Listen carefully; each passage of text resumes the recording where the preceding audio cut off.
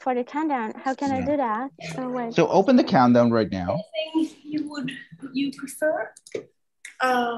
Is there anything that they specialize in? Well, they have. Daniel, whenever you can, send me the embedding link, please. Yeah, I'm just clicking here now, try to connect here, and I will edit this thing. So in Let's get a couple a of few seconds.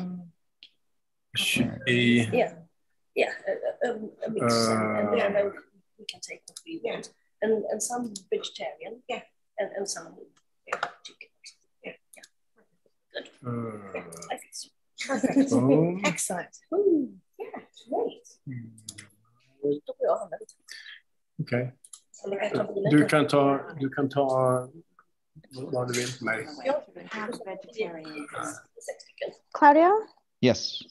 So I have the countdown open, but I don't know how to change the background because there is no such an option. Oh, if there's no such option, then it doesn't matter. We'll just go with the random countdown with just the numbers. I think it's better than nothing. Because it just say like the only options I have: show all, zoom in, full screen. Just go full screen. The main problem is that when you go full screen, you're not going to be able to use your computer for the time it's full screen. I know, but it's okay. All right. Probably. All right. It can get annoying though, to be honest. I had that problem yesterday. Because if I want to participate in discussions, right? So I can probably use someone else's computer. Yeah, you're probably gonna have to do that. Okay. No problem.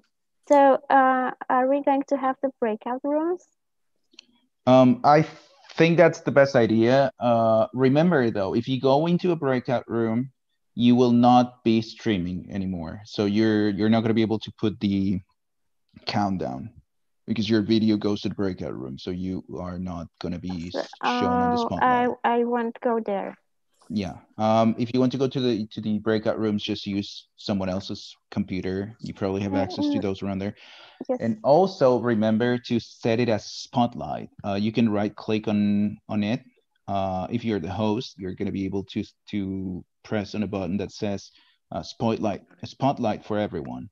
And just remember to leave that on for the time while you're going to be showing the countdown. Okay. Like spotlight the countdown? Yeah. Okay. Or spotlight yourself, rather. It doesn't really matter. It is like just myself, right? Yeah. Right. Yeah. I already updated the live stream page, so the link, the YouTube stream to the first video is below the play button. It says relive the first day now if you see it. I will send you the embed file on the chat now. Great. Cool. I send it to Ludmila. Mm-hmm. Boom. So Ludmila, do you see the embed file? Yes. So that's what you should paste into that space. Okay. Maybe you can share screen if you. Yes, let me share my screen and let's do it together. Okay. So can you see my screen now? Yeah. Mm-hmm. So I go to embed. Yes. Okay. And here copy. No. Embed code. First click on embed code. Okay. Exactly. And now you can paste it. But wait a second, now we're going to change the frame width and height, okay? So in where you see frame width, that 560, change it to 640. And height, change it to 360. Okay. And now you can press next.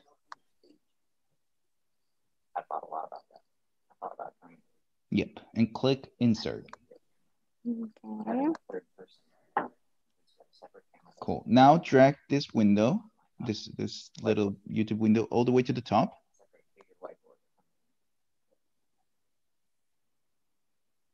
There, on top of YouTube channel, where it says YouTube channel, down below, a little below, there.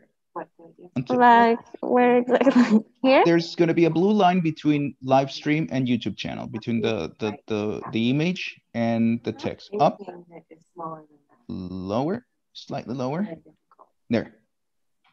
Where Here? you see the blue line? No, a bit higher. There. Okay. Go ahead.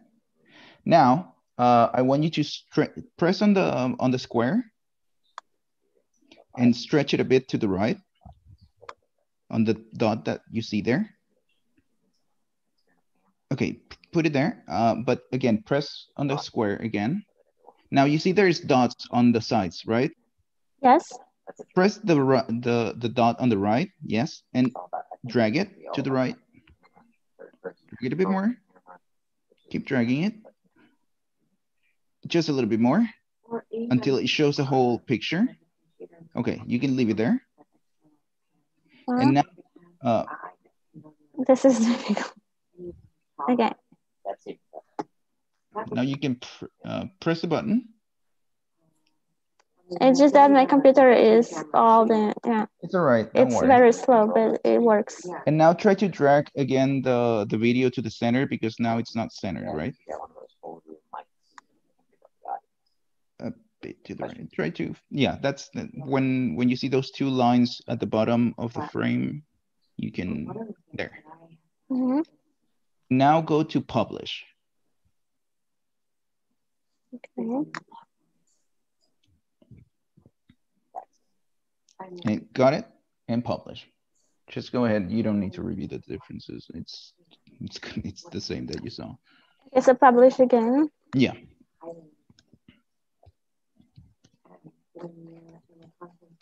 And I'll let you know how it looks now. Live stream. So yeah, you did it. Well done. That's good. Okay, so no more publish button. Is it already published? Yeah, it's already published, and it looks good. So there's no problem there. Now I can actually like fine tune it a little bit on my computer, just to make it like more centered, so that it's not so off center. There we go. Just a little bit. And I'm also going to publish it on the main page, okay? Mm-hmm. And once that is done, we should be ready to go. Daniel, did you manage to download the? Yeah, I have it. I have it on my hard drive and on my computer. So then I just wonder, what do you have, like Dropbox, or should I send it through any other services? Do you prefer? We don't actually have an institutional Dropbox, I don't think. I can try to send it through Sprend or something like that. Right, that would be great. If you can do that, that would be great, because I want to cut the first minutes.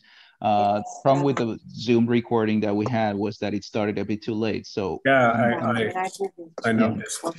So I'm going to use the version you have in order to yeah.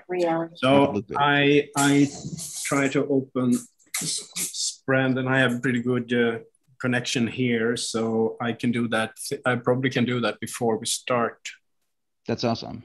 So like, if that doesn't work, I'm sure that you can copy the files to Ludmila's computer, and she will bring them to the Czech Republic when she's done, and then I will manage to upload them directly through our institutional network, because I'm also on a very slow Wi-Fi connection right now. Okay. Yeah, it's quite a big file. Yeah. Even though the file that we got from Zoom was 2 gigabytes, so I don't expect that to be any smaller. All right, so we got the page working. Thank you, Ludmila. That was thank you, Claudia. And I hope I will be able to do it on Thursday. But what about tomorrow? Are you No, Tomorrow. actually, tomorrow I'm traveling. That's the day I'm going away. So on Thursday I might be able to help again Okay. if everything goes okay. But then also remember I'm gonna be seeing my family for the first time in like a long time, so might not be very available throughout the time. Yeah. So let's just do like what I just did tomorrow and Thursday again. And I hope the easiest way actually is that when you get the new link from Dan, I mean, you can just go into the code of the page and just recopy it or keep the code there. But actually, don't worry. I'll try to help as much as possible, right? Thank you so much. I think that like the only thing that we will need from you is just help us with this embedding. Like Right. it just maybe 5 minutes tomorrow, 5 minutes on Thursday. All right. Okay, I think you can do that. Yeah, because I'm not sure that I did it only because you were you are here and. Yeah, but it's fairly intuitive. I'm sure you'll get it next time. So I'll try to be as helpful as possible. I'm going to be on a plane from Vienna when the conference starts tomorrow. So I don't think I'll be able to help, but it's gonna be okay. Okay. And Okay. Well, all try to right. figure So it out. I have to run, I think, now. So I'll just disconnect. Let me know. Just text me or call me if you need any help. Okay? I'll be on my Thank you so phone much. anyway. All right. Thank you. Take care. Goodbye. Bye, Dan. Goodbye. Goodbye. Bye. I like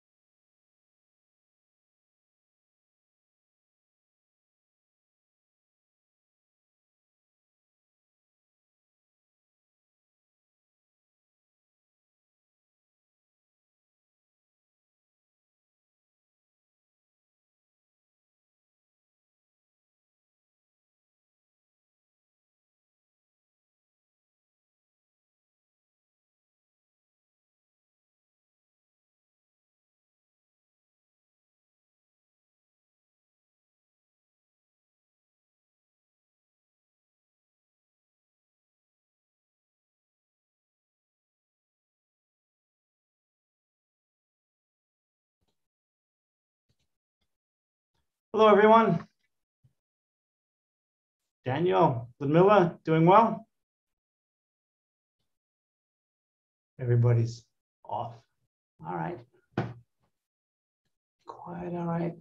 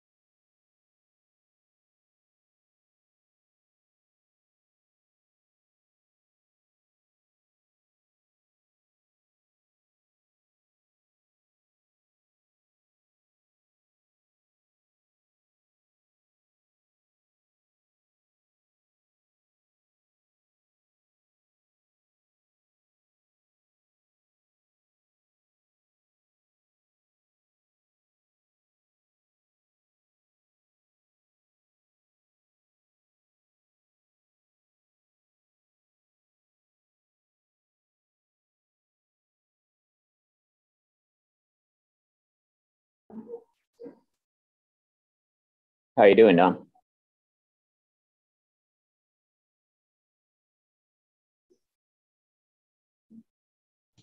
Hey, Tyler. How you guys doing in Stockholm? You having fun? Have you been out much, or it's just been the conference?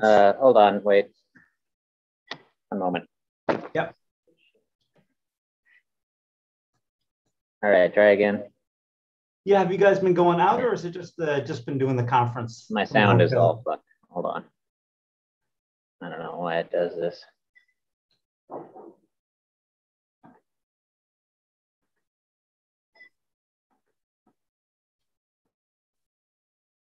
right, what about now? I can hear you. Can you hear me? No. Fucking A. Gotta stop DJing while you're talking. I know you're spinning records on the other side. All right, now it's working. Yeah, so have you guys been going out to dinner? Have you been doing anything together as a group? Oh yeah, we went out last night. It was epic. Hold on, let me just send you the photo. Nice. Yeah, I want to see it. Put it in a chat. Yep. It's in the group chat, but I'm gonna send it to you directly anyway. All right. It's in the, okay, because you must have. Yeah. This one. There it goes. Now you should have it on the WhatsApp.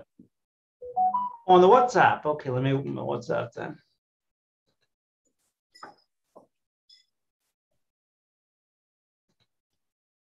Oh, that is epic. Yeah, that's great. Yeah. Really, really nice. I know. Really fun. Master photographer. Yeah, very good. Very good. And you got some other stuff planned? Are you going to go do something with Nora at her lab or something? Yeah, I mean, she's, Tori's asking for the photo. Yeah, we're all here at the nav right now. And Nora's here and Yogi's here and Daniel's here, and the others are arriving in a little while. But it's a nonstop party up here in Stockholm. That's what's happening. That's how it should be. Yeah, And maybe when everybody gets in a minute or so, you can, if you put the picture on closer to 7:30, and everyone can see it live from Stockholm. Definitely. Yes. I'll post it once now, and then I'll post it again. Sounds good. Let's see here. And Ludmila, are we all set now for the timer and everything? Yes. Okay. We are all set down. Everything is ready. What we'll do then during the break, if you start the timer, I will make the breakout room and I'll keep an eye on the timer, and then I'll send a notice into the breakout room when it's 1 or 2 minutes before time to come back. But I'm going to leave the timer to you, and I'll take care of the getting people in and out of the breakout room. Sounds good? Okay. That's fair enough. Yeah. Thanks a lot.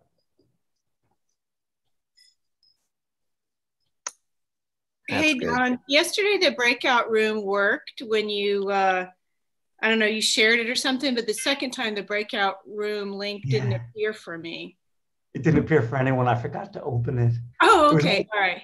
It was a 5-minute break. It was a 5-minute break, so we couldn't do it anyway. All right. I was really hitting my most exhausted yesterday. I hadn't slept the night before. Today I'll be a little more on it, but I got Ludmila and Claudio and Tyler backing me up here.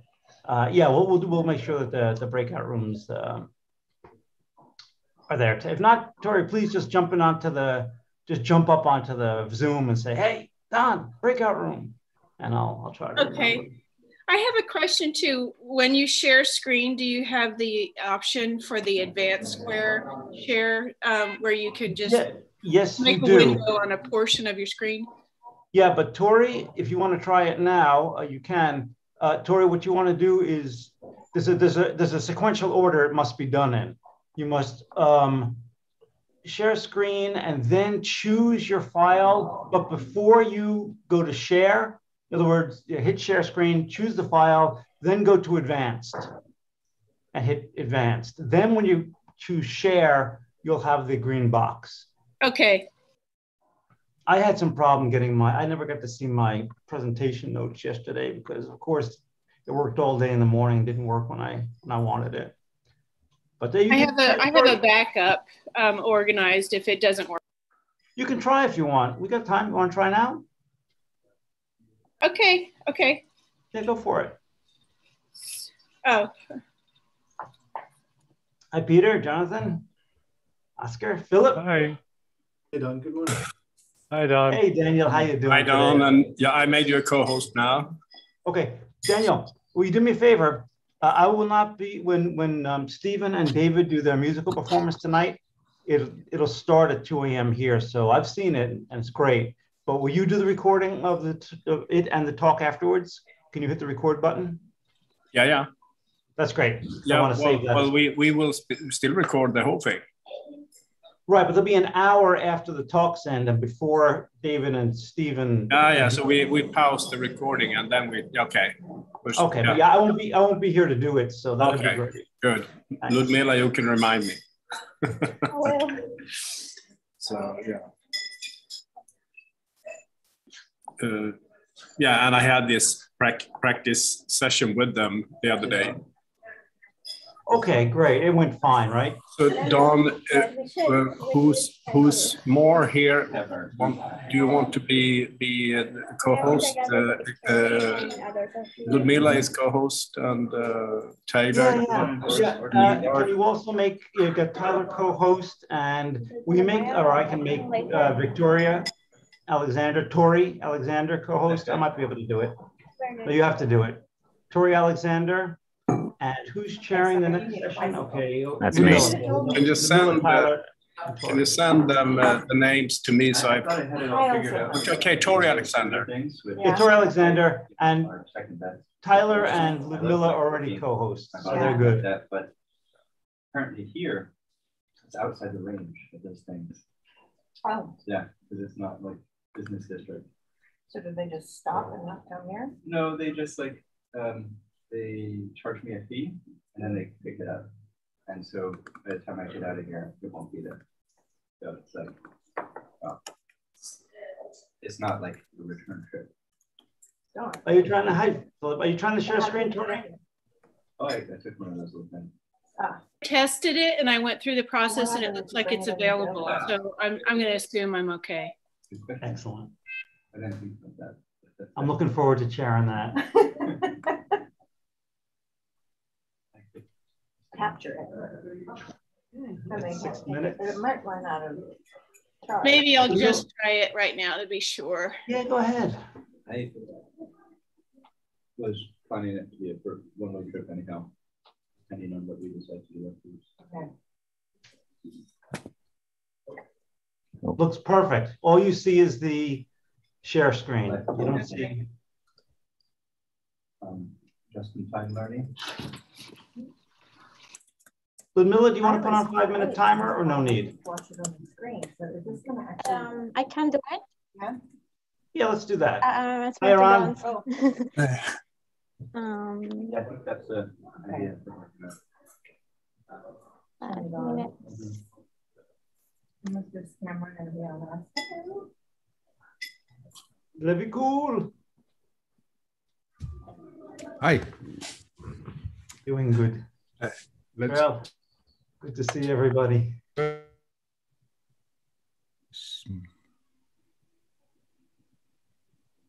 So if you want to share that photo of us in Stockholm closer to the beginning, Don, then it's in the chat. You know what? When 7:30 comes, I'll tell everyone. Here's a picture and say a few words. There's something else I need to talk about. Remind people about tonight's musical presentation and things like that. Yeah.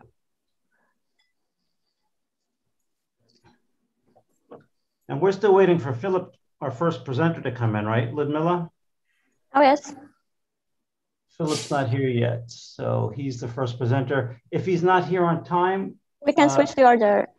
Yeah, Brian, can you go if we have to start with you? Hi. Jonathan. I think Brian. Hi, excuse me. Yeah, it's Brian, and yeah. Oh no, it's Jonathan. I'm sorry, I'm looking at the wrong section. My mistake.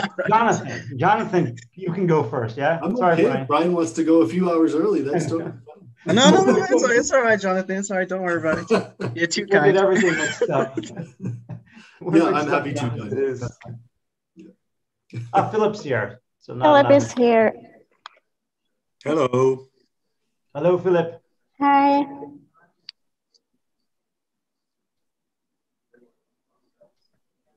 Oh, there is also timing, so yes, 12 minutes.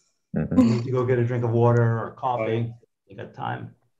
I gotta get another coffee.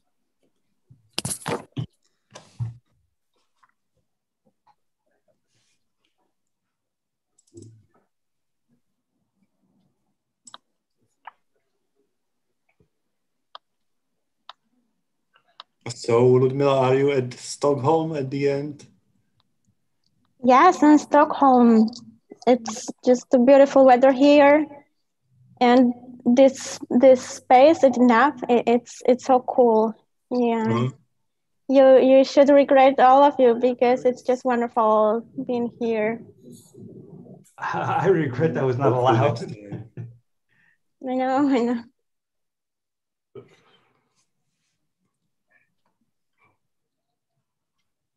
So but you don't gather in one room sorry? Will you gather in one room for some of the part of the conference? Yes, we have this NAV center, the whole center only for us. Okay. So we are having a big party here. Cool. Yeah. See, Kalevi would let these young people by themselves, and that's they go crazy. No adults in control. Exactly.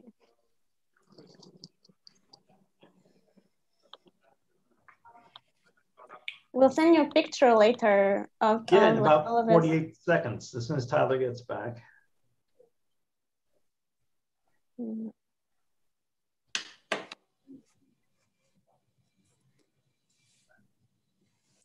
And don't you organize everything from Singapore? Yeah, with some good help from Daniel and Claudio and Yogi and Ludmilla. But yeah, pretty much it was one-man operation. I was the one man. What the global reach biosemiotics has. What a global reach indeed. What a global, and we need to even reach further so we can shake hands from each side of the globe. Timo, you'll share it tomorrow, yeah, the session? Okay. And now I will record. Wait.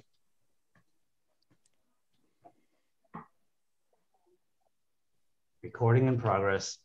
Welcome everybody to day 2 of our 21st annual International Gatherings in Biosemiotics.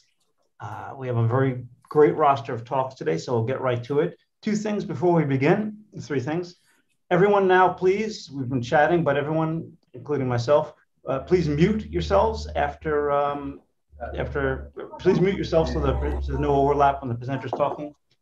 Secondly, remember we have a special program tonight, an excellent program of music and talk, including animal sounds and music inspired by animal communication by Stephen and David. So please, that will be 8 p.m. Central Eastern Time in Stockholm, whatever it is in your own time. It'll be 2 a.m. for me, so I won't be here for it, but I've seen it. It's excellent, and I want to watch the video of the discussion afterwards. Okay, last thing I want to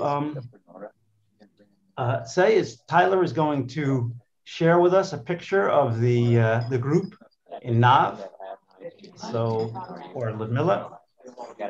It's in the chat. Now it's in the chat for the new people?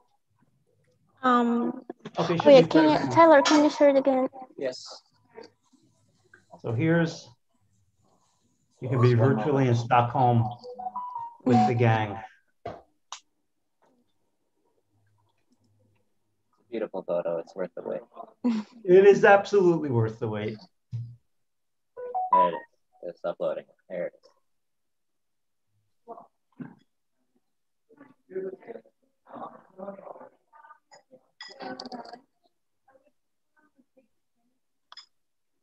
Is it up? Yes. Oh, wait, oops. I'm sorry. I sent it to Tori instead of sending it to everyone. Stupid.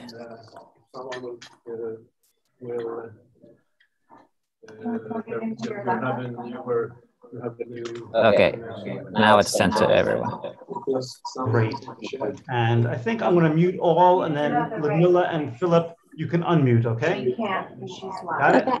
Okay, let's begin our second day. We'll start with a session hosted by Ludmilla. No, it's a different one. Yeah. Do we have a adapter maybe? Okay.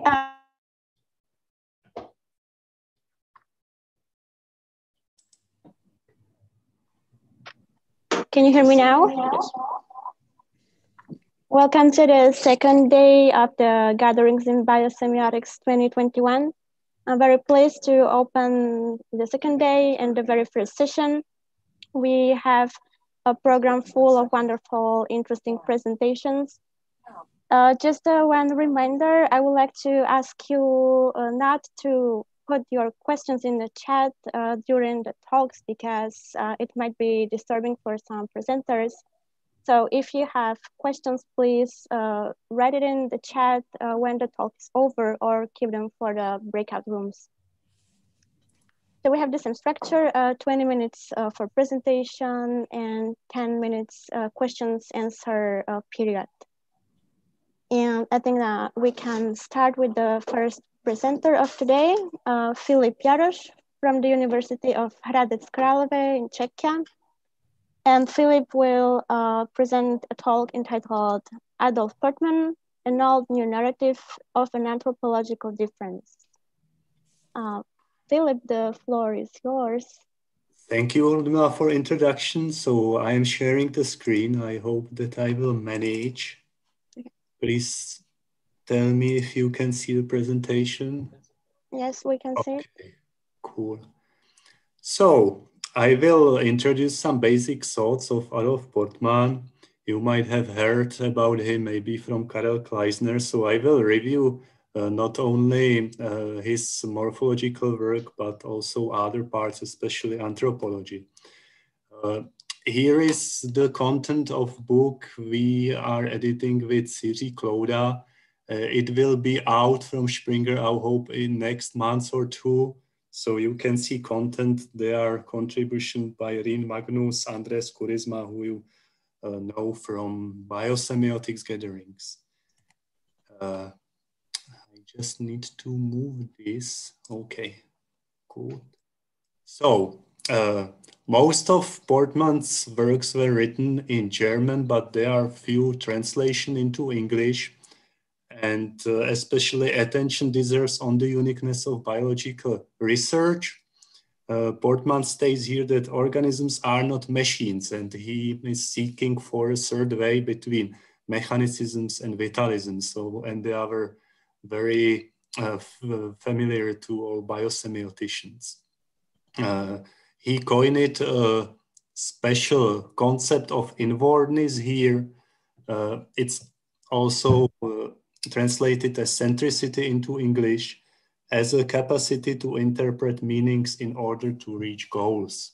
And this inwardness is a property not only of humans, animals, but also of plants in Portman's view. Portman is famous for aesthetic morphology. We have already discussed some bits of it yesterday in the evening session. So he suggests that animal surfaces, for example, coloration, Luxurian structures, as you can see on the example of peacock's tails, have to be understood as the means of self-presentation. So they are not only products of physiological mechanisms or Darwinian natural selection, but something transcending these processes. There is a very nice theatrical metaphor in this essay, which compares life to scenes in theaters, to theatrical play. So Portman says that there are basically two ways of biology. The first one could be compared to the view from backstage, as is usually in physiology. And physiologists would analyze the analog goes as that analyzing the hidden work of makeup artists and lighting technicians. But Portman's favor the second way, the view of the stage, which is morphological way, and it can be compared to observing the action of the play. Spectators basically get what they see by their senses, especially eyes, but also ears and so on. There is an interesting commentary of Ture von Ixkill on this essay. So they were friends with Portman and colleagues, but Ture makes a comment here that not only organism as a whole, but also cells and organs should be viewed as centers of activity.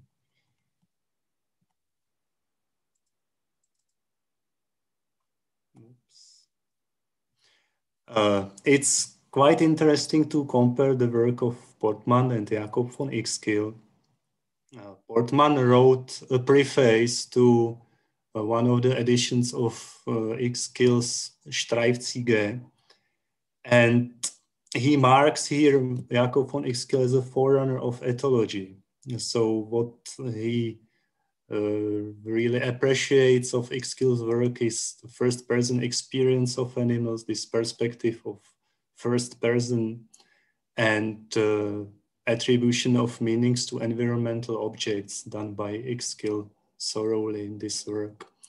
There is also one slightly negative comment by Portman. So he says that Ixkill didn't achieve to make the way out of somehow idiosyncratic mixing of mechanicism and vitalism, as can be shown on the term of planmesicide.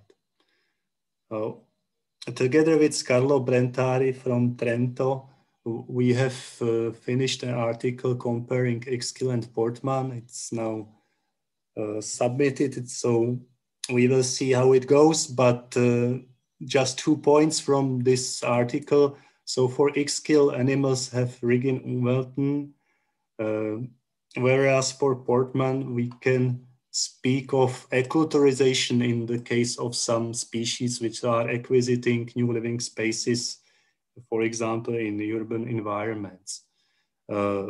Philosophically speaking, skill is basically Kantian. He views animals as Kantian transcendental subjects. For Portman, there are more phenomenological inspirations. So animals are self-presenting subjects, and meeting are always co-constituted in their interaction with other subjects.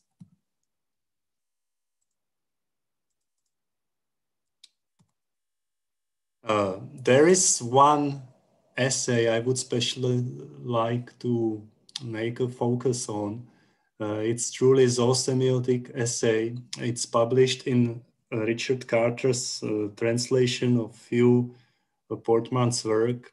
The name is The Path Leading to Words, Levels of Living Communication. It was published in 1972, like the original German piece. And Portman say that signs are prevalent in all animal species, but they are only fully arbitrary in human speech. And using his morphological approach, he connects language faculty also with some physical parts of the body. So language faculty isn't enabled only by our large brains, but also by the specific position of larynx. And Portman likes to show that apes with their different morphology of larynx aren't able to utter words. And like if we want to make some comparison between then signifying efforts and humans, we should rather look at mimetic and gestural communication, as was also done by some American researchers, like trying to learn them some basics of our languages. But of course, like efforts were successful only to a very small extent. The meaning of Gestalt, so this highly specific, complex word from German, could be interpreted as animal forms are not solely objective structures like physical things, but they are always viewed by other animals or humans. So if we want to comprehend Gestalt, we need to see animal surfaces always as something which is interpreted in the senses of other beings. And Karel Kleisner, Anton Markos, and Timo Maran made use of this prospect of Gestalt in their thinking about the evolution of semantic organs. And they introduced the terms of semiotic selection and co-option, and it was published in several of articles, some of them in Biosemiotics. If we want to highlight one specific approach of Portman that would be still very useful for theoretician and not only theoretical biologists, it's his classification of altricious and precocious. This is typology of early ontogeny of birds and mammals. Please look at the table. There are some basic features of altricial and precocial species. An example of altricial species would be mouse with large litter and restricted locomotion, in contrast to giraffe, which is the offspring of giraffes are highly already developed, and there is usually only one or two offspring in precocious species. And Portman's finding could be really related to some recent findings in Evo-Devo. Precocial form is evolutionary ancestor among birds, but its evolutionary descendant within mammals. And now, using this framework, Portman asked what would be the ontogenic type of humans. And this finding is still popular in evolutionary anthropology. Portman has classified humans as secondarily artificial. Quotation, human growth follows the mammalian norm, but birth occurs much earlier than this norm would imply. So Portman said that compared to apes, human babies are born 9 months or 1 year earlier than would be norm in apes. And he characterized humans as secondary artificial, as I have said. It means that they are precocious in some crucial aspects, small litter, open eyes and ears, but they have secondary acquired some artificial features like limited locomotion. So newborn babies compared to apes are really highly restricted in locomotion. And Portman also pays attention to merging of this helpless human babies and the structure of human society. And he makes observation that members of a human group are especially attentive to small children, and uses a metaphor of social womb here. So human babies are somehow born into second womb, it's social womb. He also uses the phrase extrauterine year for the first year of life and says that this is the tremendously important period when children are making their first attempts to get upright posture and to utter words. And the observation is that, of course, this wouldn't be possible with the help of parents and other members of the group they are born into.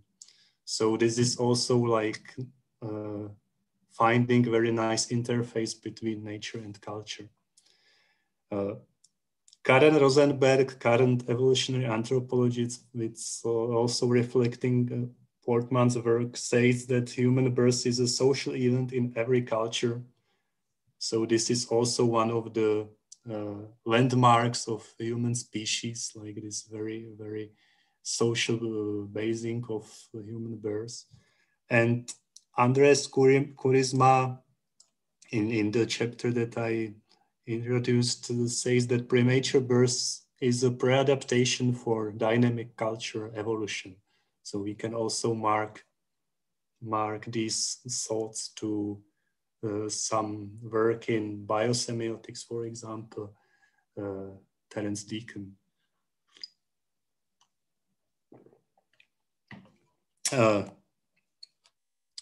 Now, just few words about Portman as a philosophical anthropologist. Like if you have an opportunity to meet Portman in some textbooks, it would be probably in philosophical anthropology. So he has been inspired by classics, and he himself became a classics like Buitendijk or Plessner. And this German tradition of philosophical anthropology posits that humans have a special position in evolution. Portman speaks about triad of language, upright posture, and rational approach to the world, and the combination of these three features is uniquely human. Humans are open to the world, animals are linked to their Umwelten.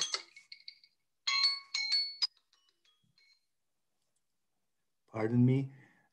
But there is, of course, one addition to this.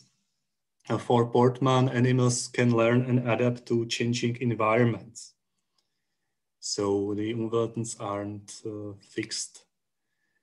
And like compared to Jakob von Uexküll, Portman makes it clear that there are some features of humans that would make them somehow superior to other species. And this is a typical narrative in philosophical anthropology. And we can call it transformatism, that there are some features of human species, for example, faculty of language.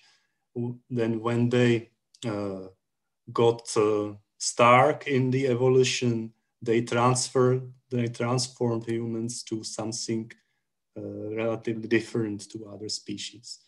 And this problem of narratives of anthropological difference was discussed by me and Timo in article you can see in the bottom. And if you look at the table, there are these positions of transformativism and pluralism, which are somehow typical for biosemiotics. So transformatism would say that there is discontinuity in evolution and humans are superior to animals, whereas pluralism also have this discontinuity view, but humans are equal to animals, like we wouldn't talk in hierarchical terms. And what would be quite good for some epistemological thoughts in biosemiotics in future, like viewing some parts, like for example, culture in more pluralism terms and communication in transformativism terms. So there is no only one story of evolution. So with culture or cognition, it's clear that there is profound diversity among animal species. Whereas, and this would be also in tradition with Sibiok, if we talk about communication, we can say that language as a secondary modeling system is superior in many ways to other communication systems. So the narrative of transformativism is quite good in this sense. So you can see one of the good translations of Portman's work, the basics of his anthropology. And this is basically all I wanted to present today, just formal acknowledgement to Czech Science Foundation, and I want to thank you for your attention.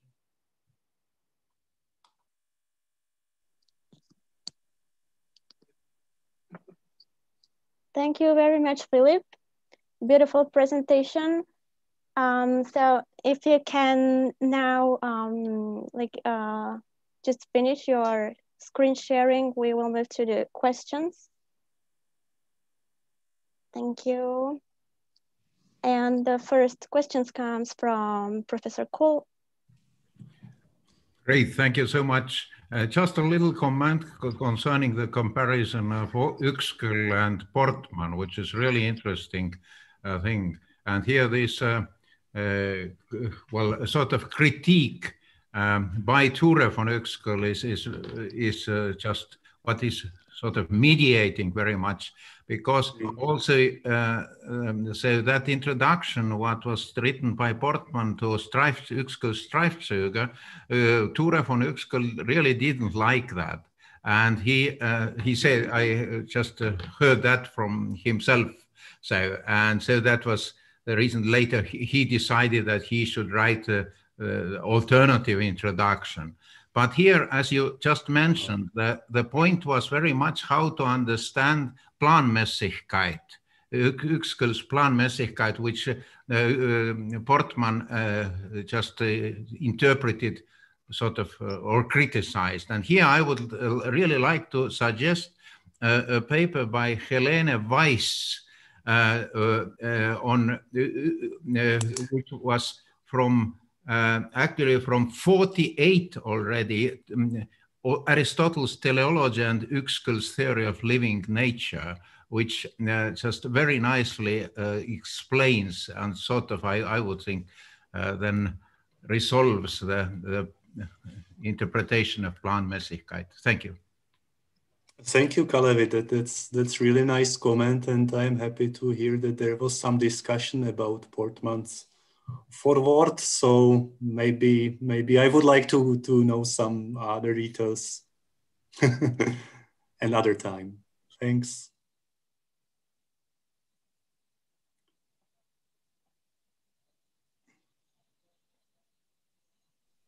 Thank you. Are there any other questions for Philip? Yes, Oscar, please. It was just clapping, or do you want to comment? Yeah, thank you very much. Thank you, Philip, for your amazing speaking. I want to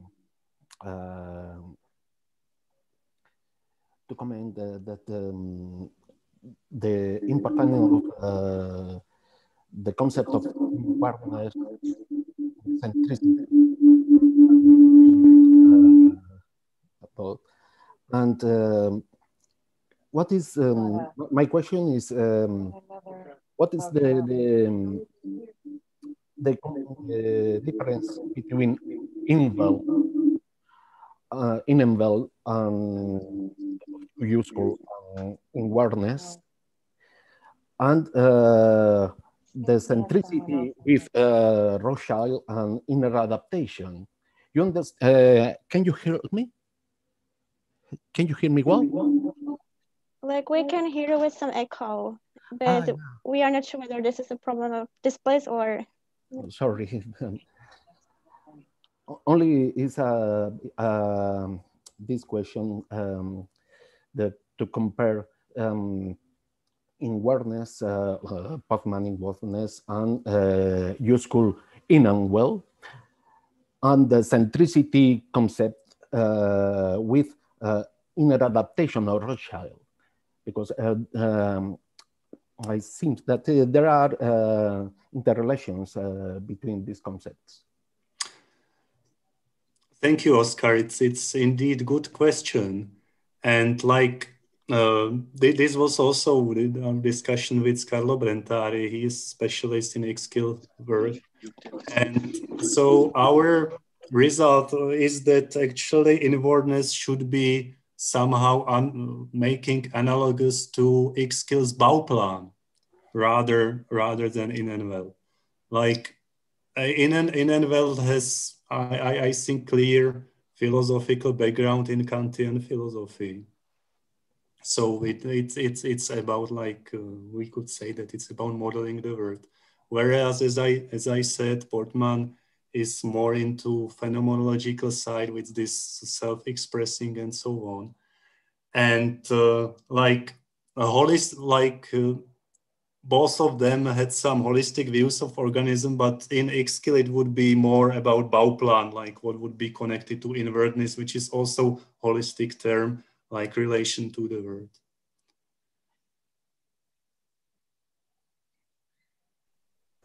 Thank you very much. It's a good question. Thank you. Okay, so thank you, Philip, for your answer. Does anyone else have question for Philip? We have time for one last. James? Hi, thank you. I'm a biologist, basically, and then coming in to visit this group from General Systems Theory approach. And so my concern is my interest is in the grand scope. So these biological systems have an egotism to them, which are talked about with many different attributes and factors. But I'm interested, do you ever, in your own research, are you ever considering attributes where and I don't look at them as non-living, but rather than pre-living, because we're built of those basic structures. Do you see any relations and dynamics, such as factors that are related to memory or not memory capabilities, but where responsiveness is an activity of behavior? And this is in a broad, very, very broad, atypical kind of notions, but it seems to me the direction that we need to go in. Do you see any relations between pre-living responsiveness and the factors that these other researchers examined? I'm not sure that I got the question correctly. Like, what would be pre-living responsiveness? Like which? So not organisms, but some. Well, just even fields reacting to fields, particle fields, electromagnetic fields. I try to be generous in terms of what is a quote unquote a behavior. Any activity, a phenomena of action over time can be seen as behavior. So a system both has the capacity to induce effects from others, etc. Well, Well, like so, very simple answer. Like in portmoney and view, and I think that X skill would be of the same position, that these do not have some kinds of interiority, like other than living systems. So also, like they wouldn't say that there is intentional stance towards the world. But like I am only like basically rephrasing their position, and of course it's dependent on the epistemological stance and like in which context you are talking. So for example, Zdeněk Neubauer, our colleague from Prague, didn't have problem to talk about intentionality in the case of dissipative structures, for example. Right. Yeah, I'm in our field. Well, as you all know, as far as Rosen's, the anticipatory notions sort of bleed over, and that's why it's a struggle. Things are not well defined currently, and I understand that. But that's where, yeah. So I think what you're explaining, what you explained today, was really well good. Yeah, but like I think that compared, but I am not like very well literate in modern system theory and so on. But my guess is that especially for Portman, probably there would be quite a strict distinction between living systems and non-living systems. So this notion of inwardness wanted to divide these spheres. Okay, I just wanted to check. Thank you so very much. Appreciate it. Thank you, Philip. And now we move to the second speaker of this session. So I would like to welcome Jonathan Beaver from University of Central Florida, and he will present a talk entitled Biosemiotics, Philosophy and Thinking with Others. Thank you, Ludmila. Thanks everybody for being here. It's really good to be back in the gatherings once again. I'm gonna be pretty informal this morning, so I won't have any slides to share with you except a reference slide, which I'll drop in the chat window right now. It's apparently large, sorry. What I want to do is organize my brief comments this morning around sort of three central ideas leading up to a distinction I want to make between interconnection on the one hand and interdependence on the other. And I think Philip, I'd be really interested to hear from you at the end of my talk more about the Uexküll-Portman distinction, because I think they're worrying about very much the same problem that I'm worrying about here. But I want to start with maybe idea number one, which is meaning occurs even in the weirdest places. And I want to focus specifically on the case of the octopus. And I want to articulate the rapid take-up of science and humanities-driven efforts to resituate this animal as intelligent, interactive, and individual, as opposed to alien and abstract. And I'm going to draw on a couple of pieces of popular literature that are referenced in my bibliography, including Cy Montgomery's 2015 Soul of an Octopus, which I anticipate many of us have read. And then Craig Foster's documentary, which came out last year on Netflix in 2020, called My Octopus Teacher. I'm going to lean on those as sort of instances of this popular resituation of the octopus. In each case, what's important to me about these two pieces specifically is that the human author explores the meaningful relationships they've built with a single or sometimes several single octopuses. And then they make these sort of strange moves to articulate out to species level concerns or ecosystemic concerns generally. But the link that I want to make is between the knowledge that they're getting from these interactions and the view of the world that's shifting beneath them. So the epistemic and the ontological. And to make that connection, I'll move after I talk about these two pieces to thinking about the link between biosemiotics and some contemporary themes in continental philosophy. So Soul of an Octopus, Cy Montgomery's 2015 book, is a really interesting story about this this author's interactions with an octopus in an aquarium. And I'm going to stick with just her first interaction, which was with an octopus named Athena. And she starts in the way that, in this sort of exploratory way, by describing just how weird or how different the octopus is than human. And I'll give you a quote from very early in the book right now. She writes, "It's hard to find an animal more unlike a human than an octopus. Their bodies aren't organized like ours. We go head, body, limbs. They go body, head, limbs. Their mouths are in their armpits, or if you prefer to liken their arms to the lower instead of upper extremities, between their legs. They breathe water. Their appendages are covered with dexterous grasping suckers, a structure for which no mammal has an equivalent. She goes on, octopuses can taste with their entire bodies, but this sense is most exquisitely developed in their suckers. When she meets Athena in the aquarium, she describes Athena as having an exceptionally intimate embrace. The keepers of the enclosure describe differences between octopuses they've had, Athena being delicate and sensitive and intimate, and other octopuses being aggressive and playful or mischievous. And she says, Athena, although they've just met, Athena knows her in a way that nobody has known her before. And this way she's describing this octopus is not from a biological perspective, but from an interpersonal perspective. And she writes about how weird that perspective taking is. She leans on an example she offers from Jane Goodall, actually, and other early primatologists who delayed for a long time writing about behavior that she evidences in octopus, like deceit and playfulness. And primatologists delayed for a long time writing about that in chimpanzees for fear of being accused of anthropomorphizing or projecting human feelings onto study subjects. So this approach to thinking about an octopus as playful, as deceitful, as another individual, as a really important piece of these literatures.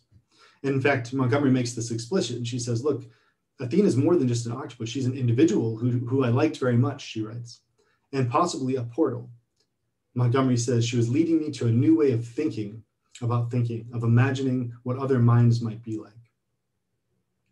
Now, I offer you this quote specifically to point to what I think is a really interesting angle that Montgomery and Foster, in the next piece I'll talk about, take, and that is looking for human minds in the other. Montgomery's bibliography of this book is really telling too. She cites philosophers on consciousness, including Susan Blackmore and Daniel Dennett, among others. She cites experimental psychologists on octopus's spatial learning and biologists who study memory. But the key focus on her approach to thinking about the octopus is as another her, right? It says something with a mind like hers. So keep that in our minds for just a second. I want to talk just briefly about My Octopus Teacher, the documentary. This is a really interesting take. For those of you who haven't seen this 2020 documentary available on Netflix, the producer, Craig Foster, was a working professional who kind of got burned out and decided to take some time for himself and went diving in his native South Africa in a kelp forest and came across an octopus, a common octopus, and had some really interesting interactions with her. I'm not sure it's a he or her, and decided to dive with that octopus every day for a full year. And that's what the documentary is. And so every day he dives with this octopus and gets to know her, and he starts describing his relationship, much like Montgomery did, with this singular individual octopus. He says he noticed a definitive moment where her fear had subsided tremendously. He calls her a her. She sees big movement and she's suddenly afraid, and then she says, oh, it's him. And she comes out and she's very curious. And she mirrors Montgomery's note that, he mirrors Montgomery's note that octopuses are incredibly creative, deceptive, playful. They use their environments in really incredible ways. And he has a moment just like Montgomery does, where he says, and I'll quote him here from the documentary, there I was just staring into the eyes of this incredible creature. It was difficult to imagine at first that she was getting anything out of this relationship. Why would a wild animal doing its thing get anything out of this strange human creature visiting? And this is where it gets interesting. So you go and you interact with this human, and perhaps it does give you some strange octopus level of joy. And he goes on, and I'll return to the end of this documentary later on, but the same sort of thing is happening in both of these pieces. And these are sort of biological aha moments, I guess, where a human interactor recognizes a non-human individual as an individual, as another person, not just a member of a species that you could study in the abstract, but as something with which you have a meaningful interaction. And the popular literature around cephalopods, octopuses, and cuttlefish and others evidence the extent to which we're seeking minds in the living world. And again, there's nothing particularly novel about these two pieces. Gregory Bateson, for instance, studied the octopus, looking to their weirdness to build up his ethological model of social behavior. There's good connections to this community right now, I think, because I think Philip Goodham is here, who 2020 wrote, I think with Springer, a book on Gregory Bateson on relational communication, where he talks about the octopus studies that Bateson had done early on. And in fact, I think in that study is where he met McCullough first, which is a good link to Dr. Harries-Jones' talk from yesterday. But I'm going to leave Bateson aside for a second. The big picture, the thing I want to get at here is that meaning for these two, in the case of looking at octopuses in these two documentaries, popular pieces of fiction, is that meaning is still sort of anthropomorphized as mind or consciousness. We fall prey maybe to looking for the self mirrored in the other, rather than otherness in itself or novel meaning making. The same sort of problem occurs in the 4E approach to mind, which is really popular right now. That's embodied, embedded, enactive, and extended. Basically approaches to cognitive science which look to connect the mind and the body in unique ways. But again, what we're doing is just extending the minds thing out into the world. The reason cephalopods, octopuses in particular, have stuck with us is because of their radical difference. So what happens when we don't try to build those analogies between my mind and some other thing's mind, but instead allow new knowledge to thrust on us new perspectives? And I think this is what my colleague, my philosophy colleague, Brian Anishi, has called weird ecologies. He describes weird ecologies as a breakdown of our epistemic limits that leave us with, he says, a new distrust of our modes of organization and apprehension. This breaking down of what we know thrusts us into this epistemic and ontological gap, which is my second idea. I said there were 3 ideas, so here's the second. This gap between what we know and what we know about things and what we know about the nature of the world is important to biosemiotics, and it's an important space in biology and philosophy. Biology, maybe outside of biosemiotics, at least from my perspective, has a hard time with ontology. The idea of many biologists seems to be that knowledge generates new hypotheses about the world that they know, but not necessarily new worldviews. Peter Godfrey Smith wrote in his book, Princeton University Press book, Philosophy and Biology, works out these differences in some detail. And I cite Godfrey Smith only because, well, predominantly because he also wrote a book about octopuses called Other Minds in 2017. It seems to be a running theme. But this gap between what we know and views about the world, between epistemology and ontology, is the gap that's taken up by 20th century continental philosophers, who have drawn extensively on, if not biosemiotics, then at least Jakob von Uexküll.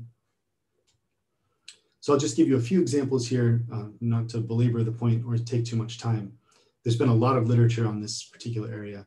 In a French and Francophone philosophy article called Worlds Apart in 2020, authors talk about Morton's work connecting or building a parallel between Husserl's work on the Umwelt and Uexküll. Merleau-Ponty uses Uexküll's Umwelt to build up his sort of enactivist phenomenological approach to thinking about the world. And Deleuze, specifically when writing about Spinoza in his short book on Spinoza, uses Uexküll alongside Spinoza to build up, to sort of orchestrate his view of immanence, which is Deleuze's major project. And there's some really interesting passages in that book in particular that I want to draw our attention to briefly. When he's talking about Spinoza and Uexküll, he's working out this idea, and he asks this question, Deleuze asked this question: how can a being take another being into its world, but while preserving or respecting the other's own relations and world? And he goes on, after asking that question, to argue, so an animal, a thing, is never separable from its relations with the world. What Deleuze is doing, using Uexküll, much like Merleau-Ponty was doing in his phenomenological project, is trying to think about this problem of how we're related to one another. what we know, and the more we know about those relations, seems to thrust these continental philosophers to think about new views of the world. For Deleuze, this is the sort of radical view of immanence. This connection I'm making, or I'm suggesting perhaps, between continental philosophy and biosemiotics was worked out really well by Brett Buchanan in his Ontoethologies book in 2008. He thinks about Uexküll's impact on Heidegger, Merleau-Ponty, and Deleuze specifically.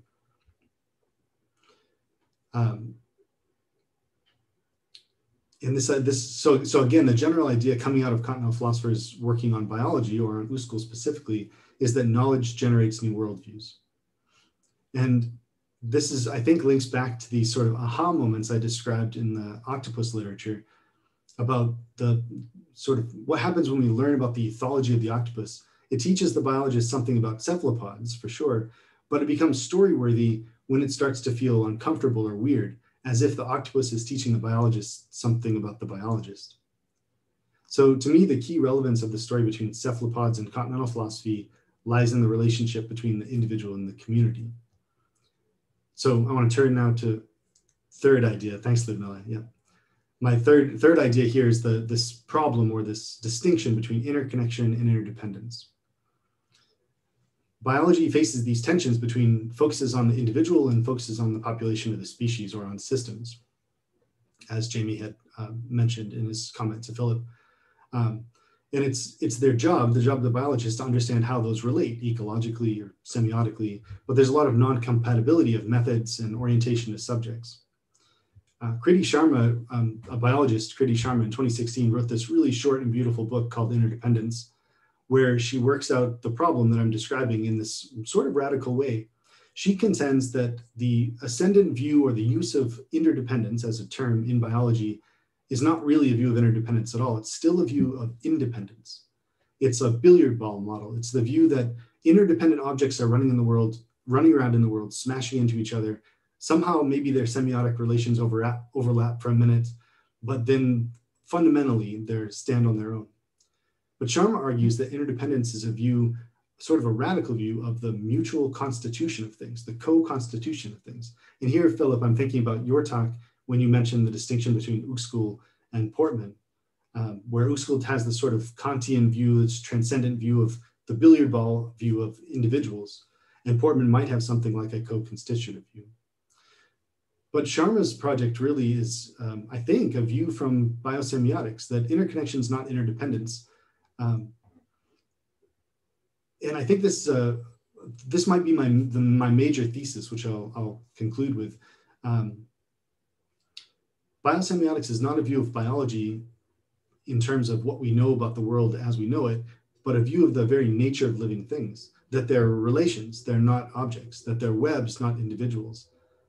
And if that's a correct view of even a part of biosemiotics, then that might give us pause.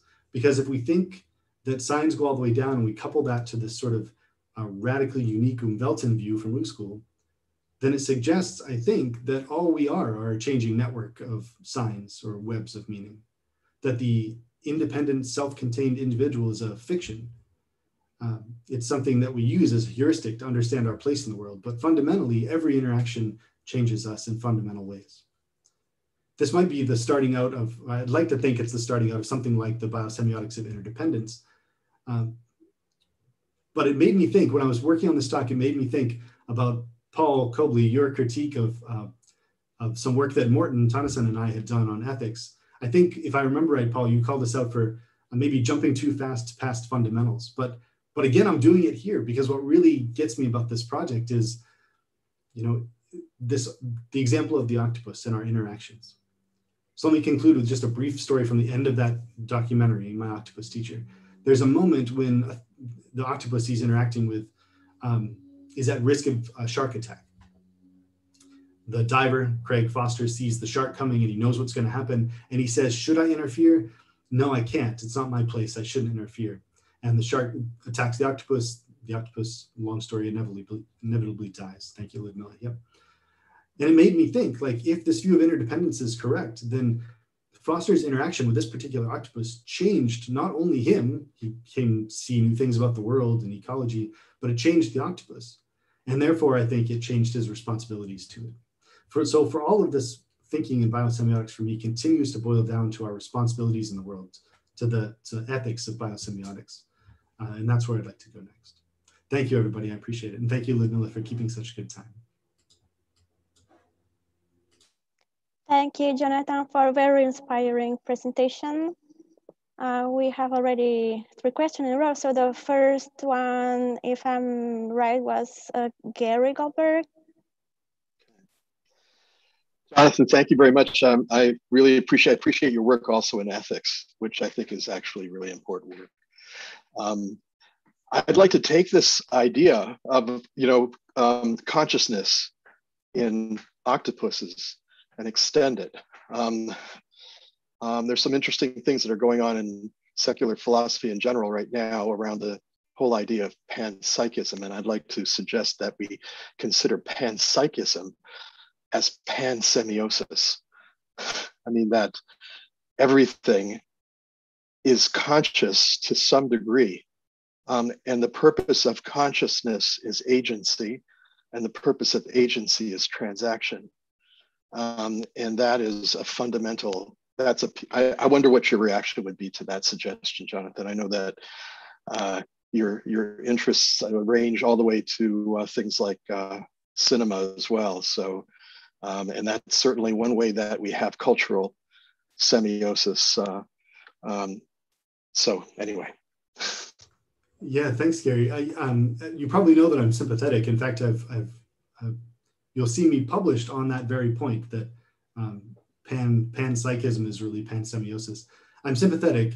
I think the push I've been making is that our thinking about mind, although it's very popular right now in cognitive science and philosophy and psychology and everywhere else, is kind of wrong-headed because it closes us off from thinking about meaningful interactions that might not be so parallel to mind or consciousness. So I'm sympathetic, and I continue to toy with the idea of sort of what the world looks like if everything is on what I think is the biosemiotic story, that everything is meaningful, right? That every interaction is meaningful. A colleague of mine, a Deleuze scholar, Dan Smith at Purdue, pushed me. I still remember this very vividly. He said, well, isn't it true that lava flowing down from a volcano, finding its pathway through rocks is a semiotic interaction? And therefore, absolutely. Yeah. And I said, absolutely. And he said, well, yeah, but then what do you do? And this is what I think Morton and I have continued to struggle with in our work together on ethics. What does that do to the sort of hierarchy of value needs? Like, you have some sense of responsibility there, or the lava has responsibility. It gets very complicated very fast. And that's why I keep coming back to this project. I mean, I think it's such an interesting problem. Yeah. Well, just to point out, Rupert Sheldrake has in the Journal of Consciousness Studies has a lead article on "Is the Sun Conscious?" Yep. I'm not the only one for sure. I don't have any unique ideas. Ludmila, I've lost track of hands. Can you help me? I just think we ought to all go in this direction. That's all. Philip? Thank you, Jonathan, for a very interesting presentation. I just want to make a remark on possible also way how to make together Ixchel and Portman. Merleau-Ponty in his notes to his lectures on Collège de France mentioned both of them as main inspirers for his thought on biology and biological structures and so on. And I think that it was here when he got to his idea of interanimality, like the way how to reformulate our thinking about interactions in nature. And I think this goes very well with Portman because it's like contrasted to Darwinian, like it would be that most of interactions, especially in a group of one species, are not aggressive, but somehow affiliative. So like all these interplays in groups, but also in interspecies groups are can be thought on some basic level of the bodies and their interaction.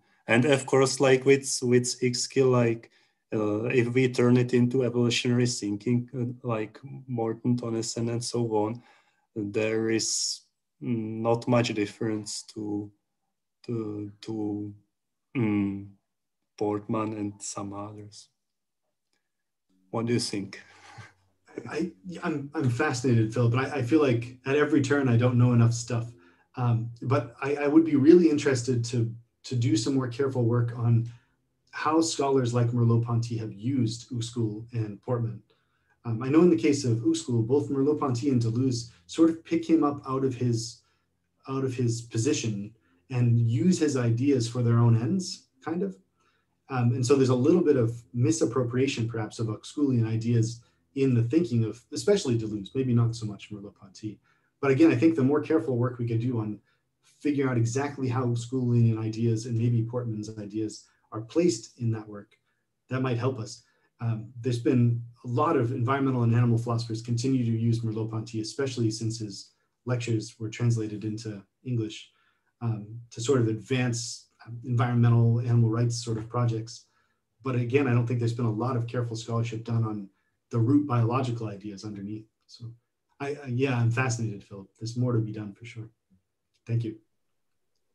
Okay, now we have Don Favre after Professor Shadov and after Yogi.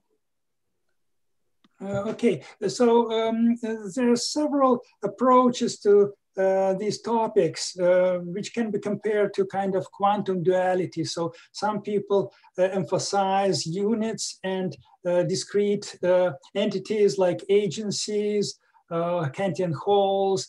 The others try to spread the things around, looking at some kind of waves of probability distributions. So I'm on the side of the former group of people. That's why I want not like objections, but at least some caution.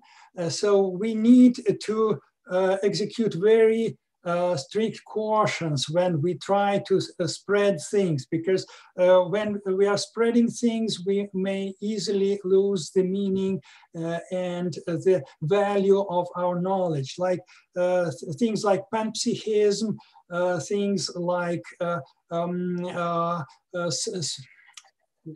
dissipation of individuals. It's a very dangerous idea to some extent, and we should very well understand those dangers, because we may dissipate the very essence of what we are studying.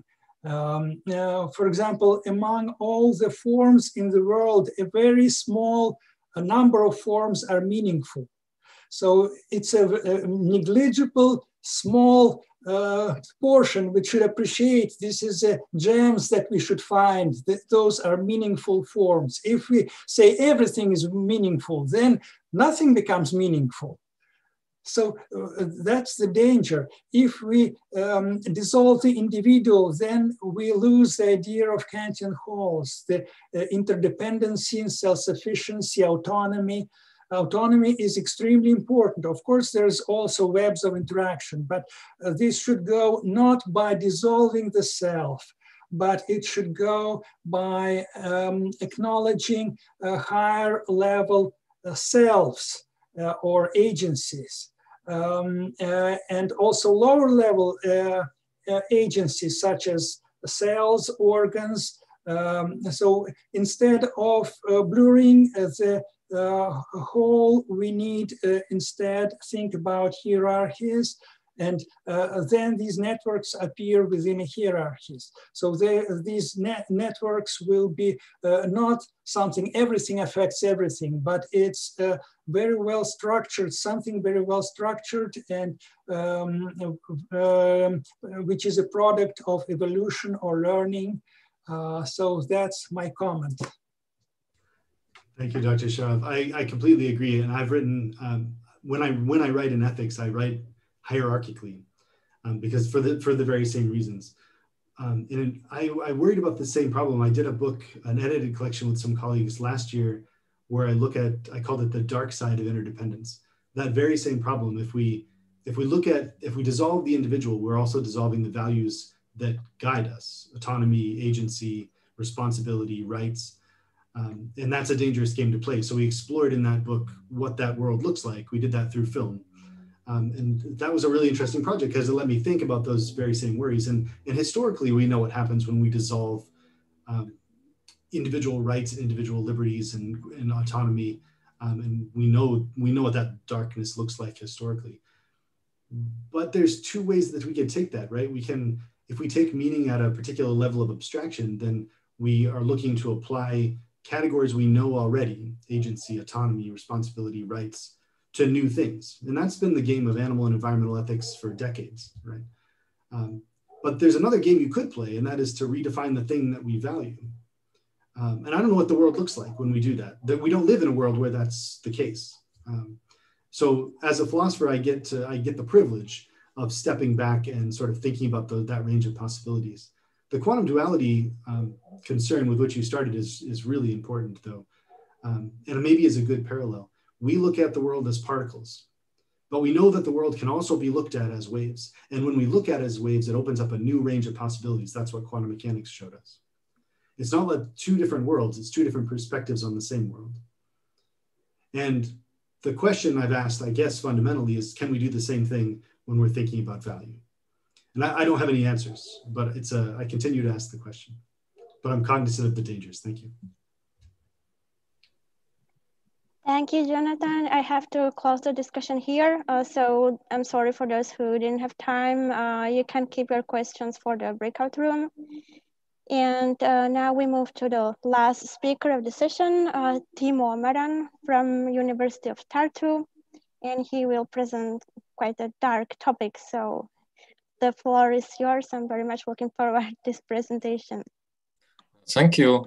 Greetings from Western Estonia forests. I'm actually not very far from a place where Kalevi and Katja are right now, and I hope that the internet connection will be steady enough.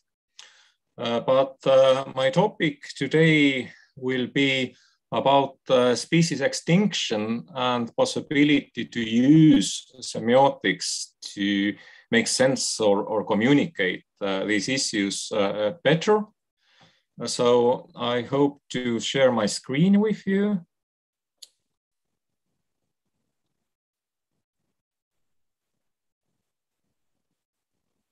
Okay, somebody can give me a sign whether it's visible. Okay, very good. Jonathan, thank you. So this is just the beginning of new research project. So I'm going to scratch the surface, build some perspectives, introduce some concepts, but I'm not able to go very deep with this. And the basic question for me is that how semiotics or biosemiotics can be used to address species extinction in a current situation when we in fact can talk about the sixth wave of mass extinction in Earth's history, which is a very serious issue, very serious concern. And the depth of this topic is, I think, well described by International Union for Conservation of Nature, IUCN, who has mapped that today approximately 1 million of animal species are in accurate danger of extinction, and also that the current rate of extinction is 150 times higher compared to natural background rate, because we can also talk about species extinction as a natural evolutionary process.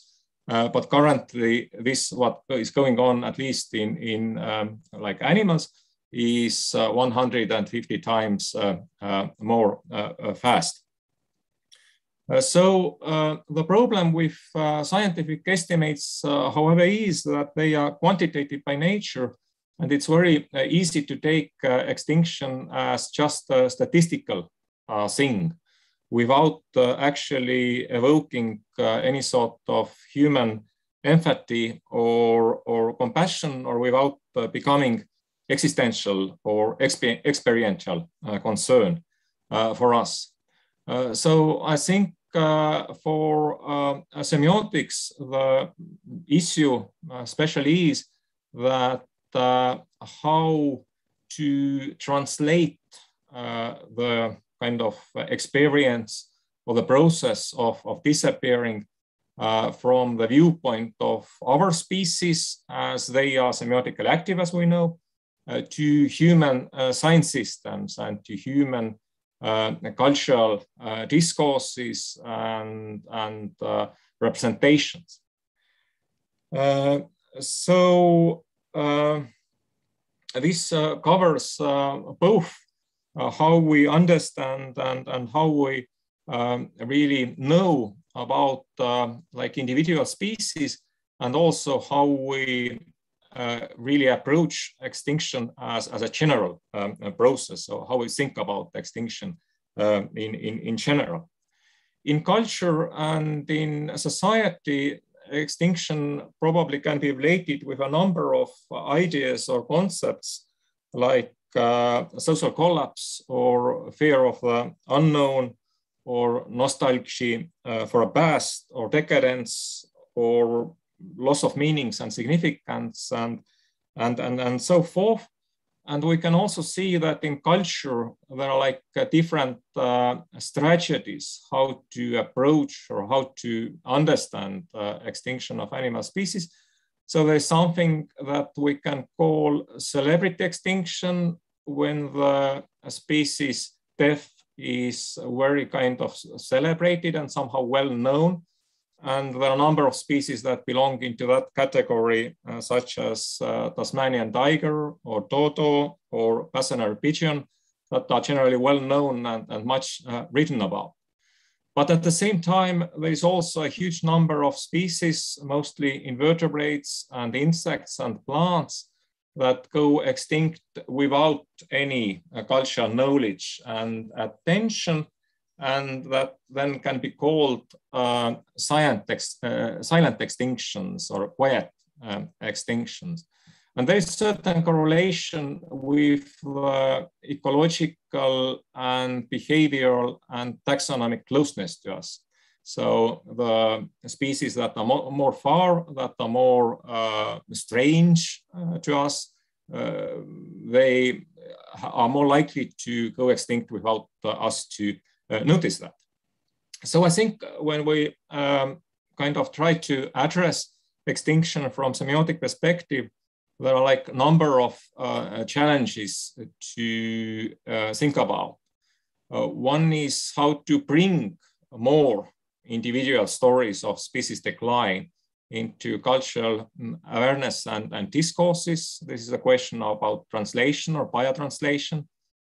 Then how to translate between individual stories, and then this quantitative massive process of mass extinction, and also how to change our understanding in extinction in general, because it seems currently to be quite kind of confrontational and conflict-based view, connecting extinction with struggle, and having also certain Darwinian background or basis.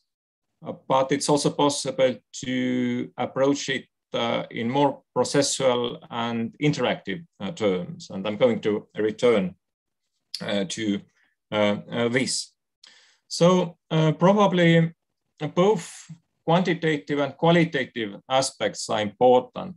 Scientific description that really gives us a knowledge about the species that are in danger, and also the specific ecological and anthropogenic factors that endanger these.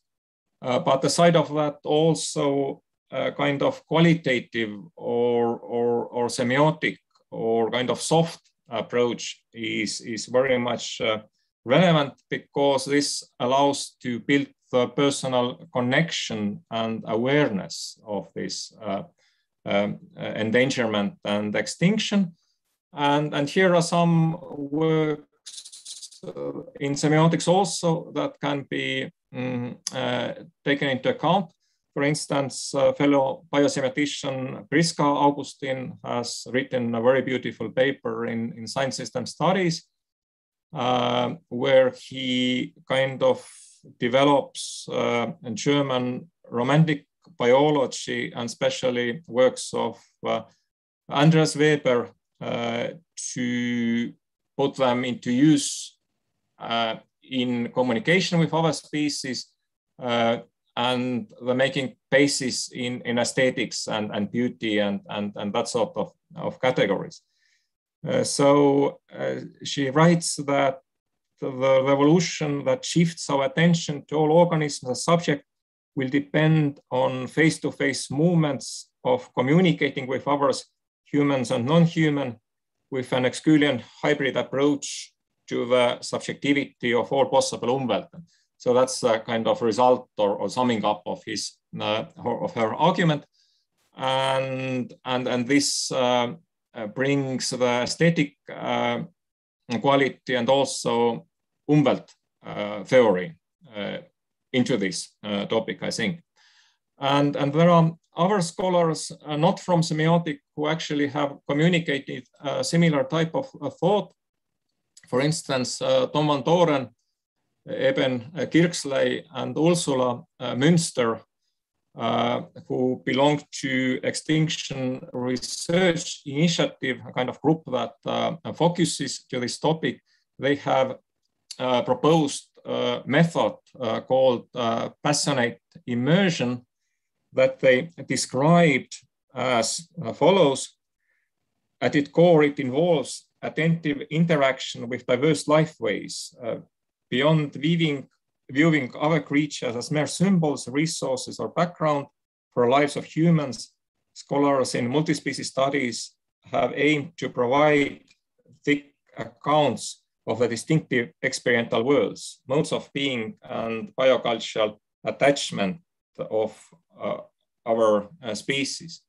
So again, to make reference back to what Jonathan was talking about, this kind of interactive, interrelational approach together with Umwelt theory, together with aesthetics is probably a possible combination with what to work with such a topic. And I would especially recommend combining Uexküll's Umwelt analysis and its elaborations with the semiotic modeling now more related to literary and artistic works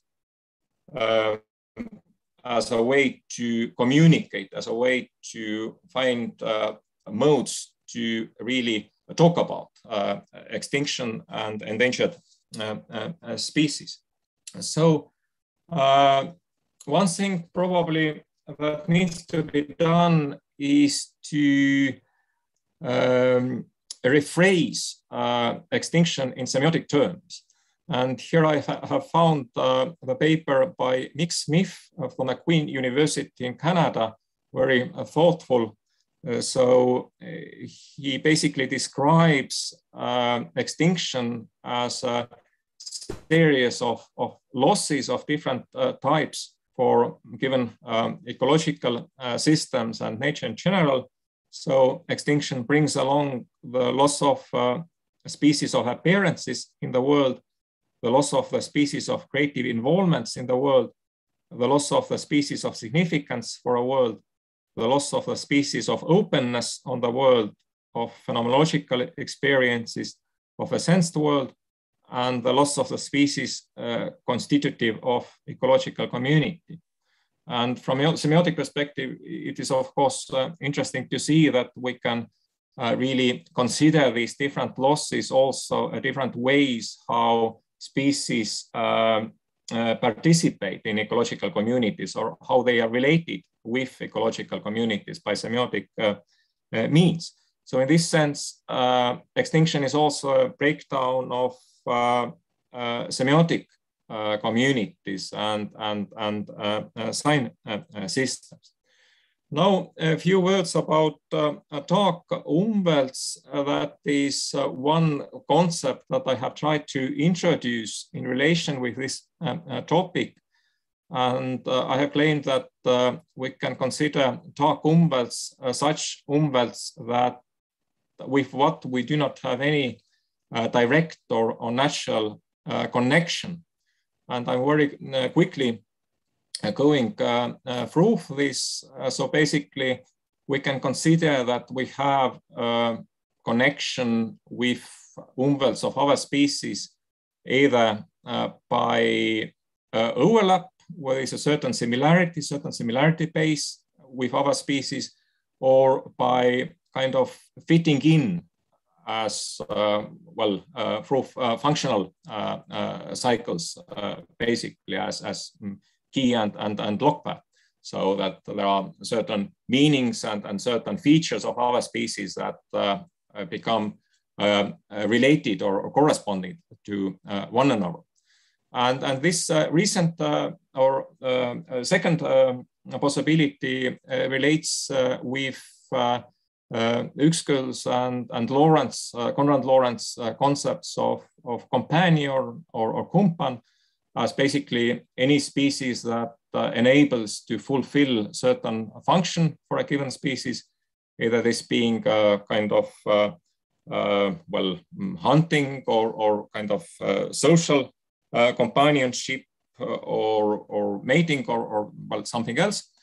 But there's also kind of similarity basis that we can use to develop certain understanding and empathy between different species. So it's possible to map these. Some are very general, some are more specific. So probably all multicellulars have something that we can call the composition and constancy of the body or a body plan. And if we see kind of multicellular organism that is broken, we can understand that he or it probably does not do very well, and so on. If we can, if we find the organism that is fallen down, we can also see that probably there's something wrong with that. So there are certain bases that can be used to build this understanding.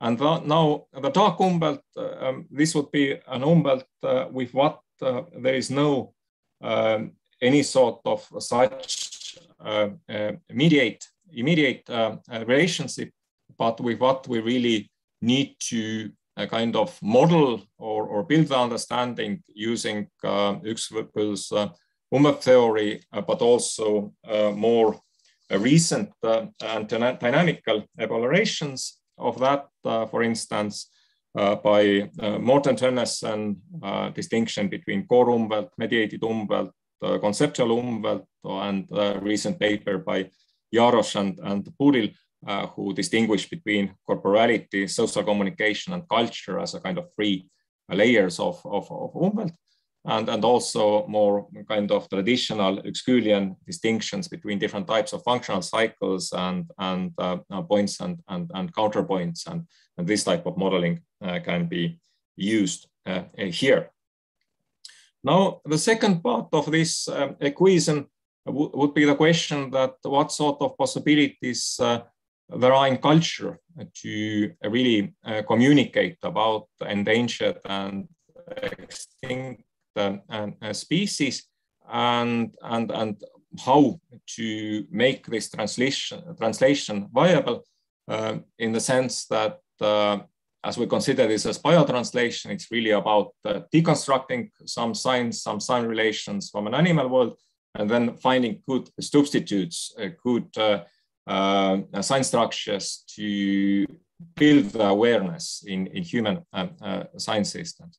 So probably there are a number of literary and artistic strategies that can be used as a combination of familiarity and estrangement, anthropomorphism, first-person perspective, representation of detailed lived experience, and so forth.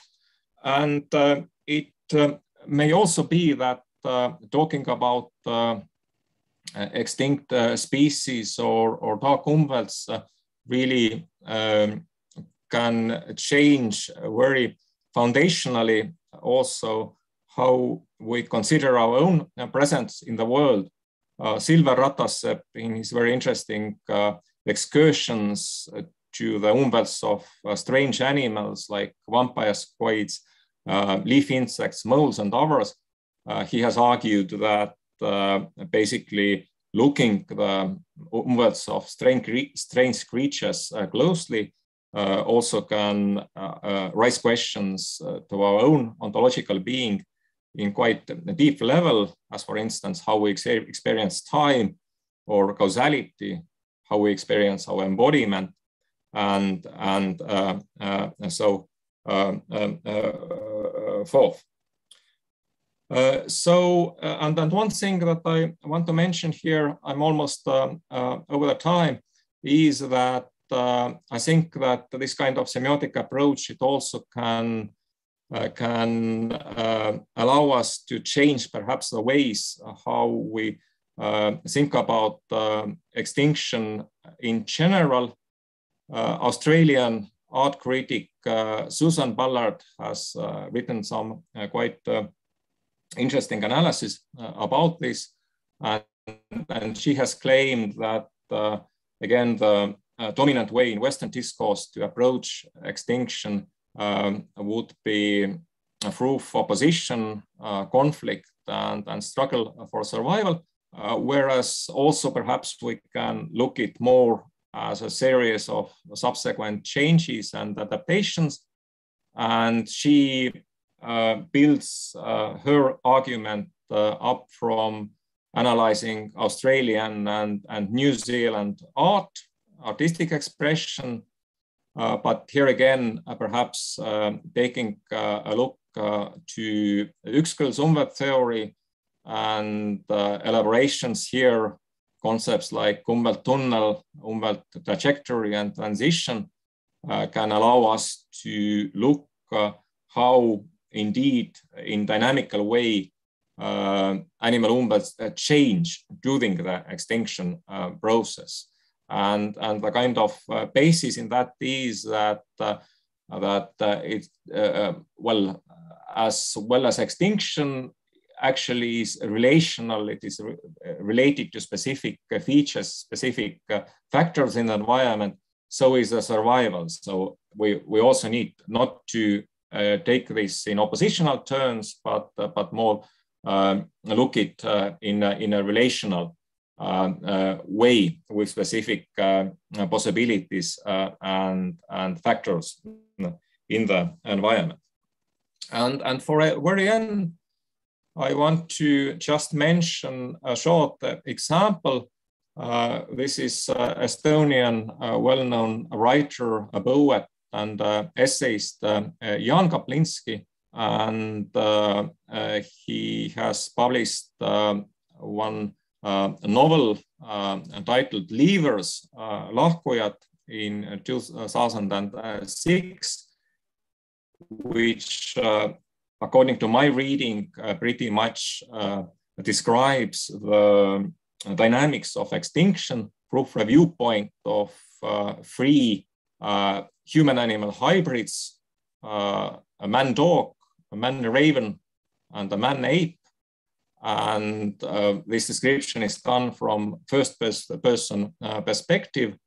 I think he has voluntarily taken the position of hybrids, as it allows an author to build this kind of distorted perspective of human society and culture, but also to work with something that is very close to Uexküll's concept of umwelt, how specific animal species perceive the surrounding world and how they can become unfit in relation to the surrounding environment. So for instance, this man-raven Nestor, he has an ability to fly and he can go out from the house that they are inhabiting, but he can do this only in dark, where people are not perceiving this strange creature with a large human head and bird's body. So this is a kind of conflict or unfitting with the environment, and also as being hybrids, each unique of its kind. So this gives an author to very good basis to discuss loneliness and solitude. So quoting Kaplinsky, it is not easy for us to carry our fate. Solitude is the worst thing. Everyone of us three is unique. So to say, last specimen of its species, to put it in biological terms.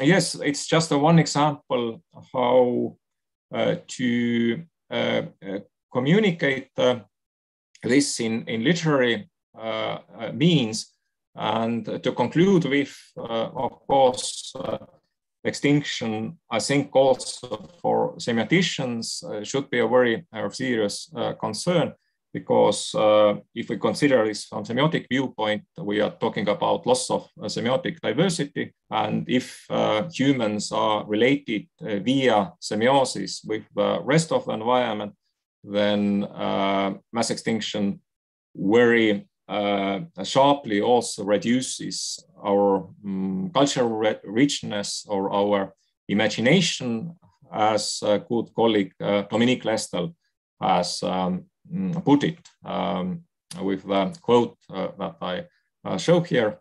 And with this, I think I will finish my talk. If there are questions, I would be happy to reply this. Thank you, Timo. 5 minutes for questions. Martin? Yep, thanks for an interesting talk, Timo. I have some comments and a question about the definition you suggest of a dark Umwelt. You refer to a direct or natural, the animal Umwelten with which we don't have a direct or natural connection, or an Umwelt that does not overlap with the human Umwelt. And these species are heading for silent extinction, as you portray it. So, of course, one side of the environmental crisis and the Anthropocene has to do with the overreach, really, of the human species and the human Umwelt in one sense, since practically all organisms are affected by human actions, directly or indirectly. So the question is how you understand this lack of a direct or natural connection to humans, since in many cases other species go extinct because of their connections to humans or human behavior. So the question is how you can use this terminology to analyze human causing species to go extinct in direct relations, or how you can use it to describe how humans indirectly affect the living conditions of other species. And then where do you draw the border between direct and indirect relations to humans? I think it's very important and very kind of crucial question that you are raising, because yes, of course, on one hand, through functional cycles, we are influencing our species, and partly this is the cause of them becoming extinct. But on the other hand, as I made reference to a paper of Priska, Augustin, and Andres Weber, and this tradition, it's also very difficult to build any compassion or any empathy towards a species without having this connection or without having this communicative relationship. So it's kind of a paradox, actually. And I'm not telling to you right now what's a good solution here, just perhaps that, well, in functional cycle, the let's say perception and action, or these two sides do not need to like connect with one another somehow as they are, or in kind of involuntary way, but there is possibility of making our connection through functional cycles smarter and more caring for our species. So this is probably one answer. In regard to dark umbelt, well, of course, it's difficult to kind of draw the border in the sense that which umbelts are darks and which are like more familiar to us. I think that Yksköl's functional cycle and also similarity between umbelts gives us some tools to think about that. But as a principle, to understand that there are species that are going extinct, and we like do not have like any means to really conceive how it is or how it was to be a Tasmanian tiger or woolly mammoth or some other creature. I think this understanding itself is important one. So yes, this concept perhaps is a bit kind of not ideological, but has a certain kind of emotional load in it. Thank you. Now the time is up for this session, so I would like to invite Jonathan, Yogi, can you ask your questions in the breakout room? We are going to open right now. And thank to all the three presenters, and we will be back in 15 minutes.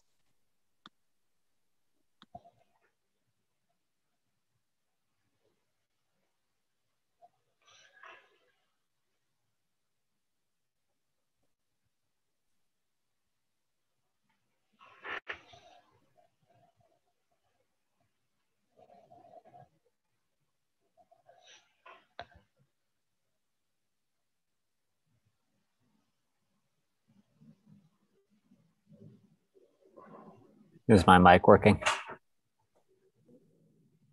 It is. Good. Yes. Hello. Hi, Peter. Yes. Yes, Peter. Who is it? Is it Timo? Who am I No, that was speaking Tyler. to? Do you want to be in the breakout room, Peter? Yeah, I want to talk to Timo, yes. Then you need to do this. Watch my screen. Watch my share screen, Peter, okay? Hold on. For some reason, I can't seem to be showing my share screen. I don't know why. All right, Peter, you have to, I've lost my entire Zoom thing now. I don't know why. Don? Yeah. Don, it's Daniel here. You okay. can't share your screen because Ludmila is sharing her screen. Okay, that's no problem. With the timer.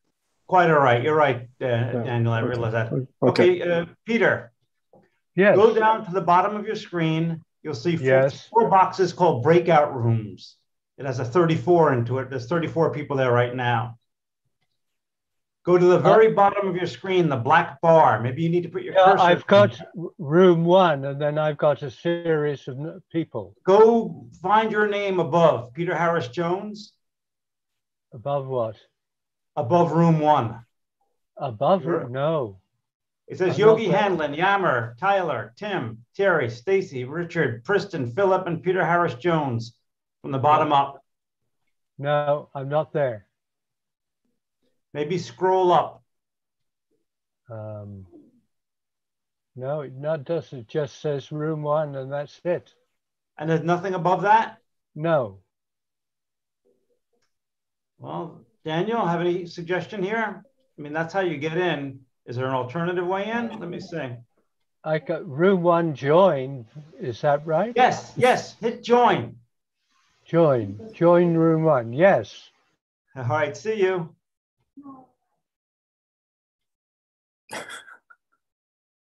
Click join. There you go.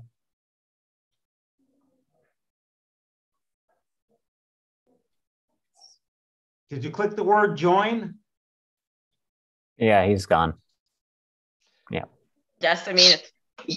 So mine is completely blank. Breakout rooms in progress, nothing on the screen. I wonder if it's breakout rooms in progress, nothing on the screen. Okay. Like there's nothing in that window. There was, but there's nothing. Why don't you click it again? Maybe get out of it and click it again, Gary. Okay. Let me try it again. Yeah, it opens up basically empty. Well, that's new. Yeah, I'm not sure why. I would like to go into the breakout room. You know what? Perhaps I can assign you in. Hold on a second, Gary. I may be able to assign you in. Yes, I will assign you. Bye, Gary. Okay, that's good. Wish you could have done that earlier. I could have done a lot of things earlier. It's I'm on the more savvy side of my generation's technological curve. I could tell you stories, but I won't publicly. Aha. I'm gonna go get a coffee. Yeah. I'll see you guys in a bit. Yeah.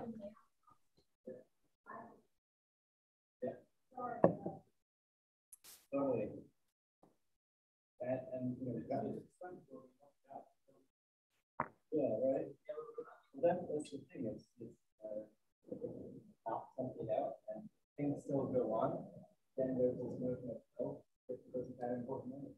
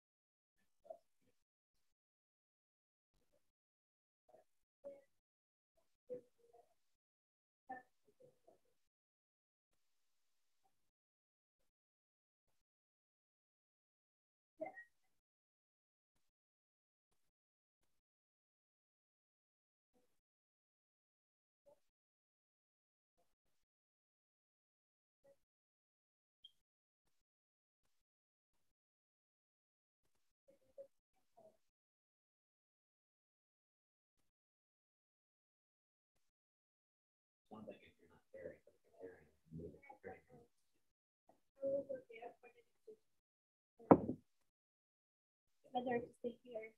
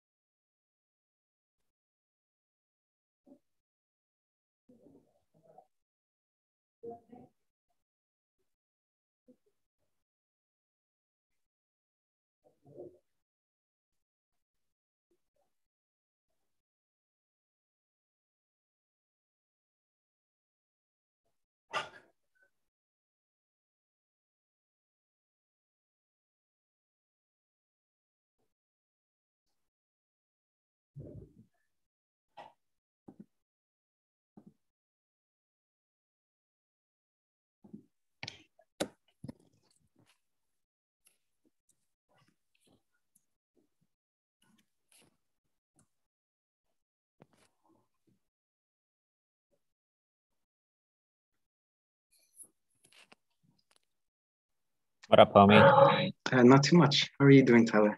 Fine, fine. You can see me, hear me okay? Yep. Okay, perfect. Do you have a PowerPoint? Yes, yeah. I already did a quick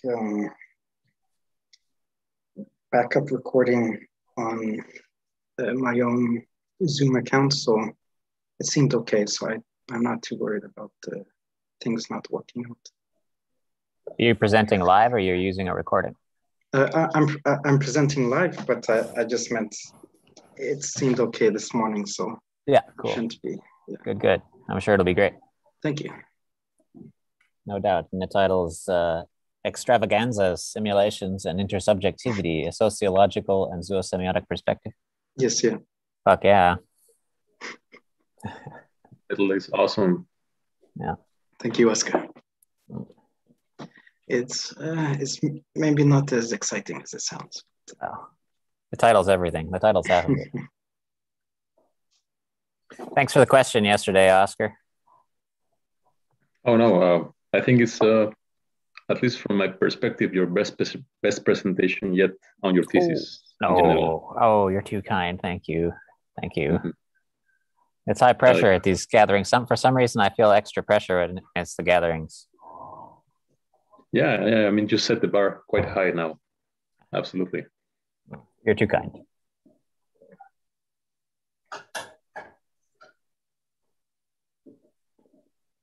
How's the weather in Tartu?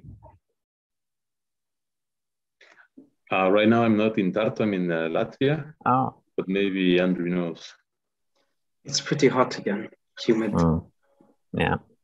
It was pretty nice last week, but back to new normal summer. Yeah. It's pretty nice in Stockholm. It's a little cooler today, and tomorrow it's supposed to start raining. We're going to go for a swim later. The NAV, which is the building that we're in, the group of us are in, is right next to the water, and we're going to go for a swim after the last session. Nice. Ah, yes.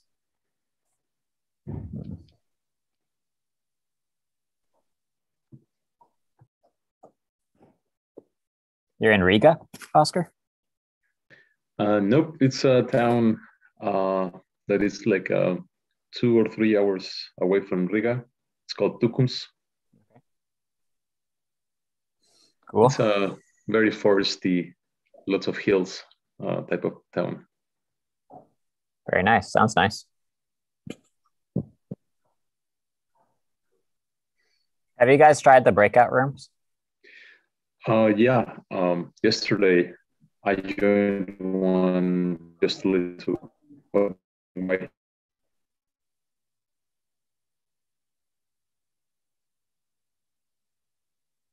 I lost you for a moment. Or why were you asking? Just because I had a little trouble with mine yesterday, but I really do like the idea. And I only discovered the breakout room even existed in a Zoom that I had last week. Didn't even know that such a thing existed. Mm-hmm. Yeah, but they're teachers nice.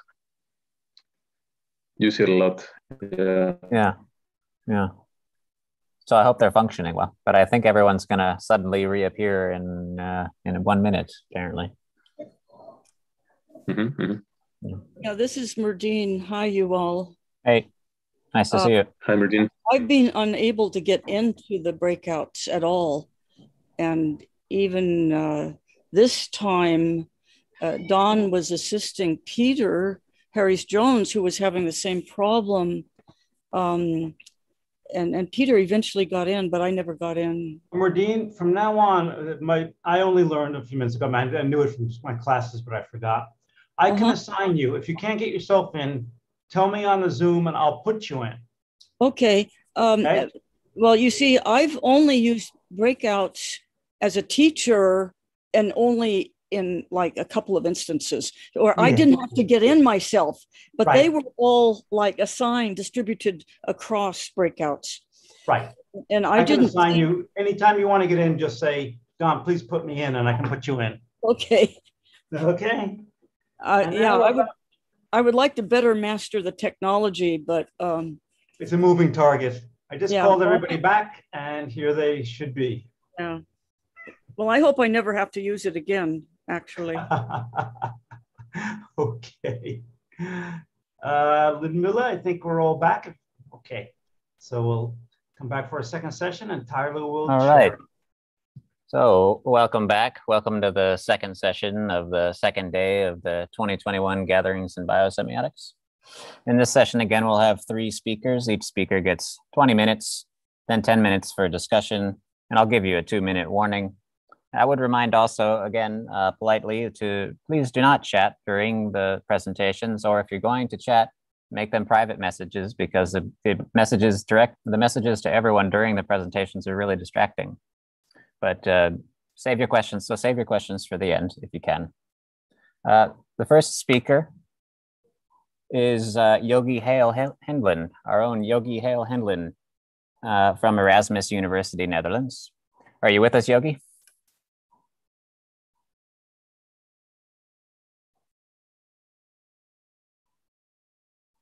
Gonna need you to unmute.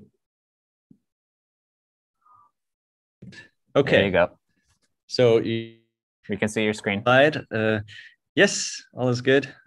I want to thank Don, especially for organizing this, and thank you to Nora for hosting us here in Sweden, and to Nav for their beautiful space here.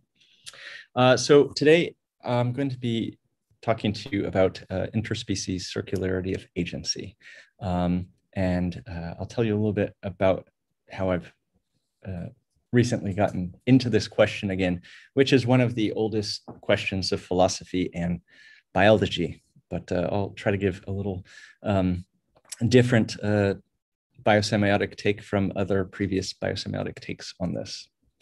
So I see biosemiotics as a compatibilist solution to the free will determinism issue, right? So here's just a basic diagram of the differences between forms of incompatibilism and compatibilism. So in a physical universe, one without life, there's this notion that things are deterministic or determined. Now we can argue about how they're determined, whether this is, Aristotle's unmoved mover, or if this is sort of a non-local act, right, an emergent determinism. But we are pretty sure that with the advent of life, at the latest, that there's this thing called free will, right? This is the basis, origins of semiotics, right? The question of interpretation, and with the question of interpretation, the question of things being able to go differently, right? And so if we have a physics deterministic world, but sort of, you could say, or highly determined world, however it may be, and a question of life bringing in free will.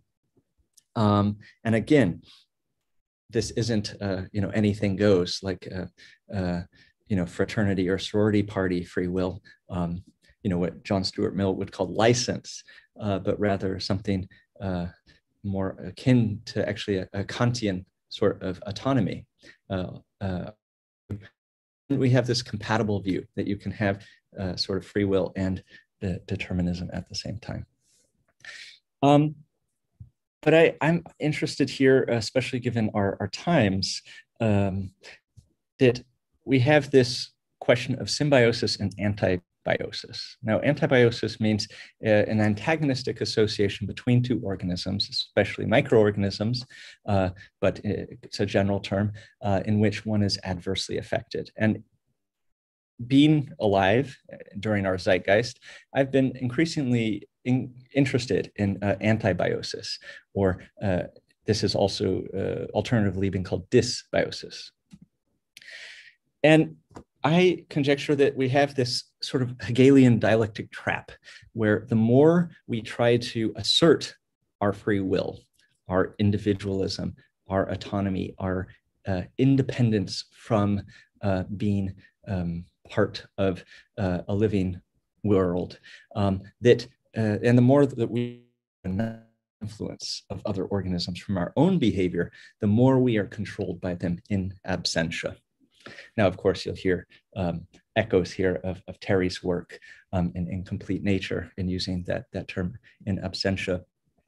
But I'm very interested in this question of viruses as agents, as we're in the middle of still in the middle of a pandemic, where viruses are very prominent actors in our world. But how can we think of them not as some sort of philosophical object, but as part of a living process?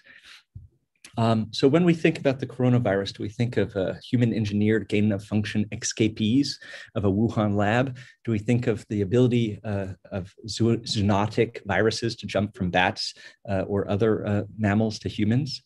In so doing, how much agency do we grant to the virus itself?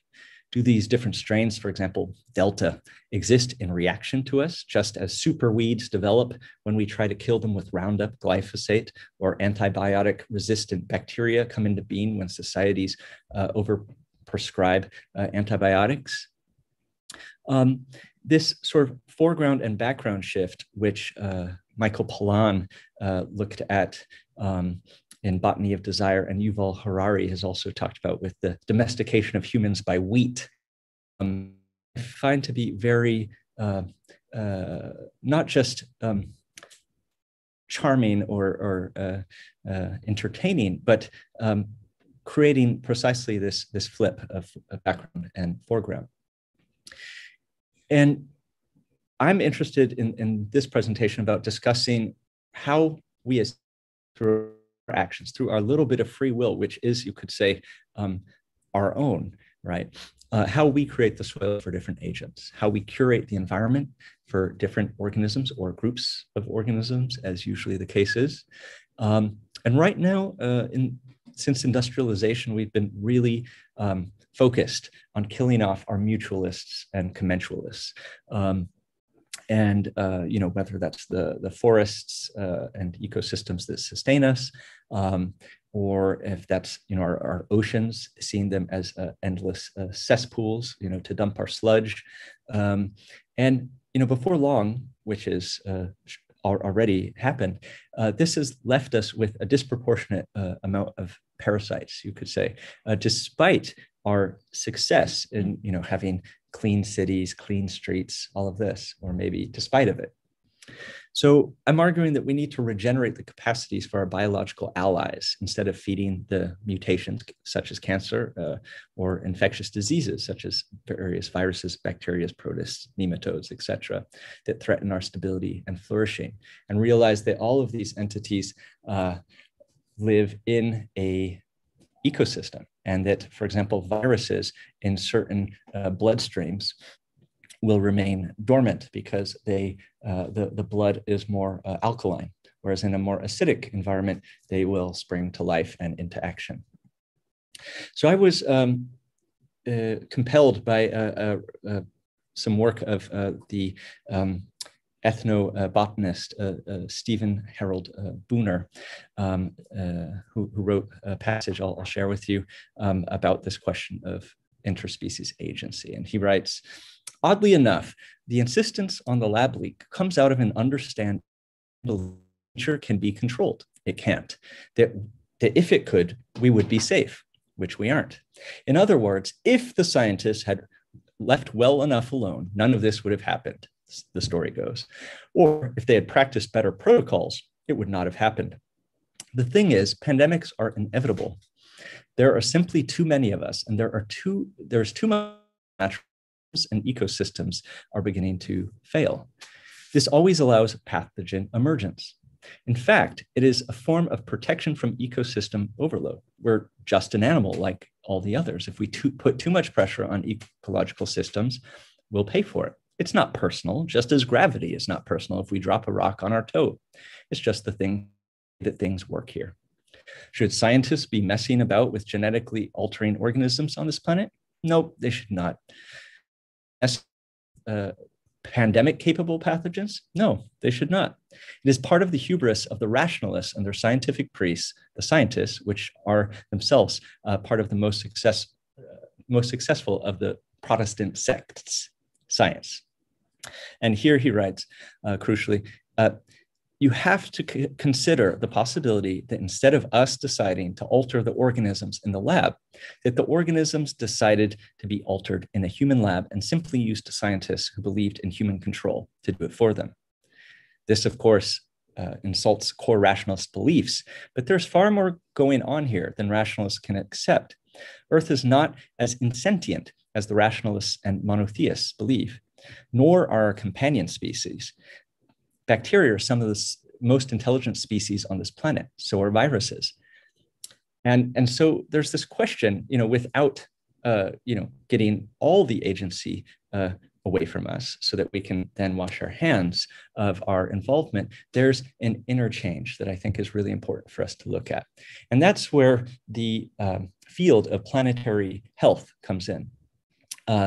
There is a journal called Planetary Health, which is a Lancet journal, that talks about many of these issues. So I'm arguing that the coronavirus is a reflection of human activity in the world currently, or better yet, that industrial activity which has become globalized.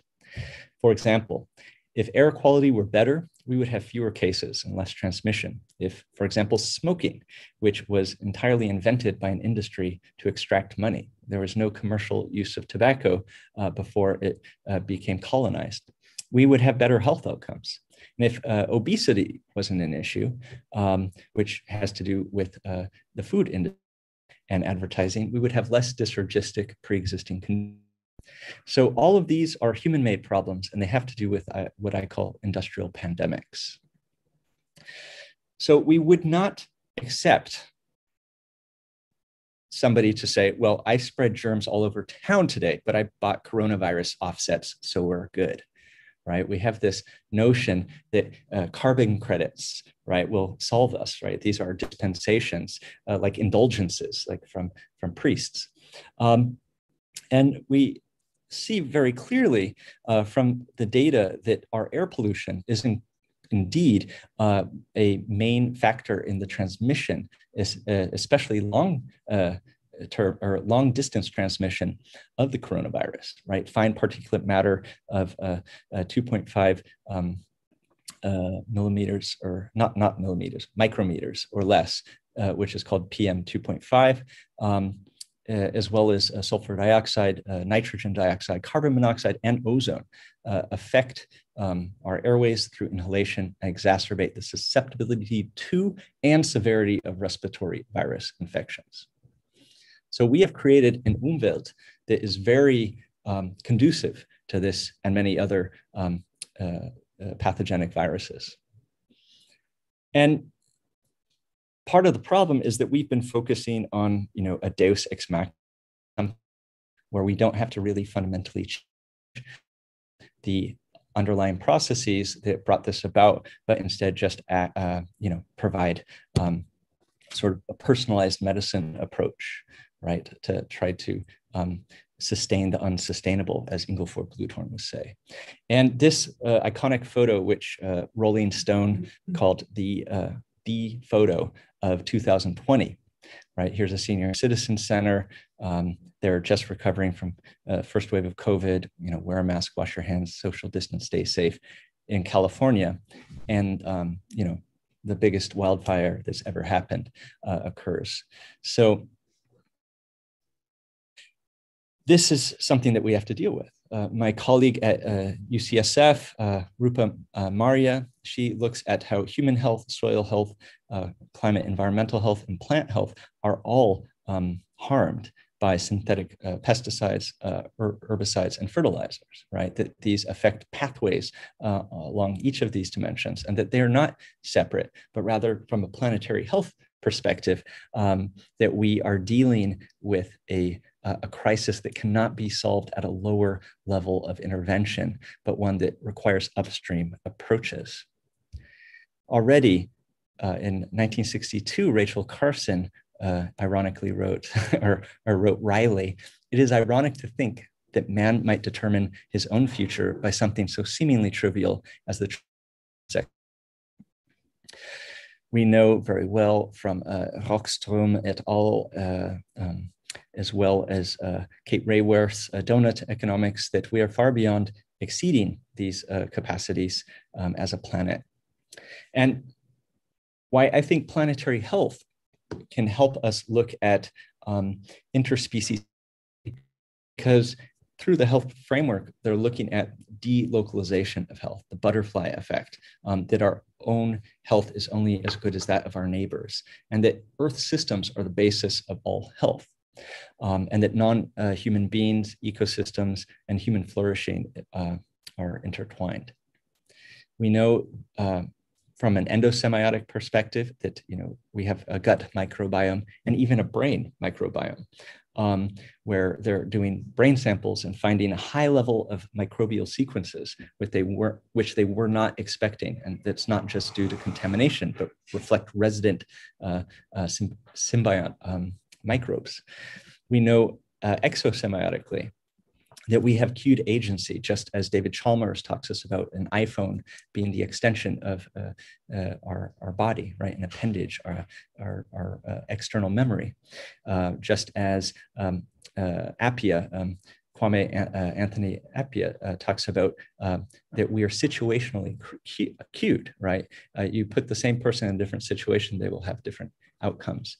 So we're not being puppeteered by anybody, but rather our interactions with our environment are supervening on our experience of that interaction. So I asked the question, what would reconciliative agency look like? What would it take to get beyond this very, I would say, toxic form of individualism, right? Where we aim to imagine, okay, that we got there ourselves without thousands and millions of people contributing, making our food, cleaning our toilets, building these things, and also providing the atmosphere, all the microbes that have created this atmosphere for us. So looking at holobiont or non-animal ontologies, I found to be very helpful. For example, we have, how do you say, plant or fungi models of ontology, which have been very useful to break out of this sort of individualistic mentality. Could also look at Alan Rayner's notions of degrees of freedom or semiotic freedom, and looking at our co-constitution in that way, or Danielle Allen's notion of shared sacrifice in her book, Talking to Strangers. Some of us might be aware of our cortical or sensory homunculus, right? That's how the brain maps on different sense organs, and how, for example, our hands occupy a huge part of our brain, whereas, say, our neck is barely a blip in our cortex. And I'm wondering if we also have an agental homunculus, right? Do we have a distorted scale of agency, right? Where the idea of I is this singular thing, just as, say, our lips and our tongue are a huge part of how our brain maps our body.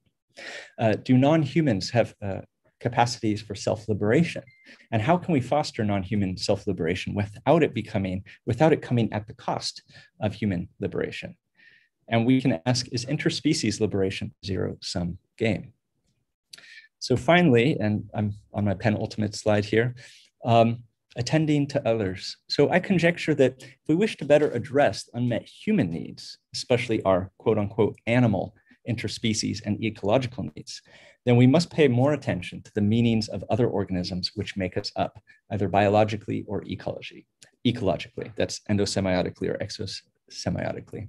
And that these biological others, from viruses and bacteria to plants, fungi, and animals, which form parts of our life, either in terms of contact dermally, in terms of our respiration, or imbibed, must be accounted for and better understood, not just managed. And finally, those of you who might be familiar with Riane Eisler's work, she talks about domination and partnership societies. There's this question of, with our co-constituents of our own agency, again, endosemiotically and exosemiotically, are we taking a domination approach of a singular I, or are we taking a more synesthetic approach of partnership, of being open to the moods of Heidegger, the feelings, right, of Merleau-Ponty, and many others who have directed us towards these reference points. So we need to have interventions in the world that do not cause more harm for our fellow symbionts on this planet. Thank you very much. Excellent. So if you could stop share screen. Perfect. Great. So anyone who has questions, just put a hand up over in the chat. Looks like Tori's got one and Ludmila's got one. So Tori first, or no, that's a clap. Tori. Hi.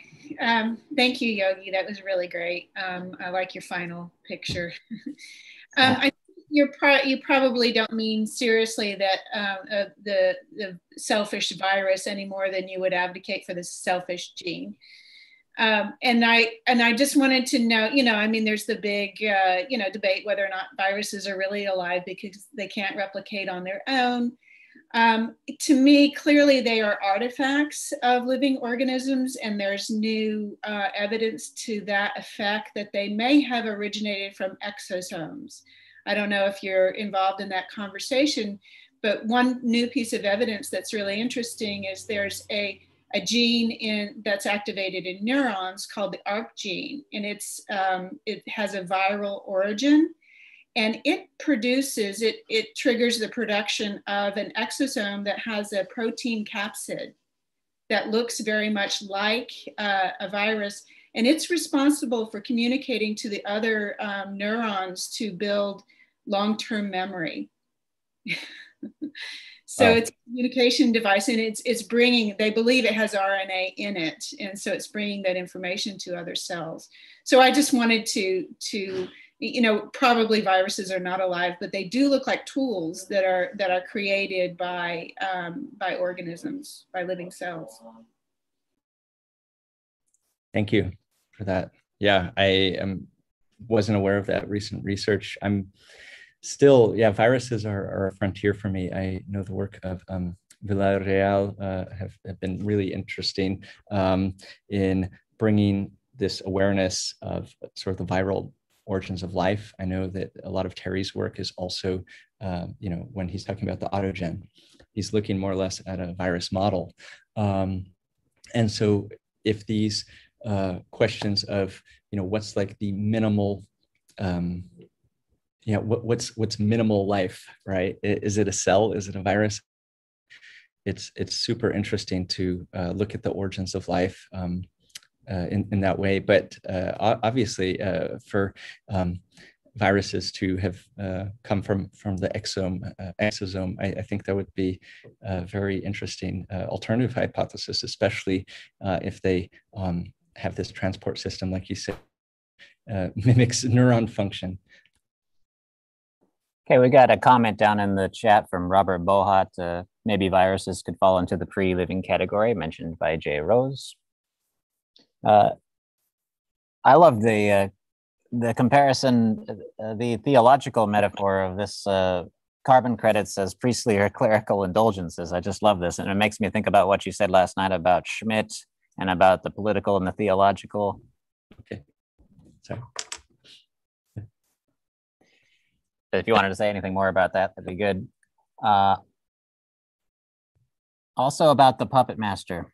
I know this is a topic I bring up a lot with you, but about there being no hidden hands, but then some dark emergent force, or maybe even related to this cunning of reason that you were talking about before, if you wanted to say anything about that. Sure, thanks, Tyler. I think there's a whole bunch of bundled questions here with, you could say constructive, right, to put it in that philosophical category.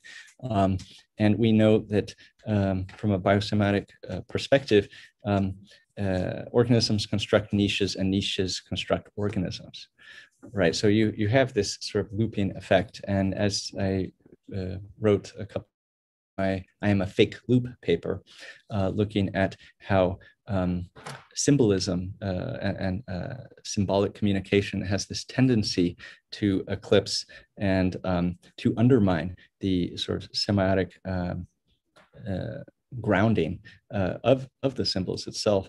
I think that part of acknowledging our interspecies agency is comes with a not just an epistemic humility, but also a diversity or a neuroplasticity, which must transgress, not to transgress, but just to be free, right? So this is where I'm very interested in this question of interspecies agency and freedom. So this question of how we could possibly be more free. And that's what I'm arguing for, is that kurz gesagt, you could say Kant got it mostly right with freedom and autonomy, right? He said, it's sort of following this larger process or order.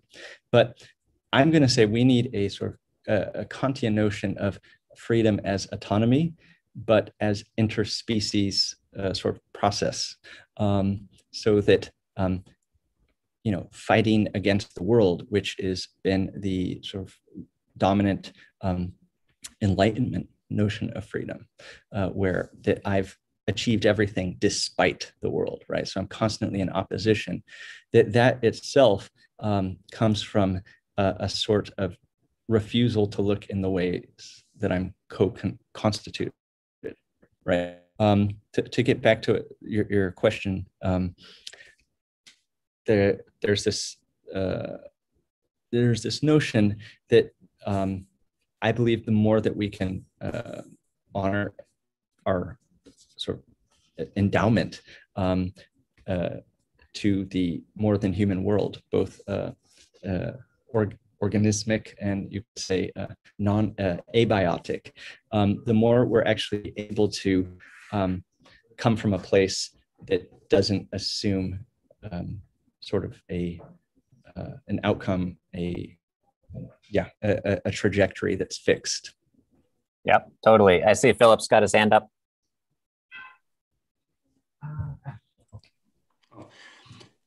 Thank you, Yogi, for your presentation. I have just a quick question. So if we knew something more about ontology of viruses, bacteria, and so on, how would we treat the current pandemic differently in your eyes?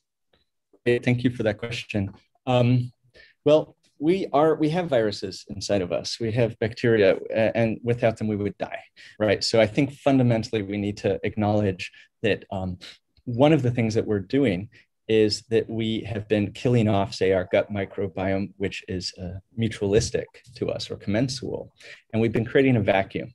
And of course, nature abhors a vacuum, and so it renders us weaker to parasitism. So I would say we need to, instead of focus on fighting or winning the war on drugs or the war on coronavirus or whatever the next war is, instead need to do the Buckminster Fuller thing and create better alternatives. Right? We need to create healthier immune systems. We need to maybe shut down airports for a few months and let certain strains sort of peter out, and then not let any more emerge before we open back up international travel. I think that this would be something that, if we had a little bit more foresight, would work.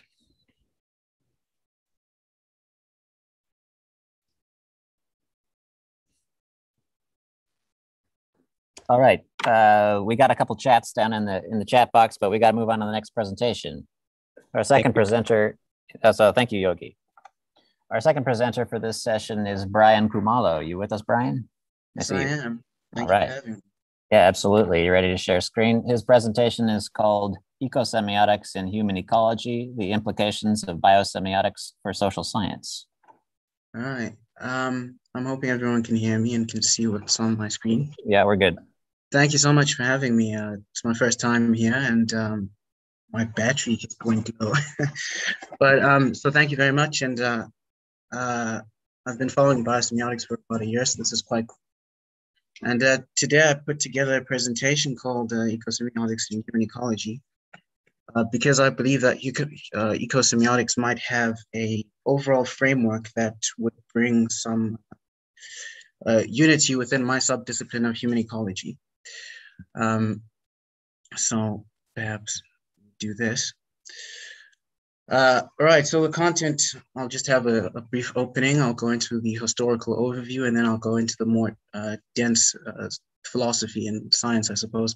The historic overview will take more of a narrative structure, because I just find that that's easier for people to digest. So anthropology has its roots in the late 19th century, I suppose. And these are considered the founders of anthropology broadly. Now, anthropology has many different traditions, but I'd say the most prominent ones at present are the American tradition, the continental tradition, which has tended to be dominated by French and German work, although there's a lot of more interesting literature, and the what I call Commonwealth anthropology, at least, and that would be Britain and former as well as current Commonwealth nations, South Africa, Nigeria, India, Pakistan, Australia, et cetera, et cetera. And so there on my screen, we have some of the founding fathers, which is Edmund Taylor, Herbert Spencer, and Lewis Henry Morgan in order. The central ideas of a lot of these thinkers at the time were, I'd say, predicated on social Darwinism, or sort of proto-social Darwinism. It depends on who you're talking about. And social Darwinism has been argued, it's argued was distinctly Spencerian. Herbert Spencer, for example, introduced the concept of survival of the fittest. And social Darwinism was a paradigm of taxonomic classification that was predicated on the idea of progress. And so the idea was you were moving from one place to another, and it was directed. And on that basis, the ideas were implemented into anthropology, at least in its nascent form. And those took taxonomic classifications of people, and that was usually based off of phenotype, and bred anthropometrics as I guess a subdiscipline. It's a touchy topic, so it's kind of hard to classify what it is, as well as cultures. And we see this tendency to segment cultures and organize them in stages. So on the screen, I have, for example, primitive, barbarian, and civilization. And this was the terminology at the time. A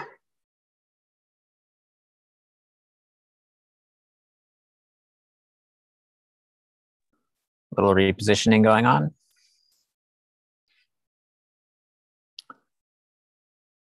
Hopefully he's reconnecting. It looked like his computer may have fallen down. It's just, let's give him a moment. He'll be right back, no doubt.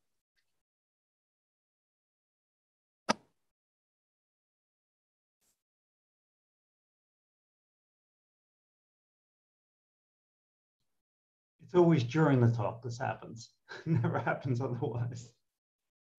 It's very, very strong start. I'm sure he'll be right back. He's not in the participants list at the moment.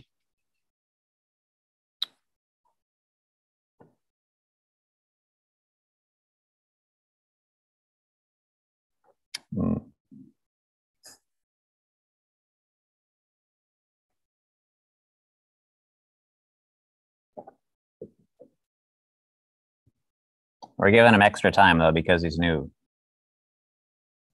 Yeah, if he has problem getting on, we can go to Andrew and then have Brian come back later. We'll give him a few more minutes. Yep.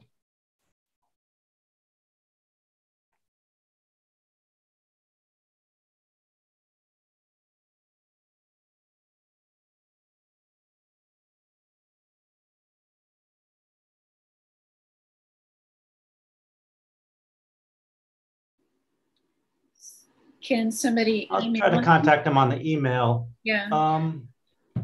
Andrew, would you be willing to go on now? Our break room will be a little bit messed up, but that's okay. Andrew, would you be willing? Or Andrew's not here. All right. I'd say we give Brian another 30 seconds, at least. Sure. Or you know, can someone email?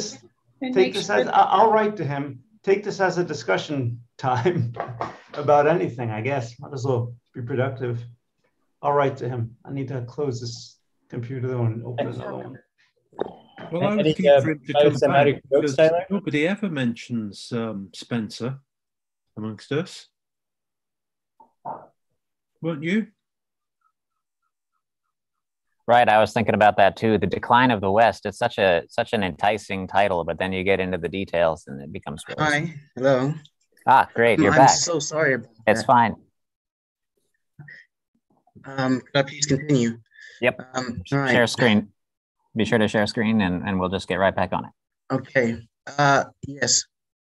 As I was saying, so taxonomic classification and stages. Right. And then it was also invested in the colonial project. At the time, anthropologists would round to different societies, and the idea was to, expand participate in colonial expansion, which was actually proved to be quite challenging to modern anthropology as it's reckoned with that issue. Anyway, so I would like to focus on the American tradition, if my train of thought, if everybody is still following my train of thought. The founder of American anthropology was a gentleman named Franz Boas, and there's an image of him. He got his PhD in physics from Kiel University in Germany, and he developed an interest in Native American peoples. And so he traveled to the United States, where he became a professor at Columbia University in New York, and he started the anthropology department there. Now, Boas was quite interesting because Boas rejected a lot of social Darwinian precepts, and he really moved anthropology away from taxonomic classification towards two specific approaches: historical particularism, which is the historical analysis of a culture or peoples within its own particular context, as well as cultural relativism, which is the idea that you interpret a culture of its own logic. On top of that, Boas had a conventional view of language, which will turn out to be quite important as the presentation goes on. He also did something that's unique to American anthropology, which was classify anthropology as a four-field discipline, and that would include cultural anthropology, biological anthropology, linguistics, and archaeology. The continental and Commonwealth traditions are slightly different in that they're more socioculturally heavy. That's kind of changing now, just because of the way we're connected and people art and ideas spread. But there's still some distinction there that can be found. And human ecology comes from the American tradition. and it borrows from all of these four subcategories. Now, anthropology kind of had this period of reckoning, and it still is going through this period of reckoning where it's trying to at least segments of it are trying to establish themselves as legitimate science, and other segments are not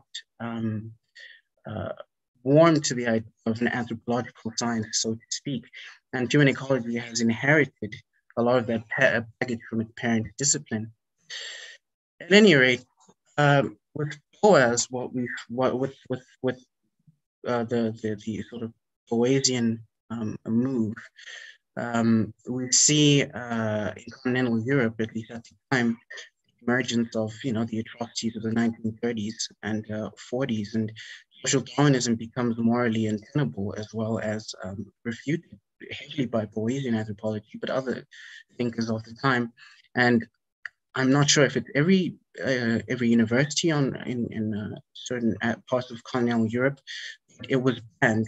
So what happened was the loss of a framework by which we could understand anthropological information, anthropological data, anthropological findings. And this is where structuralism comes into place, because structuralism was born from Claude Lévi-Strauss, who was a French anthropologist, and he had attended Roman, I believe it's Jacobson's lecture in the US, and that lecture had been broken into two parts. The first part, broadly speaking, was Saussurean, and the second one was, broadly speaking, Persian. And he was very taken by the first part of that lecture, and from that he developed structuralism. Now, structuralism is based off of Saussurean semiology, and its central theses are that there's a species-specific continuity, although he wouldn't have used those terms, and that culture was a projection of human, sort of the underlying human cognition. And he believed that culture could be broken down into structural components that were reminiscent of morphemes or phonemes. And that if that was done, you could then compare your phonemes and morphemes to see cross-cultural patterns. And because of that, he believed that cross-cultural study was not only possible, that it was crucial. Perhaps universal would be a contentious word, but you could say for human patterns, you could use universals if you wish. And as that period of socio-political strife went on, he was exiled as a Jewish man to the United States, where he encountered Boas. In fact, if I remember correctly, Boas passed away in his arms, and his thinking was influenced by Boasian historical particularism and cultural relativism, as well as the other way around. And this allowed structuralism to flourish both in Europe and America, and particularly the sort of the Commonwealth region really took structuralism as a paradigm. Not every anthropologist was happy with this Boasian structuralist viewpoint, and I'd say the most prominent was the gentleman on the screen, Leslie White, who founded the department at the University of Michigan, and he, as long as with his compatriots, that Boasian anthropology, as well as structuralism, insofar as it agreed with Boasian components, jeopardized a scientific anthropology. Leslie White was influenced by Tyler Morgan, who I've spoken about previously, as well as Charles Darwin. So we see a move away from Spencer here to Darwin, and this is important because Darwinian evolution or Darwinian theory was argued to have no progress linked to it. So that sort of undermined the evolutionary or the social evolution, the social Darwinian perspective, and Leslie White that made it more amenable to modern at his time, modern study of people. And he developed something called multilinear evolution, which was based off of energy consumption. And his idea was that society was stratified along three strata: the technological, societal organization itself, and the ideology, social organization rather. And that the logical component was the locale of interaction with the environment, and that societies that were able to harness largest amount of energy as well as use it would progress, so to speak, at a rate that was different to other societies. And I wouldn't consider Leslie White a human ecologist just yet, because he wasn't really ecological in his thinking. But he is a proto-ecologist whose ideas went on to influence this gentleman right here, Julian Stewart. And Julian Stewart is, he was a Boasian by training, but I would say that he is considered, and I consider him the intellectual descendant of White. Because what he did was he took White's ideas and he developed them further into multilinear evolution. Now, White's evolution was very unilinear. There was a very strong focus on energy consumption. Here we see a shift towards the fact that there are many other components that a society could harness in order to, and it wasn't just energy consumption that was the locale or the focus of, or should be the focus of sociological study. And from there, we see the shift into cultural ecology. And human ecology, human ecology is interesting, or cultural ecology is interesting, because it was really, from what I can tell, the first time in anthropology that there was a specific insistence that the environment and culture were things that interacted, and that the imposition of human culture on the ecology was met by an ecological imposition on culture, and it was a sort of a bidirectional development that happened. So these are some other points of Stewart's thinking and cultural ecology. But for time's sake, I think I'll move on. There's an internal critique of Stewart's perspective, which came from primarily Marvin Harris. And while he appreciated the multilinear focus of Stewart, he also believed that it was too broad. So he, being influenced by Karl Marx and specifically the sociology of Karl Marx, produced something called cultural materialism, which was an adaptation of historical materialism. And he introduced something called infrastructural determinism. Right, infrastructural determinism is very important, because what infrastructural determinism means is that the material conditions affect else. It affects the social conditioning as well as the ideology.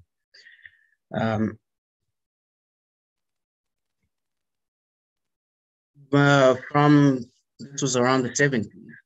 But then I would say that from the 70s onward, while people were responsive to the ideas of Harris, a lot of cultural ecologists felt that his idea, the infrastructural determinism, was not well situated as a theory, because especially anthropologists recognized that a lot of people's ideas actually influenced the way that the environment was changed. And so we see a move to socio-ecological systems. And here there are a variety of subject matter that are studied. For example, optimal foraging theory, which would be a cost-benefit analysis of caloric intake versus energy expenditure in finding patches, so areas where you find food, for example. Tenure systems is another area, and urbanization and resilience. So those are some theories.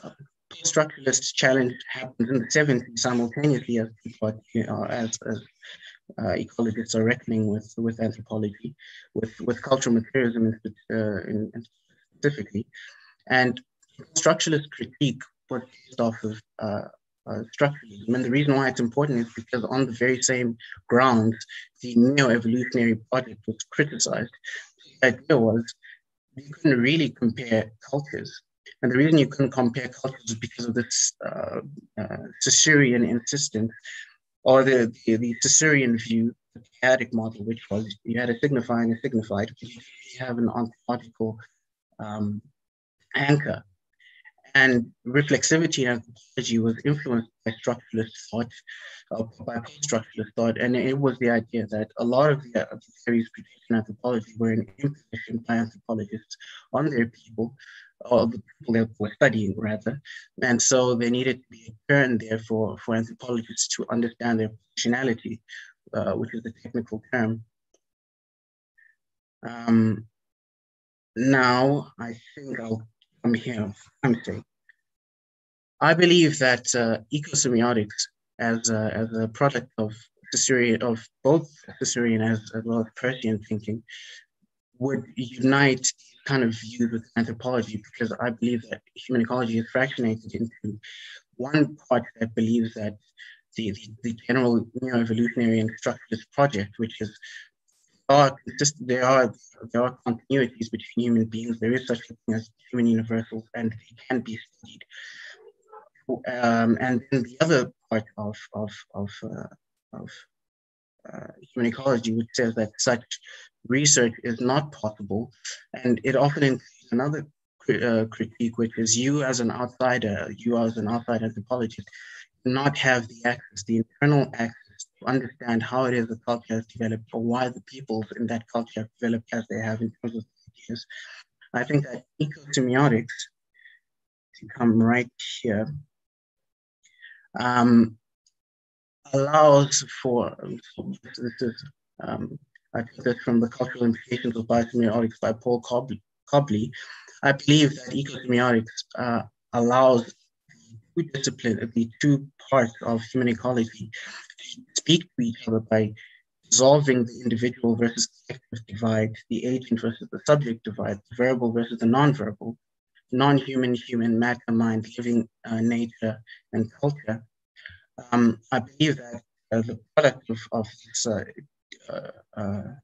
resolution comes directly from the Peircean object, the existence of an object, the triadic model, because what it is that it anchors the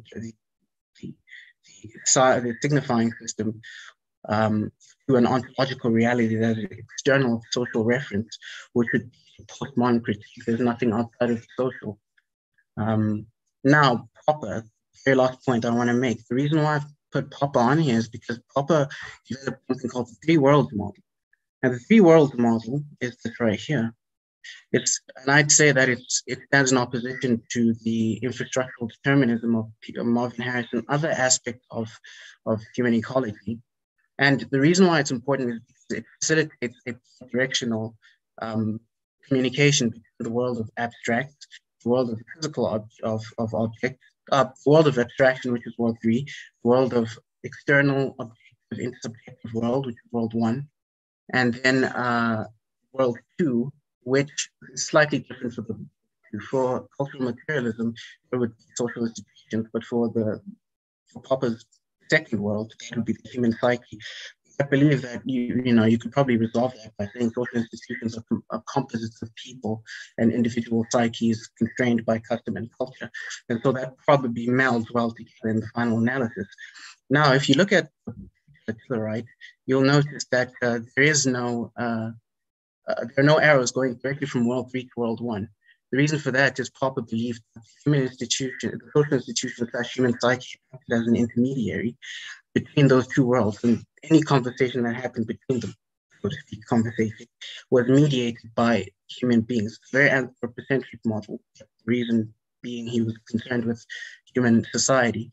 And I believe integrating a Peircean view into this model and then applying that ecological study helps to avoid some of the pitfalls of neo-evolutionary thinking, which can go too far into the sort of unidirectional side of things, whereas the other side, the more structuralist one, can go too far into political subjectivity and social constructionism. Thank you all. All right, thank you very much, Brian. If you can stop sharing screen. I'm not sure how to up top, stop up sharing top. screen. Up top. Voila. Yeah, thank you very much. So if we have any questions, just throw a hand up in the chat section. Looks like Peter has a question, but you'll have to unmute Peter. Okay. You come from Rhodes University, right? I do.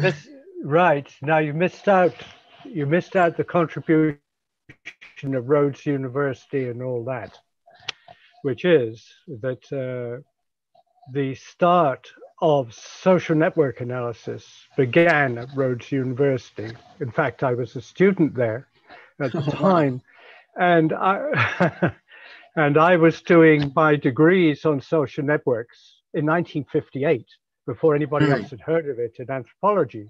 Now, that's a very important post-structural idea, which of course is growing and growing, and antipathy is now beginning to edge in to social networks. And I think it had a very strong push towards understanding interact and information together in either a cybernetic or non-cybernetic way. So I think you should be investigating that. You're there.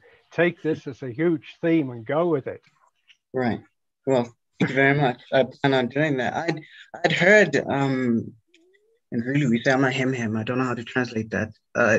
I kind of heard discussions about that before, but I don't know if perhaps anthropology by the time I started studies there had veered quite far into I don't know. It was more literary study, so there wasn't when I studied at Rhodes, and I still am in my undergrad, there wasn't a lot of emphasis on social cybernetics and that side of theory, and so I came up really not knowing much of the tradition of anthropology and Rhodes's contribution simply because it hadn't been emphasized. Thank you for that, and I definitely will look into it. Well, the thing that Philip Mayer, who was the person who did this, introduced this idea of social network, was the position of the class of people, really right outside his store in Grahamstown, putting this pressure, are they going to westernize or are they going to maintain a traditional order? And the social networks that generated around that, Okay. It's still a very strong theme, I think, because you have within social networks now generation of social orders, such as you're having in the United States between Republicans and Democrats. Right. It's a vast scheme. Oh, thank you. Excellent. Thanks for the question, Peter. Tori, you have your hand up. Yeah, hi, thank you for the talk. I have two comments. So I'm very interested in structuralism and, especially the Russians, morphology, folktale. And I think sometimes we do get into the structuralism, Tyler, from time to time, but maybe not as much as we could, because I think it's a really rich area. And I was wondering what you think, the problem that most people have with structuralism, or the reason why it was abandoned at some point, is because it's the idea that the idea of universals are predetermined, but I think we would all agree that they're emergent universals. Right. They're, so that sort of solves any kind of problem that you may have had with that. I just wanted to get your take on it. And I'm very interested in this idea of infrastructure materialism. I've not encountered that before. It reminds me of Hofmeier's semiotic scaffolding, where you have these kind of habits of culture that become materialized and then passed on to. So I'll just leave you on that if you want. Well, on the first bit about structuralism, well, I think that has been a sort of a place where anthropology has veered slightly, because I do think that a lot of what we see in society is emergent. They're emergent properties from people's interactions with physical constraints.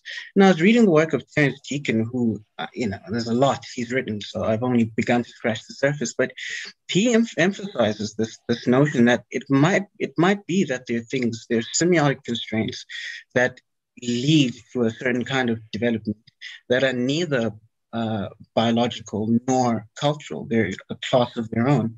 And so I suppose that, insofar as there's an emergent property in that regard, then it could come from semiotic constraints that perhaps people on this call would understand better than I do.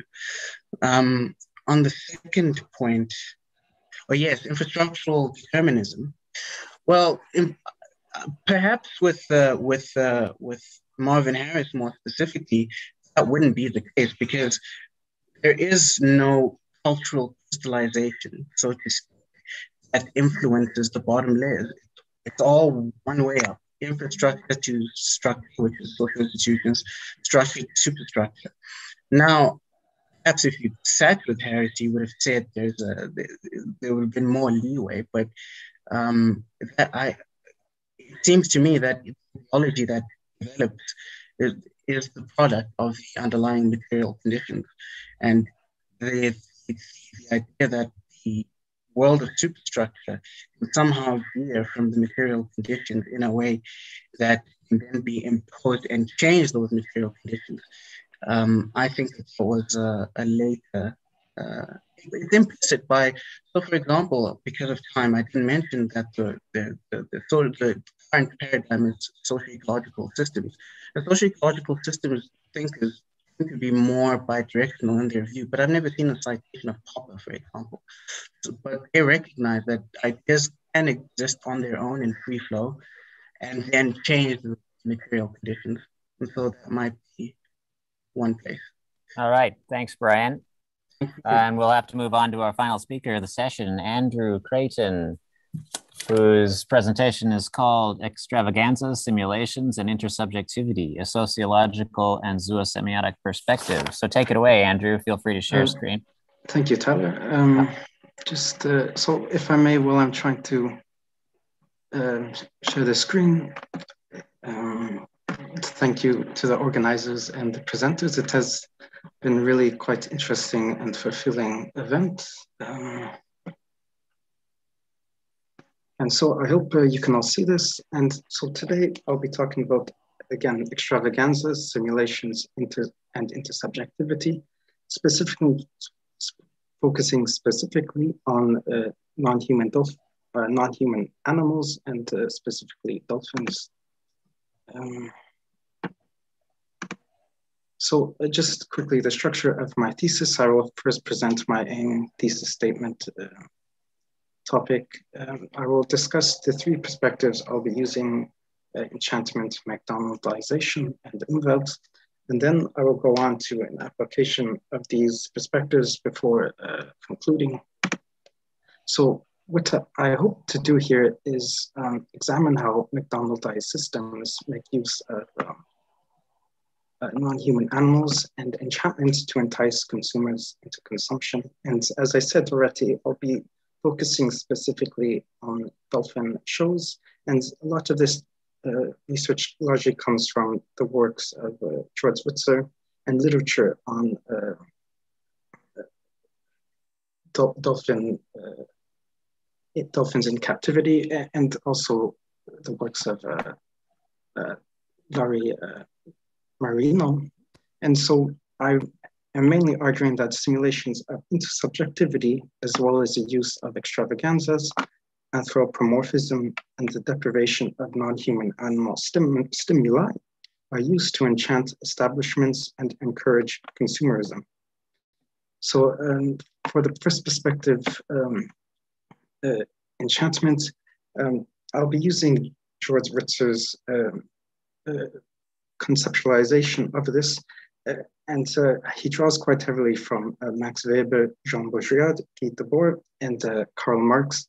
And mainly he uses this term to distinguish a means to disguise consumption, production, formal rationalization, and the irrational rationalities that result from these systems. So basically the unintended consequences of these systems.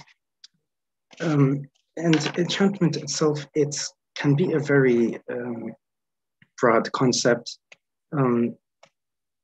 Generally, you can consider it as branding, but also the structures and processes of consumption formal rationalization themselves or the products associated with them.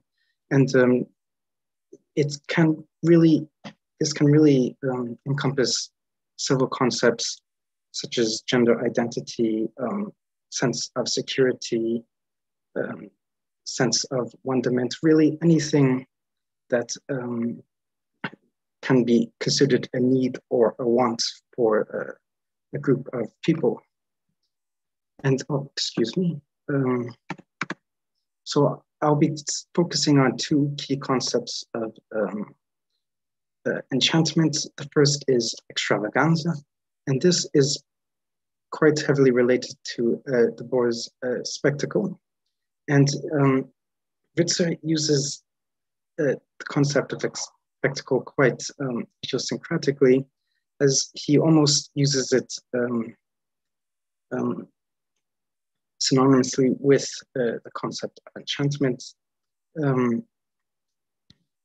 But he also uses it in sort of an idealized type as a way to distinguish a spectacle that has not been created by human interference. So for instance, the Grand Canyon could arguably be considered a spectacle according to Ritzer because it was constructed without human interference, but along this idealized types, you have the extravaganza, which is a completely structured and created spectacle. And so, for instance, well, of course, the Grand Canyon itself was not structured by human intervention. The cultural interpretations, the advertising, the association of it with national parks, this is structured, of course, by human. And so you can see this is not entirely a spectacle in this case in Ritzer's concept. Ritzer also differentiates extravaganza from the spectacle in this, in that the spectacle is sort of inherently alienating. And while it is, of course, according to the board, alienating but also very enticing, Ritzer argues that this is not always the case. And the spectacle can, at least from the consumer or the viewer's perspective, feel extremely fulfilling and yes, fulfilling is a good word, I suppose. And also it entails a sense of interaction, which the board was not quite specific on. The spectacle, according to the board, did not really, it was very much a one-way process where the audience were very much receiving and not in communication with or dialogue with the medium. And the second concept I will be using is, again, quite similar. Ritzer pulls this from Jean Baudrillard, and it is, of course, a simulation, although he somewhat simplifies this to mean an extravaganza or spectacle that blurs the lines between reality and fiction.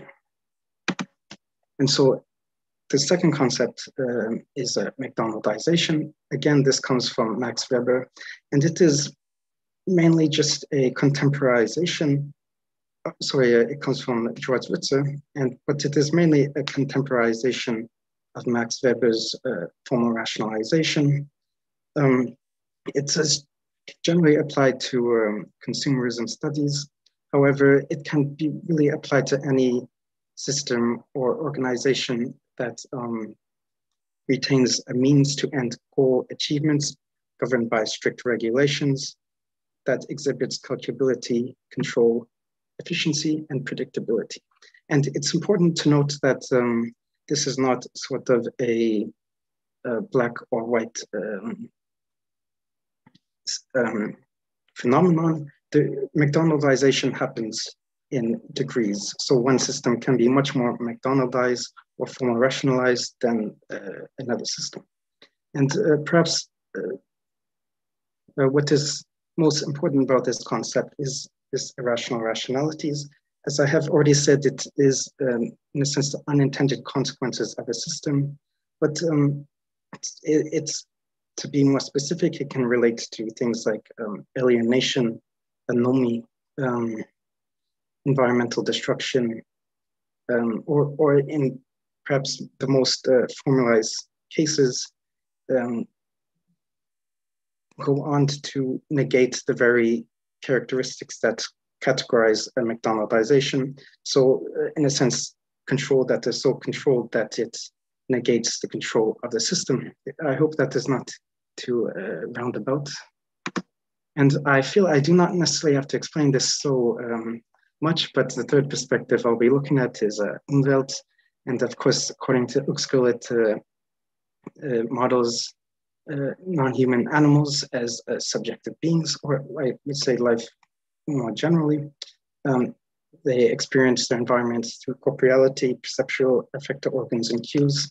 And also relating more to Umwelt mapping, they studying the social environmental considerations of these non-human animals will allow for somewhat of a hypothesis of the entity's experience or model, which according to Martinelli could be argued as sort of a partial emic view of the non-human animal. So when these perspectives are put together,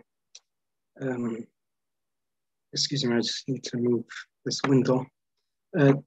They allow for an understanding of non-human animals in enchanted and McDonaldized systems, especially from the views of consumption, the non-human animal corporeality, and the environmental leads. And this, again, allows for a comparison, which in turn could be considered a partial emic perspective to be positioned within the understandings of McDonaldization and enchantment. So what I mean here is that from reading Ritzer, you will notice he does take non-human animals into consideration.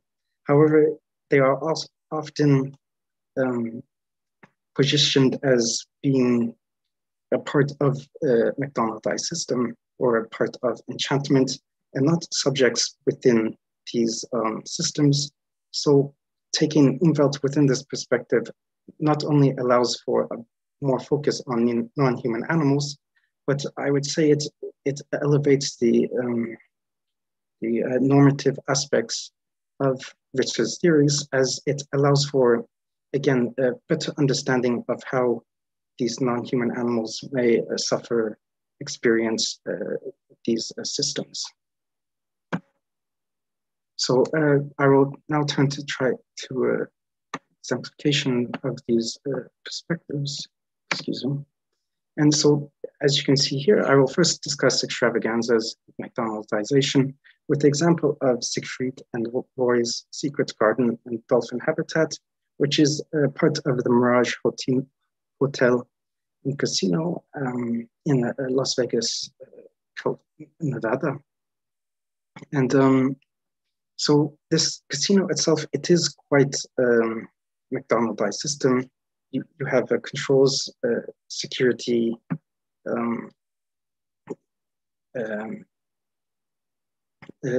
those buildings are structured a certain way to facilitate consumers. And the same can be said with this garden. As you can see, you must pay 25 American dollars to get a ticket. There's only so much interaction allowed with these non-human animals. And of course, they are very much controlled through fences, trainers, so on. The systems are actually quite efficient, as well as this attachment of the Secret Garden and Dolphin Habitats to the Mirage Casino allows for a sort of familiarization of casinos. So it's in a sense merges more adult entertainment associated with casinos, alcohol, and more family entertainment associated with, of course, experiencing viewing these animals. So this allows for the casino to not only negate this view of itself as a sort of vice, capital of vice, but also enchants addiction itself. So it again negates this addiction where it is much more complex. It is not just a casino, it is also a zoo where you can experience very charismatic animals. As you can see, it is best known for white tigers, white lions, and bottle-nosed dolphins. And the dolphins are especially important here as because they, at least seemingly so, allow for intersubjective experiences. And what I mean by this is that consumers are able to swim with them, pet them, in a sense, communicate with them through touch, bonding, sight. But even more somewhat interesting is they are also able to paint with the dolphins, and the dolphins will use a paintbrush in the mouth and paint pictures with consumers. So you see, it is in a sense creating a sort of intersubjective bond, at least from the perspective of the consumer. However, when you take a more Inveltian perspective, you can see, especially from perceptual affective cues and organs, these environments within captivity are extremely under-stimulating for the dolphins. I believe it was Marino who said that if you wanted to make an environment that was as stimulating for a dolphin as in the ocean, it would really negate the entire reason for having a dolphin show, because it would be so expensive that it would just not be feasible from a business perspective. And as this has also been compared to solitary confinement. And of course, a dolphin is in its natural habitat. It has evolved to experience an ocean life with a multitude of other non-human animals, plants,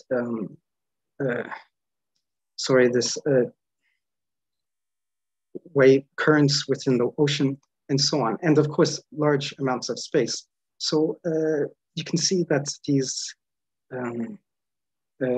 containment centers are not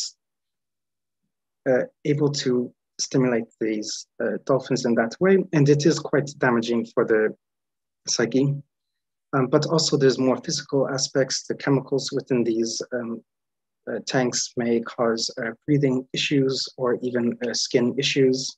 And dolphins have been noted as jumping out of their tanks and landing on cement, causing injury or even death for the dolphins. But also there's also a social need for dolphins. They tend to live in very complex relationships and interact intergenerationally. And for instance, you can say a grandmother dolphin will care for children within their groups. And so they tend to have different roles within their social groups. And so again, just having one or two, or maybe even 10 dolphins within a tank, it is not going to be sufficient to fulfill the social needs of these non-human animals. And Marino mentions quite interestingly that dolphins are able to make analogies between themselves and us. So in a sense, what she means by here is that they are able to see us in a sense as company, as, and of course, I'm anthropomorphizing a bit here, but able to see us as things that they can interact with. Yes. So when you take these extravaganza within the context of Umwelt, it really, I think, reveals the simulation within this McDonaldized system and enchantment that this entails. As intersubjectivity here is very much, again, simulated. It is one way in that consumer has a very picturesque understanding of their interactions with these dolphins. They may again see it as intersubjective. They're interacting, painting, petting, so on. They may feel they are bonding with them, and this may actually be true. However, this intersubjectivity is not based on mutual understanding, thank you, Tyler, but on coercion and isolation. So these dolphins are in a sense forced into these relationships or bonding. Again, these dolphins are often also anthropomorphized. So this, again, makes this illusion of, or simulation of intersubjectivity, where we may see human activity within the dolphins that is not there. Again, painting, trainers may have the dolphins kiss members of the audience or other trainers, and they're also portrayed as being playful. But again, this jumping through hoops here may not necessarily be an activity of fun, but an activity associated with the simulated animal. And Witzer, again, this concept comes from George Witzer, but however, he defines it more on the concept of simulated person. However, I think it is still, in a sense, quite a good concept, as it dictates a non-human animal, usually in captivity and trained to perform uniformed behavior that makes it easily controlled, and it's not necessarily seen in the environment. So again, these behaviors in many of these instances of the dolphins are not necessarily that you would find in most members of these species, but it is very much a simulation. So concluding, dolphin shows make use of extravaganzas by allowing interactions with charismatic non-human animals, and they use simulations through anthropomorphizing and simulating dolphins, as well as, which in turn simulates intersubjectivity between consumers and dolphins. And this is further enforced through the deprivation of stimuli and unfelt needs. And this is to create enchantment and to better facilitate consumption. So thank you, and my references. Very nice, thank you, Andrew. If you can stop sharing screen. All right.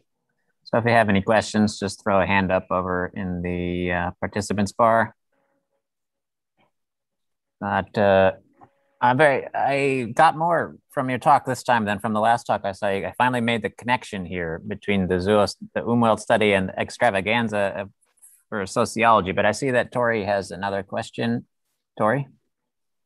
Go ahead, Tyler, if you want to finish that. Or I just wanted to say that I didn't get, when I saw you talk last time, I just didn't get the connection between the Umwelt theory or the biosemiotics and the sociological theory, because you didn't put as much emphasis on extravaganza and how simulation informs the study of the extravaganza, which is the animal show. But now I get it completely. So.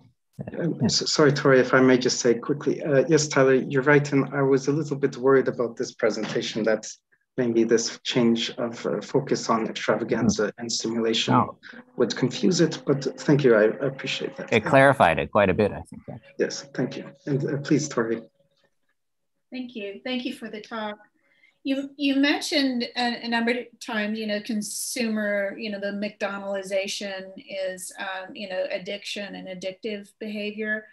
I wonder if you could talk about that in terms of Peircean habit. I mean, addictions are habits, and there must be some sort of pathological semiosis going on, which makes that habit so robust. And so I was wondering if you could look at, the structures between, the animals and their keepers. And I was also wondering if there isn't some sort of Stockholm syndrome not going on with the dolphins, who are sort of codependent in this addictive unhealthy behavior and situation. So I will confess I'm not the most versed in especially his work on habits. But I will take that as a note that I should become more versed in his work. And I have not thought about this, comparing this captivity of dolphins to Stockholm Syndrome, but I think it could be quite good description of their, excuse me, I was reading the comments of their situation. And okay, I hope that answers somewhat. It looks like Philip's got a question. Mm-hmm. Yes. Well, I had a bit of discussion. Gregory Bateson worked actually with a couple of these dolphin shows.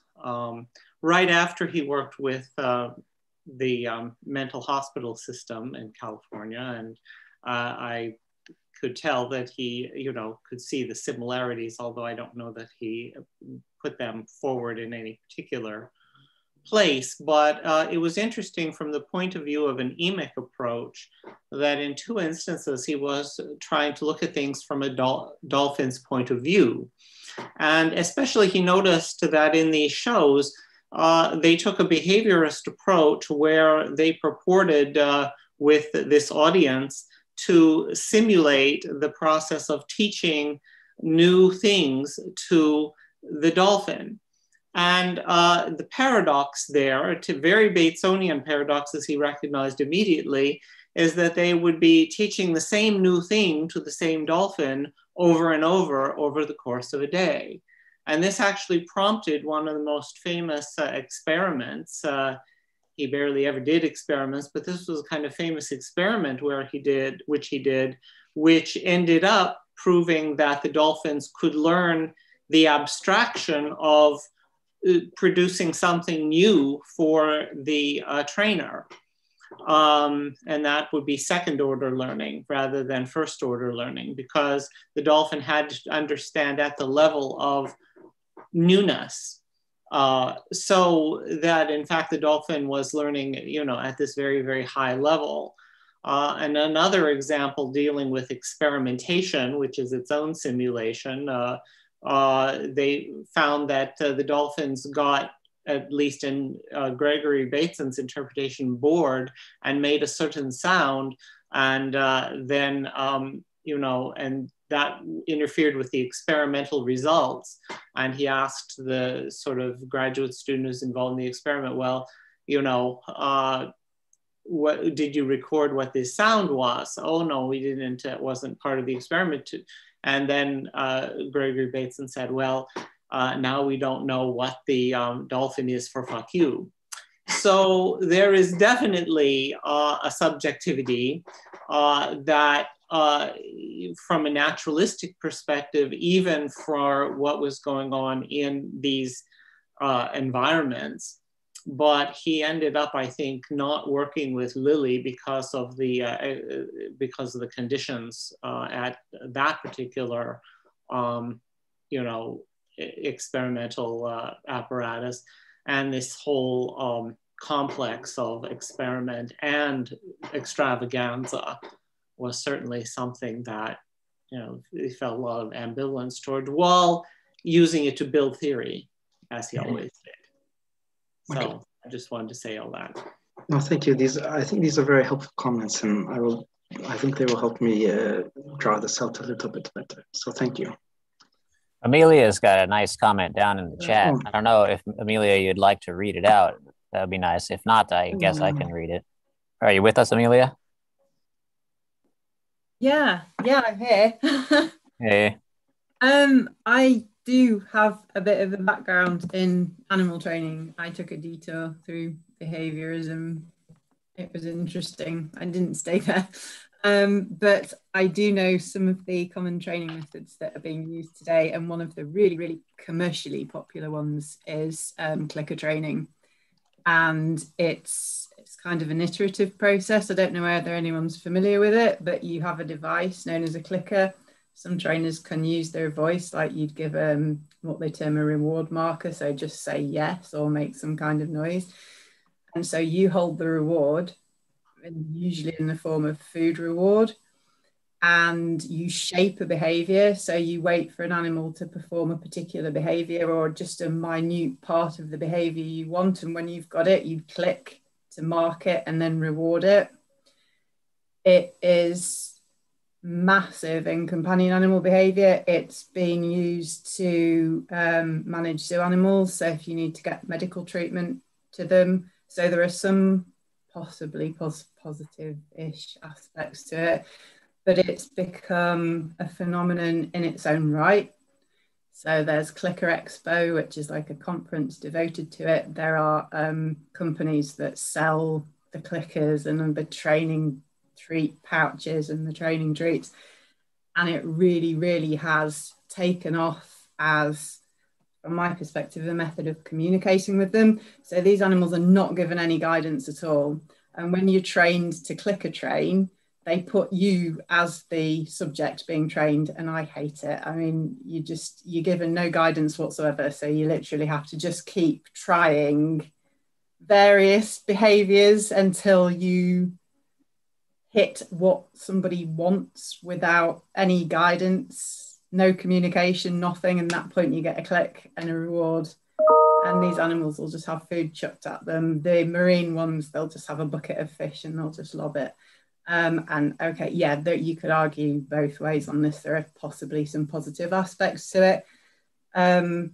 But I think it's one of those really dangerous things where if you over rely on it, particularly when these marine mammals, I think it started with the SeaWorld franchise, because they brought like the orcas in and they had no means of controlling these huge animals in captivity. You couldn't use the sort of fear base for like you do with a horse, the chiffony bits and things like that. And so from what I can gather, it took off from there and just spread out. And I don't know whether you've watched, anyone's watched Blackfish documentary about the orcas. I think that's been on Netflix, but it was about the orcas that were brought into the original, like the SeaWorld franchises. And my take on this is these animals do just get stuck on reward schedules and trying to please people, and they're just constantly looking at what they have to do next to get a reward. It kind of obliterates their own autonomy, thought processes. I'm not big on it. I can see its benefits and I have used it. The argument is it's better than fear-based training methods like you still see a lot of in equestrian sports. I think it's one of those debatable things. I don't know.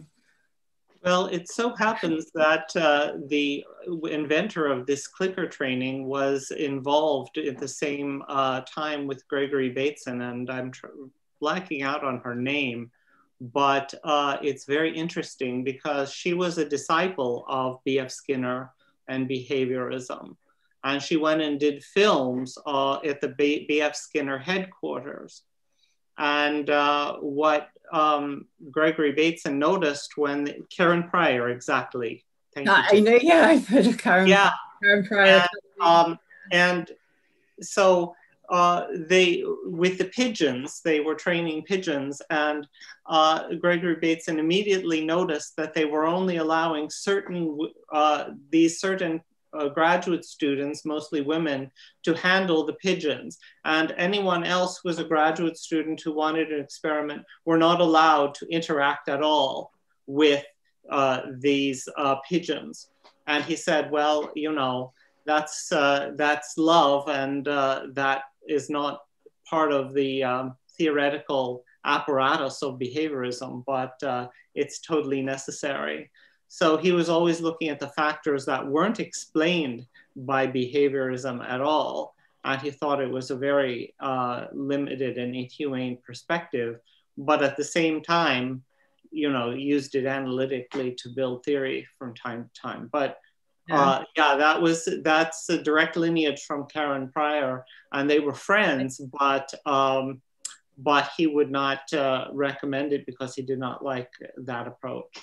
I think it's a minute little tool that you can have in your toolkit for very, very specific situations. But I find it absolutely remarkable that these people want to develop a relationship with their companion animals, and then the primary means of communicating with them is this binary yes, no.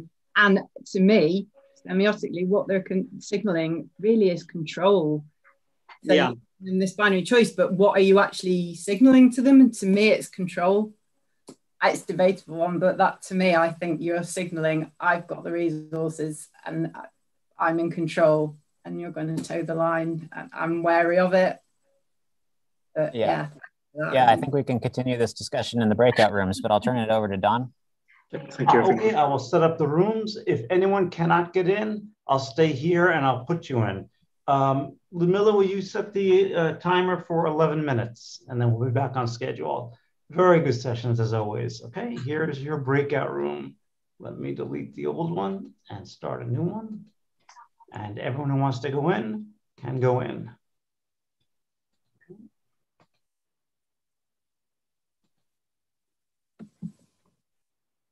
It's yours.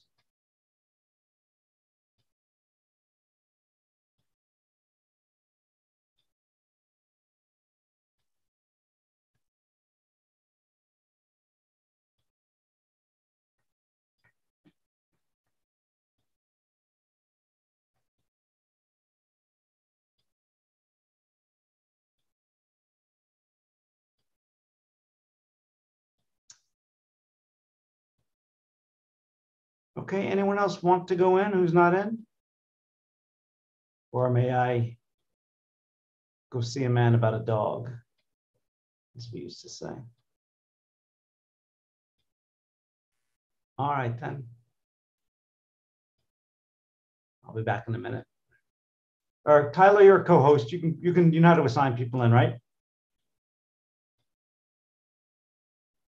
Yeah, I think so. Okay, good. Yep. Back in a minute. Yep.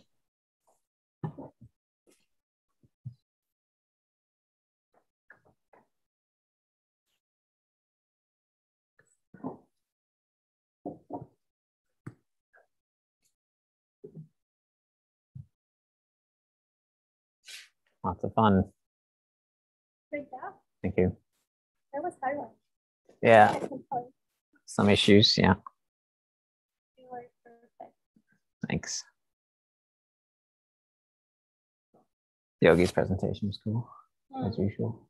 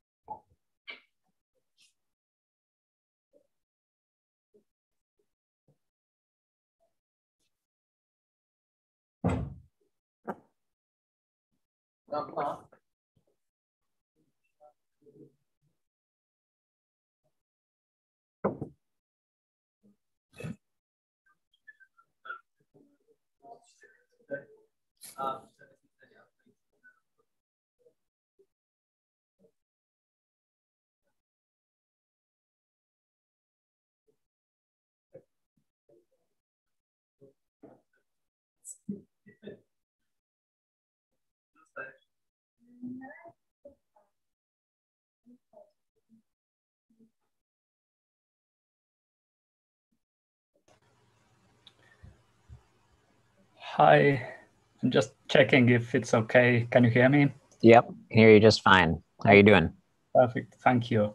I'll just start the video as well for a second so I'm sure it's okay. Yep. Looks fine. Yeah, perfect. Thanks a lot. So I'll zoom in about 5 minutes. Okay. Yes.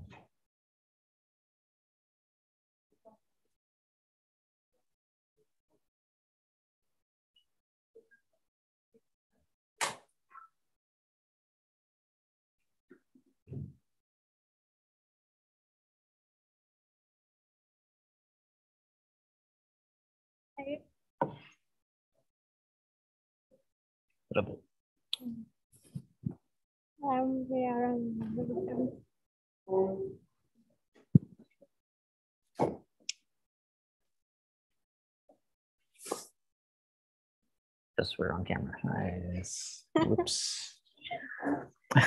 Want a coffee or something? Yes. Thank you. Black coffee? Yes.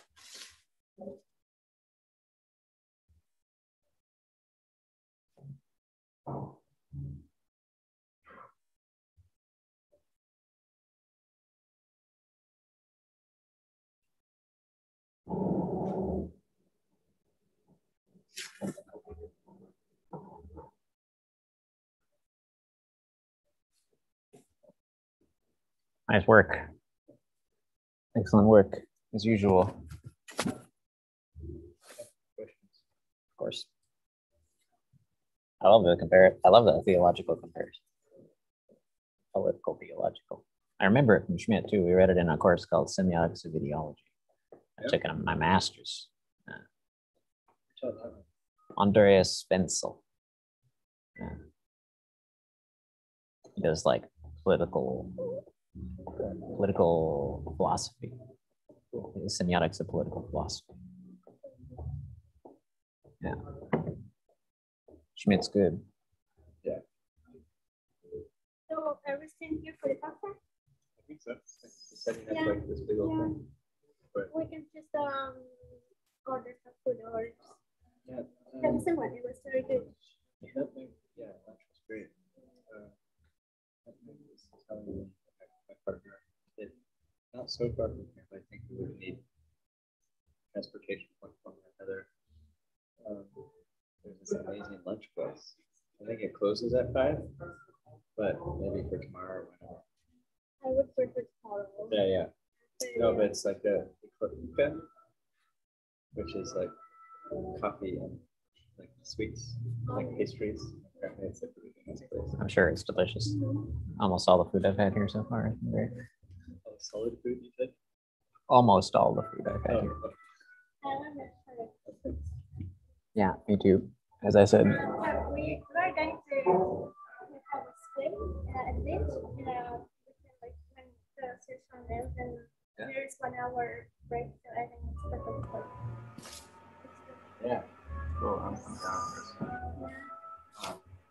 Like questions.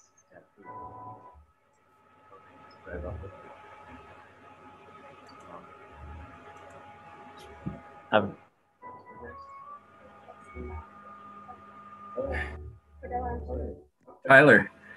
Yo, Josh. Can you show us your compatriots there so we can live vicariously through you guys? Like a shout out to all of you guys over there in Sweden. Oh, is that Ludmila and Yogi? Yeah, that's Ludmila and Yogi. Yeah. He sent a picture. Tyler, hold on. I'll upload the picture there, Josh. Yeah, put on the picture again. Yeah. It's a good classic. picture from last night. You're going to wish you were there. I know. I know. I already was. Even just breakfast there, whatever you, or I don't know, you guys having afternoon tea.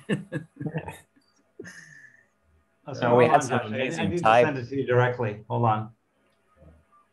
We had some amazing Thai food earlier delivered. Unbelievable. Some of the best Thai food I've ever had. Thai food in Switzerland, in Sweden? Yep. Yeah, yeah, I know. Okay. Yeah, As a Southeast Asian, I can't really go for that, but that's all right. Are you guys, Tyler, are you in the hotel right now? Is that in the hotel? No, this is Nav. Oh, right. I was in my hotel yesterday, but this is Nav. Okay, nice. Wow, they have quite the compound. It's nice here, yeah. It's really cool. This is where the music's going to be happening in about in 2 hours, I guess. Nice. That's great. That's great, Tyler. Yeah. Yes, it is. What? Don, what's a I don't know if I can open this. Yeah, it works like a JPEG. I don't know. That's how Zoom downloaded it for me. I don't know why. Okay. Can you open it? Oh, there it is. Oh, that's fantastic. Oh my God. Oh my God. That's so awesome. Oh, Johanna's there. Nice. Yep. Yeah. Oh, that would have been good. Would have been good. It'll still be man. good. Oh man. That's great. I'm so glad you guys are there though. Someone's there. Well, I've been thinking about what it'd be like if we had the whole crowd in here. It'd be a party. That's what it would be. Yeah. We'd solve everything. Yes, all the world's problems. Yes. So it looks like everyone's about to come back. Yeah, it's coming in now. There's 4 more people to come in. Okay, they can join in when they want. All right, everyone, welcome back to our 3rd session of the 2nd day. This is all the sessions have been really good. I'm very happy to be chairing this one. Don't know how that happened. I had an in with the organizers. Okay, so our first talk, which I'm happy to introduce, is Andres Kurisima, and his name of his talk is From Paraboisis to Hormesis, Bridging Experimental Models and Semiotic Theory. Okay, so get ready for a deep session. Andres, I give it to you. Thank you very much, Don, and thank you for having me on. I'm now trying to get my presentation first full screen. Just a second. So can you see it? Yes, it is right there. You might want to go full screen. Perfect. You're in.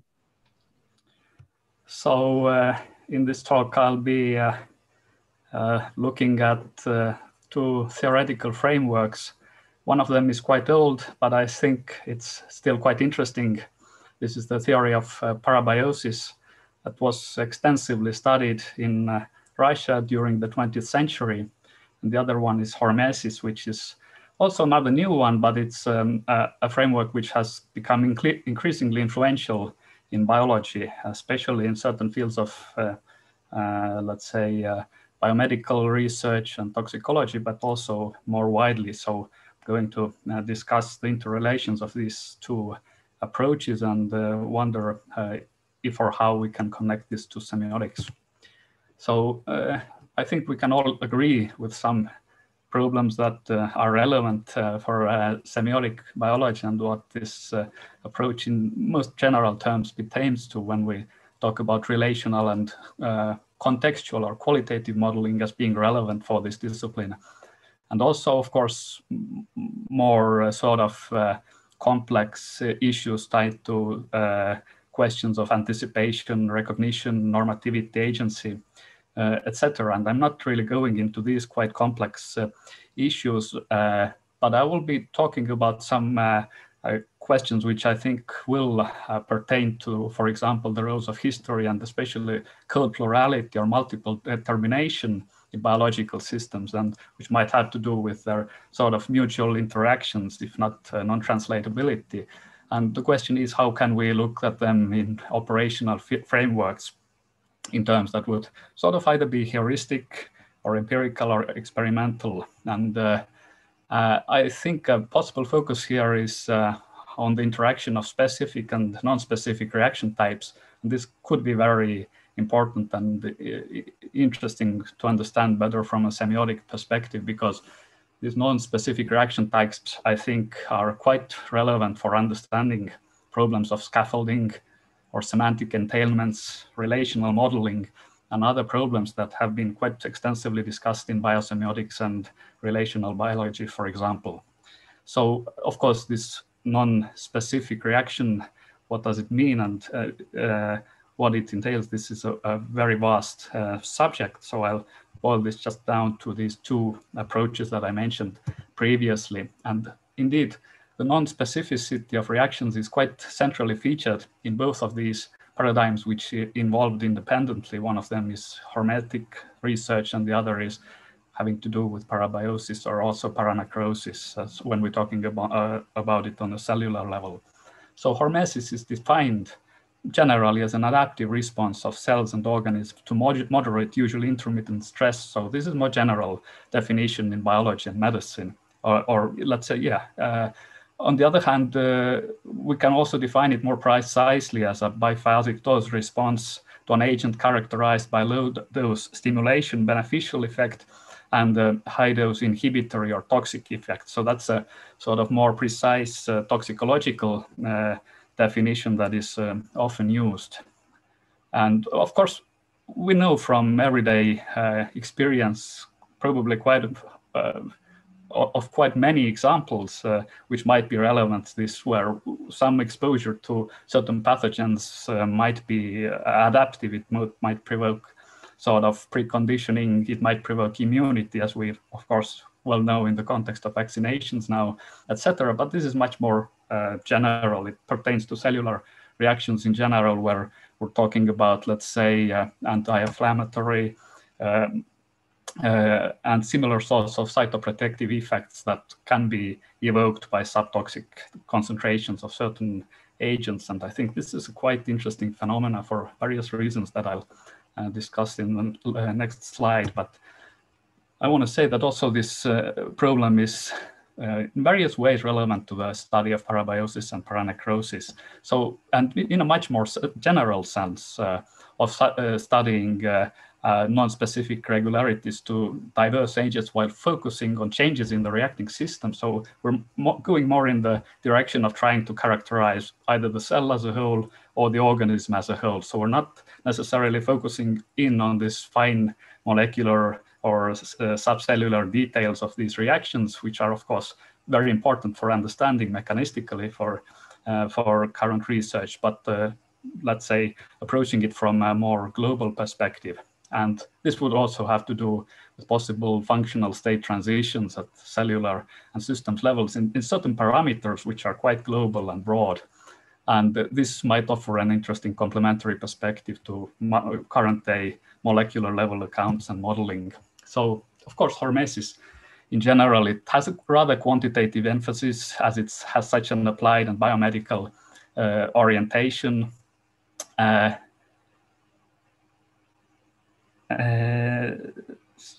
has to be said that it's also increasingly influential, whereas it was, let's say, rather controversial even a decade or two ago. Now it's better and better grounded in empirics. There are increasing amounts of data which support this sort of biphasic dose response models and suggest that actually it might be even much more common than the ones classically studied and assumed to have either a linear character, so that the reaction of the system is in some proportional response to the stimulus, or even nonlinear, but nevertheless, let's say, not changing its sign in mid-course of the reaction from positive to negative, from stimulation to inhibition, for example, in this kind of threshold-based manner. So, and I think this has various semiotically interesting and relevant features. First of all, the fact that hormetic responses have been observed so widely, and they have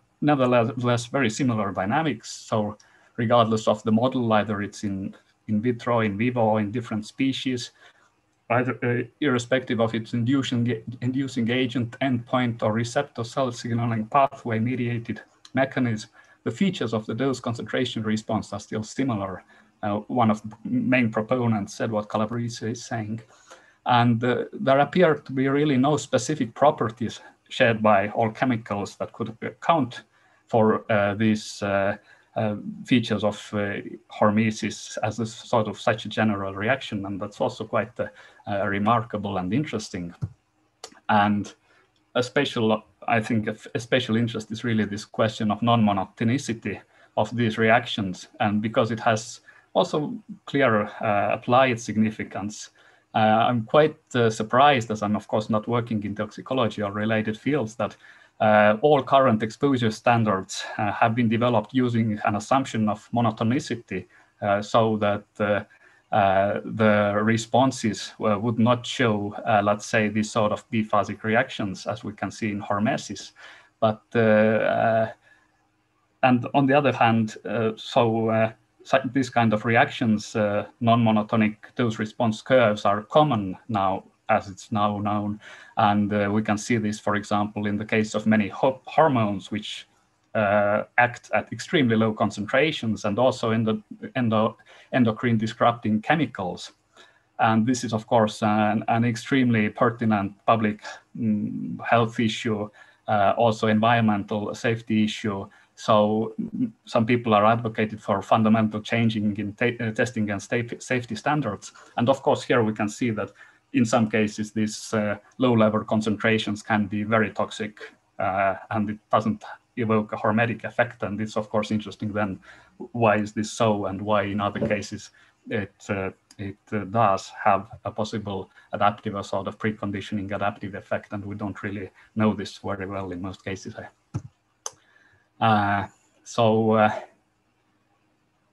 Just to reiterate some of the sort of integrative potential of this type of approach, they appear to involve some sort of homeodynamic or homeostatic, if we will, but still anticipatory mechanisms, which are very broad. So they appear to respond more to the inhibition caused to, let's say, particular agents rather than the agent itself. So it's very widely generalizable. And some authors speak here of a sort of an expectable downstream molecular convergence mechanism, or kind of molecular vectoring, which probably has to be responsible for it, but we really haven't very well been able to identify it so far, at least not to this extent that we could understand why it's so general, and how can it sort of begin to function as a result of early exposures in a sort of preconditional and anticipatory manner. So how can it have such wide adaptive relevance? And I'm not really going into this anticipatory direction, although this would be very tempting from the perspective of semiotics, but I'm really staying on the question of this interaction between specificity and non-specificity in these cases. So some places where we can probably see that the hormetic approach, as it's been mainly developed so far, can perhaps be complemented and could, let's say, benefit from a wider perspective framed in theoretical biology, evolutionary and developmental biology. So it's even been proposed as kind of being a sort of wrong problem in the wrong discipline when it's confined to the toxicology, because when we see how they're generalizing many of these phenomena to behavior, to communication among organisms, then we can really see that actually this goes far beyond such a specific confined discipline as toxicology. It really needs a sort of broader theoretical biology. And in this regard, well, one of the interesting, more specific or concrete problems is, of course, understanding the underlying mechanisms and their variability. And here it's interesting to note that a large fraction of hormetic effects are presumably mediated by the same receptor structure. So it becomes a question of variations in the concentration, stimulation, intensity, quantity of the dose or agent to which the organism or cell is exposed to, and what really governs the reaction. However, so far, this has still mainly been studied in cell cultures. There are less studies on animals. And of course, these are mainly very kind of laboratory-oriented studies.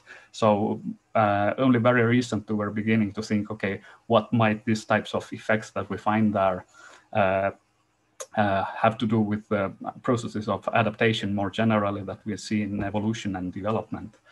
And in this respect, I really think that the parabiotic and paranecrotic theories can be quite interesting, because they were still also interested in these sort of pretty broad questions, also ecological questions. And we can talk about here the natural variations in the sort of functional state of the system. We can, for example, talk about the level of membrane potential polarization in neurons or other reaction structures.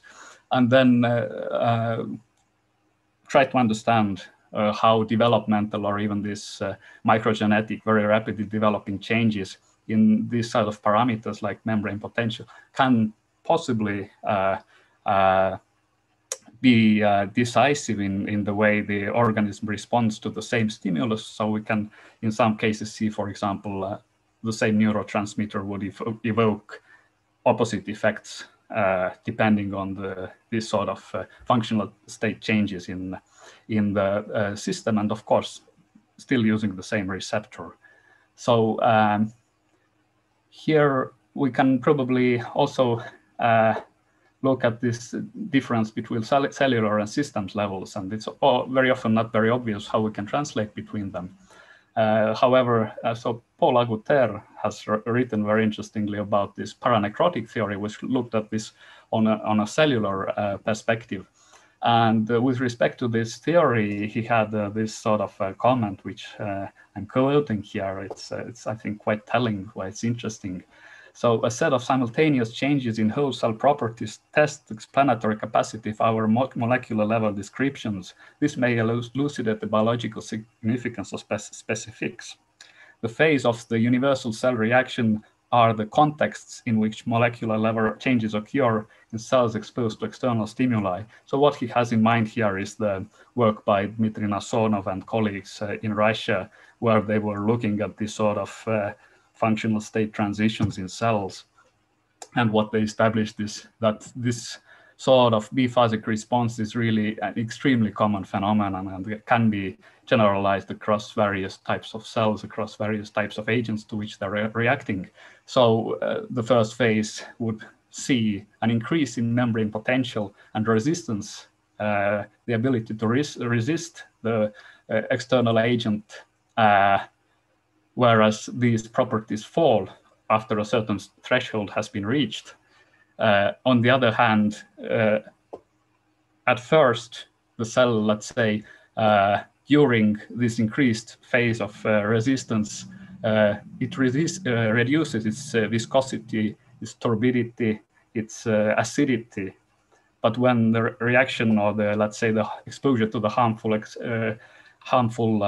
agent has reached a certain point, then we can see that these same parameters go beyond the sort of baseline level. So they were interested in these sort of changes and how to characterize them, because there's really a large array of different different parameters which change here in an intercorrelated manner almost simultaneously in most cases, and we still don't really know why. That's an interesting question, and it's probably quite relevant for numerous questions in biology and semiotics. However, interesting is the fact that the theory of parabiosis, which is in many ways inspired the paranecrotic research, has really never been, to my knowledge, been seriously reevaluated. It's almost impossible to find any article which would even try to sort of place this research into any perspective. And there are probably a variety of reasons for this, but it's clearly one of the reasons we maybe should go in this direction and try to remedy this. And so the founder of this direction of parabiotic research is Nikolai Vedensky, who is still actually referenced for many of his sort of empirical discoveries and contributions. So these have to do with the interaction of excitation and inhibition in different excitable cells, and sort of more complex interactions between them based on tonic effects, sort of, let's say, a sort of accumulation of excitatory potentials, which at some point might lead to a sort of qualitatively new effect. And of course, these are really important to understand, for example, in cardiology, so in the design of pacemakers, etc. So very minute differences in the timing of signals or their magnitude might lead to an effect where suddenly maybe the heart skips a beat or something. And this type of things were actually really meticulously studied by Vedensky. On the other hand, strangely enough, the wider theoretical framework which informed him has almost really been completely forgotten, and it was probably also quite seriously misunderstood already at the time he was working. So we can also probably associate with this to the fact that all of his teaching essentially was going against this all or none principle of nerve impulse conduction, which they saw as a sort of exception and abstraction. And we can still see how it's, pardon, Don, only 2 minutes, sorry? About 2 minutes. I have 2 minutes left. Yeah, but you can go longer. We just have less Q&A, as you like. Okay, so I know to orient a little bit here. I'm skipping a few things which might be less relevant to the discussion. So I'm here making this distinction between parabiosis as an empirical phenomenon, which essentially signifies a sort of conduction block, which evolves under, let's say, increasingly strong or frequent stimuli very often, but not necessarily. It can also evolve in other conditions, and the sort of general theory of reactivity, excitability changes in living systems on the other hand. So a very general teaching. And unfortunately, the term parabiosis has been used to designate both. And this probably has led to a lot of contradictions, misunderstandings, and confusion. I'm not going to look at this. So I'm going to this issue of terminology. So as a narrow phenomenon, it's usually sort of discussed as a reversible suspension of obvious vital activities or a temporary suspension of conductivity or excitability in a nerve. On the other hand, so this occurs as part of a sort of regular sequence of stages under excitation, which we can see leads from rest to various stages of activity to this parabiosis in the narrow sense, leading to inhibition and narcosis, and quite irrespective of the stimulating agent. And if these continue for long, then this might lead to necrosis. On the other hand, to avoid this confusion of terminology, I would also use this term allobiosis, where we can describe these variations which occur between rest activity and parabiosis. And this is just sort of to use a term that has become nearly extinct. It's not used anymore, but I think it's valid to reintroduce in this context to avoid this confusion of what do we mean by parabiosis. So allobiosis means essentially this sort of global changes in the state of the organism which occur under this different stimuli. And what's for me really the interesting part is the way they were starting to combine the study of specific effects in particularly in the nervous system with this sort of very general non-specific effects which occur under almost any sort of circumstances. And what the formulations which they arrived at seem very interesting, because they were essentially starting to claim that when you look at the effects of particular, let's say, neurotransmitters or mediators, so these would accentuate or selectively suppress one or another phase of the general non-specific cellular reaction to stimulation. So we can see it here, for example, in the above image. So in this case, similarly to the paranecrotic reaction, at first resistance increases and excitability decreases. And under certain stimuli, we can prolong this stage of the reaction. Other stimuli, for example, certain excitatory ones, might prolong the second phase, which is the sort of active phase where excitation is increased, and other ones yet might lead to a complete depression of excitation. So they were trying to understand how these effects work together. How do we frame the effects of specific substances in terms of this underlying general reaction? And I think one of the nicest examples is really the recent research which shows how the effects evoked by this GABA A receptor can be reversed depending on the functional state of the cell. So, and there is really nothing very mystical about it. It has to do with changes, for example, of the concentration of chloride in the cell, which accumulate in case of certain tonic excitation, for example. And we see this reversal where the most prevalent inhibitory neurotransmitter in vertebrate, also mammalian brains, starts to have the opposite effect of starting to excite the system. So this kind of perspective seems to be certainly an interesting one, but I will unfortunately probably have to cut it quite short at this point, because I had way too much information here. I was hoping to connect this back to the paranecrotic studies, which, unlike Agutter claims, actually they continued well towards the very end of the 20th century.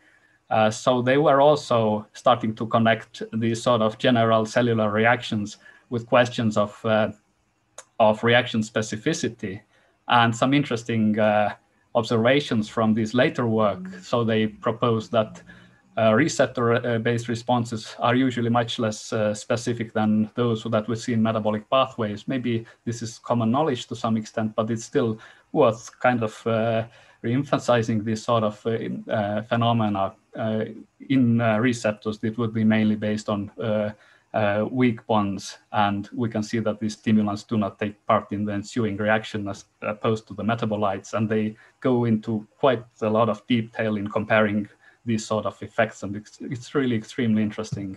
But I will probably have to finish it at this point. How much time do we have now for discussion? Right now, Andres, we have actually 2 minutes, so maybe a good thing to do would be to really tell us the semiotic aspect here, really focus on that for a few minutes. Yes, so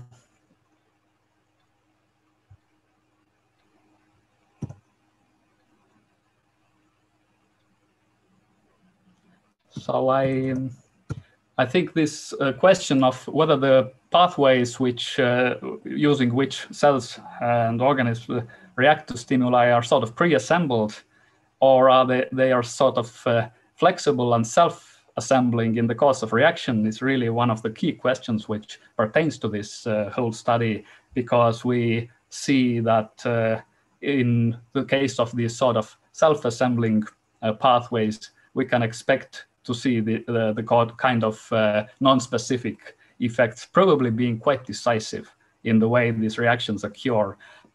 On the other hand, in many cases, there's probably very little significance that these, let's say, non-specific reactions, we can probably see them more as a sort of general background or even noise, and we can discard them. However, we're not really, it appears, very confident in many cases with which type of system we're really dealing with. So one way to look at this would be through, well, focusing on the question of weak and strong bond mediated reactions. So surface receptor and metabolic pathways, that's what the direction they appear to have been gone.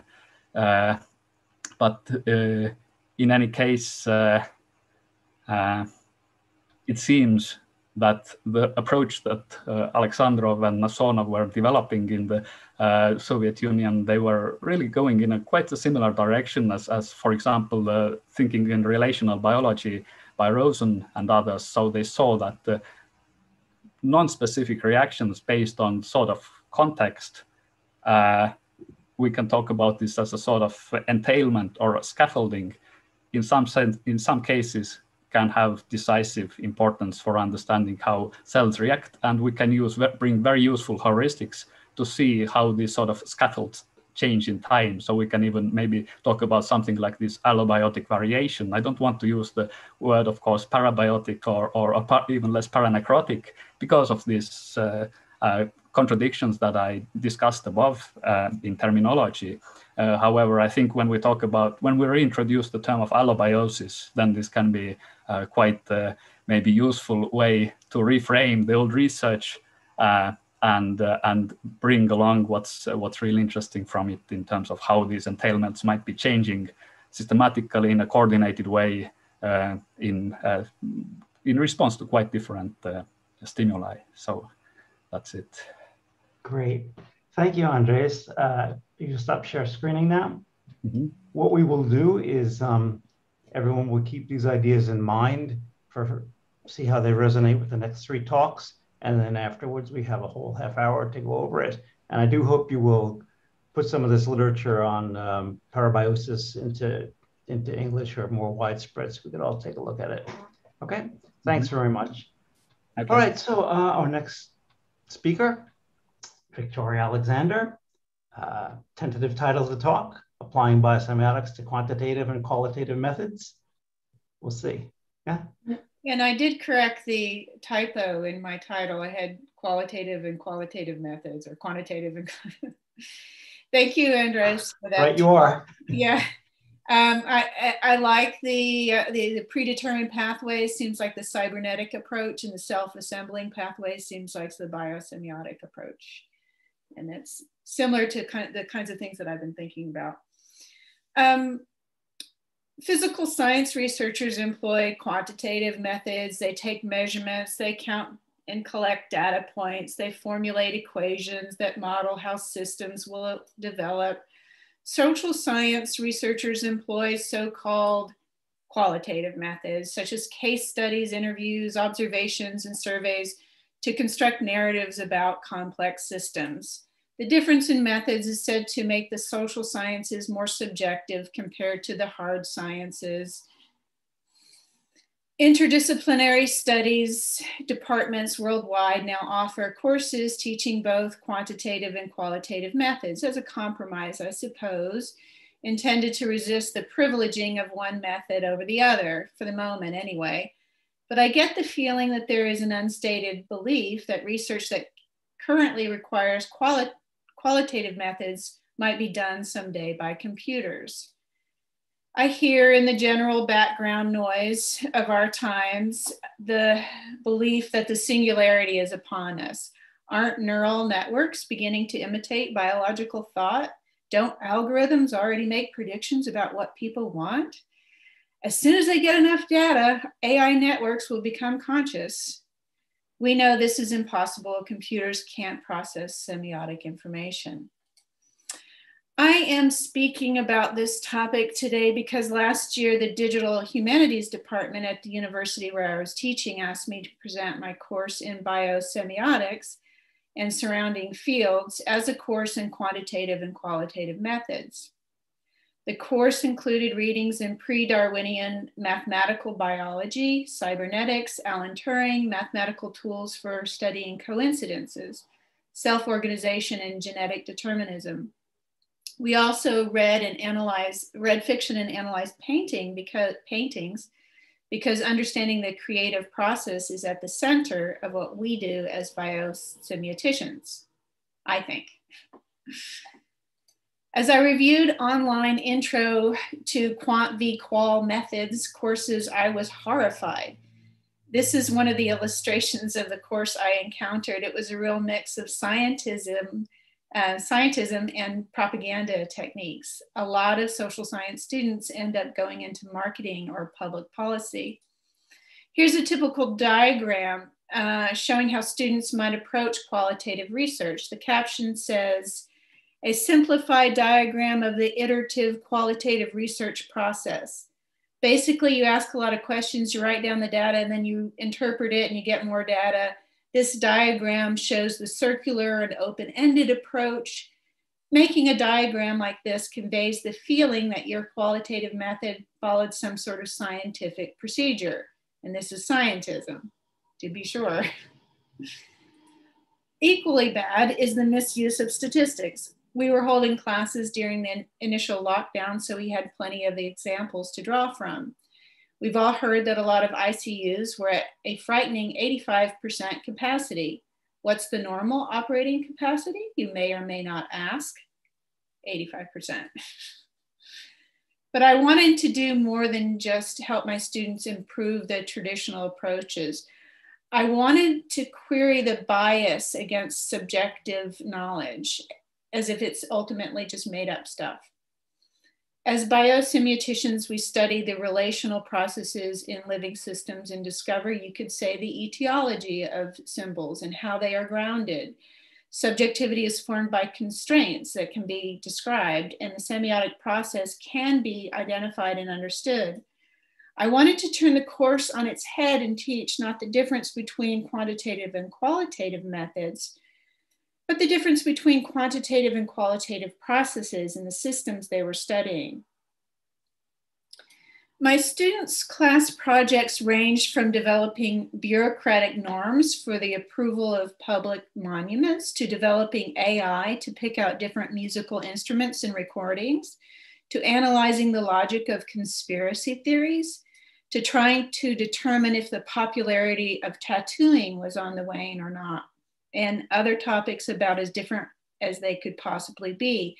But in general, each student had a dynamical situation involving a group of people with many moving parts, and the student was either trying to understand or predict and control which way the group would go or individual would go.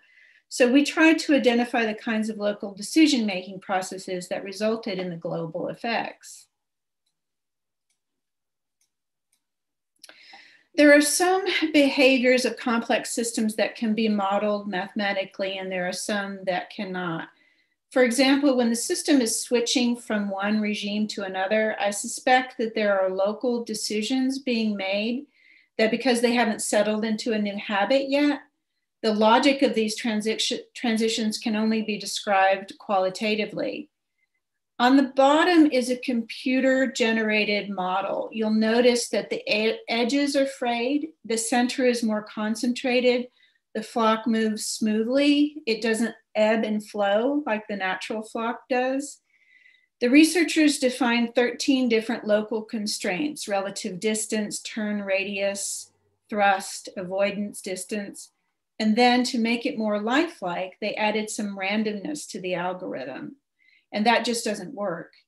This is the fallacy of Darwinism applied to complex systems. Randomness plus natural selection does not lead to self-organization.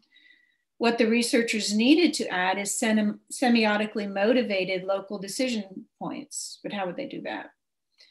The emergence of novel semiotic reactions depends on chance similarities and proximities, which are harnessed to build new structures. The individual observer who is making local decisions in response to constraints from his neighboring observers is making relatively objective observations of the qualitative information processes because he is actually part of the system he is observing. The individual's actions help create and are created by the dynamics of the group. Relatively objective observations are made by the person with a lot of experience who has intuition, but he's not really guessing so much as drawing upon the semiotic structures that are part of the way his subconscious brain has organized itself in response to his social system.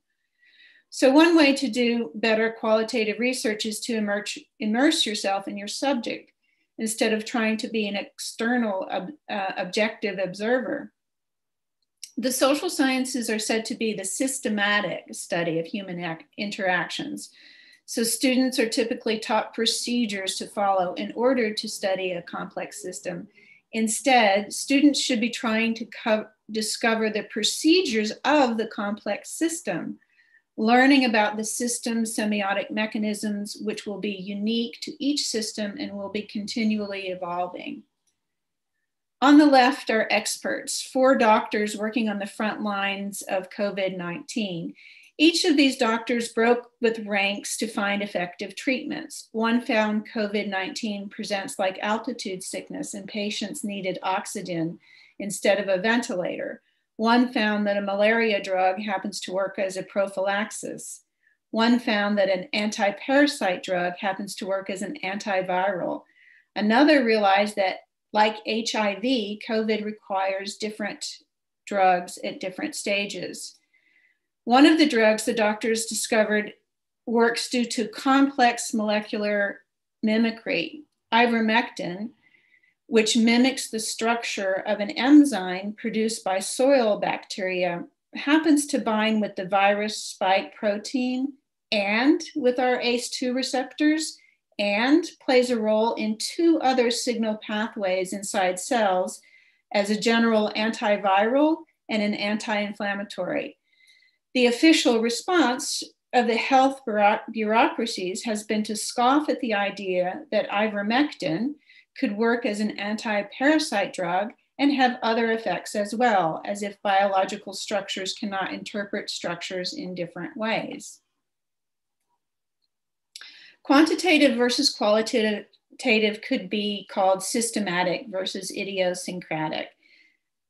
Dictionary.com happened to give me this very nice example of how the term could be used in a sentence. The best minds are idiosyncratic and unpredictable as they follow the course of scientific discovery.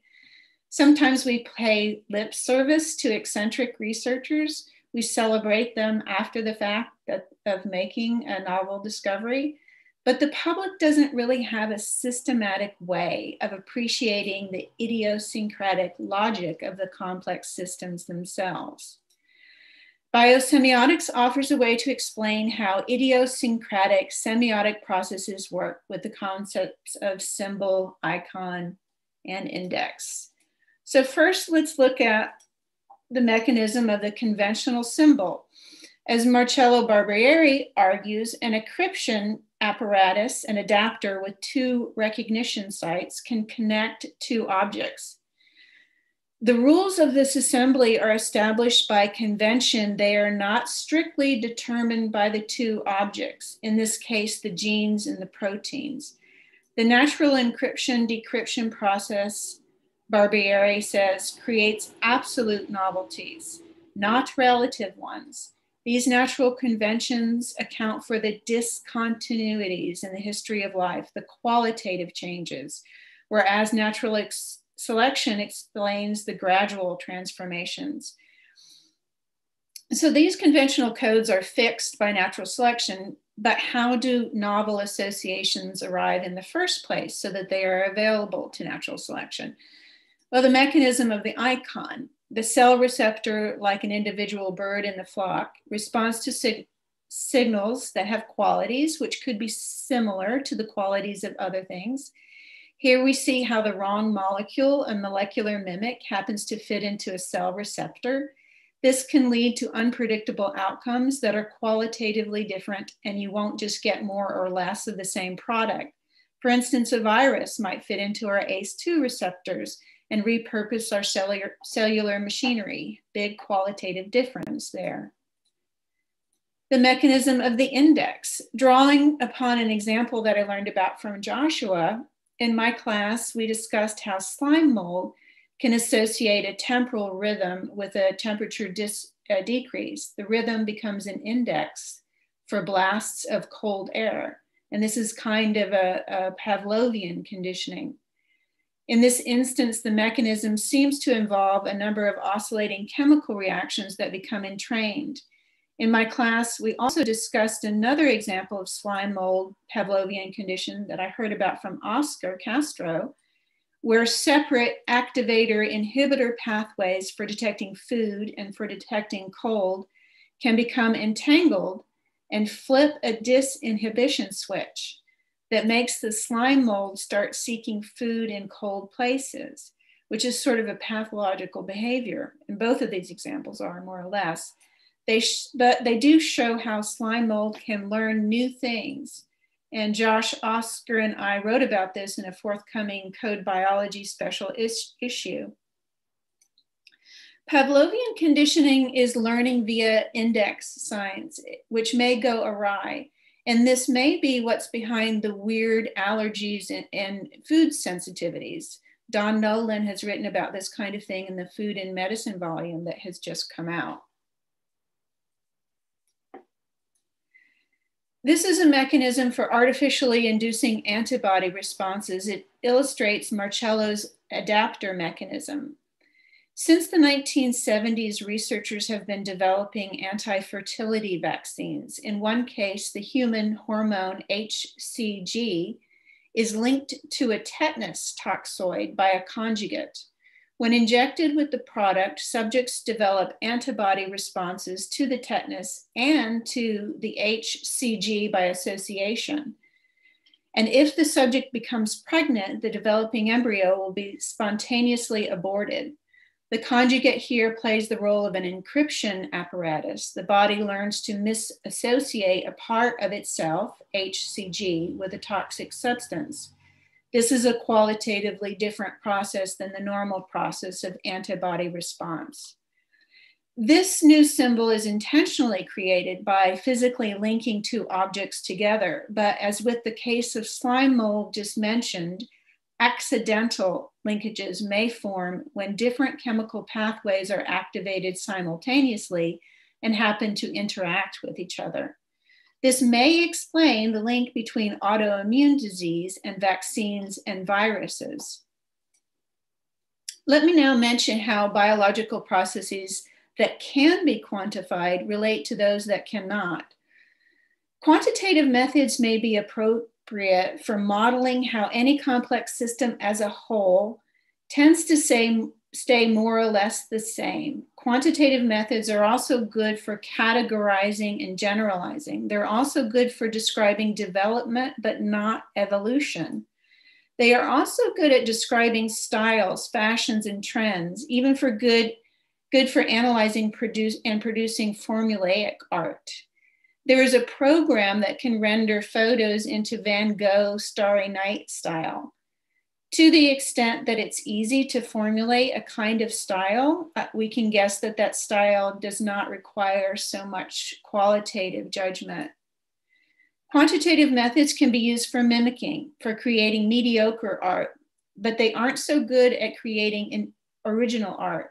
On the left is a fake Rembrandt painted by an AI program. On the right is a painting done by a human in the Rembrandt school, which was mistaken as a Rembrandt by scholars for many years. Old Woman Cutting Her Nails is considered to be a masterful work that goes beyond the merely skillful, the merely beautiful. Old Woman, and it's much more interesting than the commissioned work that Rembrandt did. The AI had to be fed a lot of data to come up with its generalization for its output. So the AI was trained on Rembrandt's hack work. AI designers just don't get it. There just isn't an academic, systematic way of approaching novelty. And that's why I've been focusing on what I call accidental indexes and icons.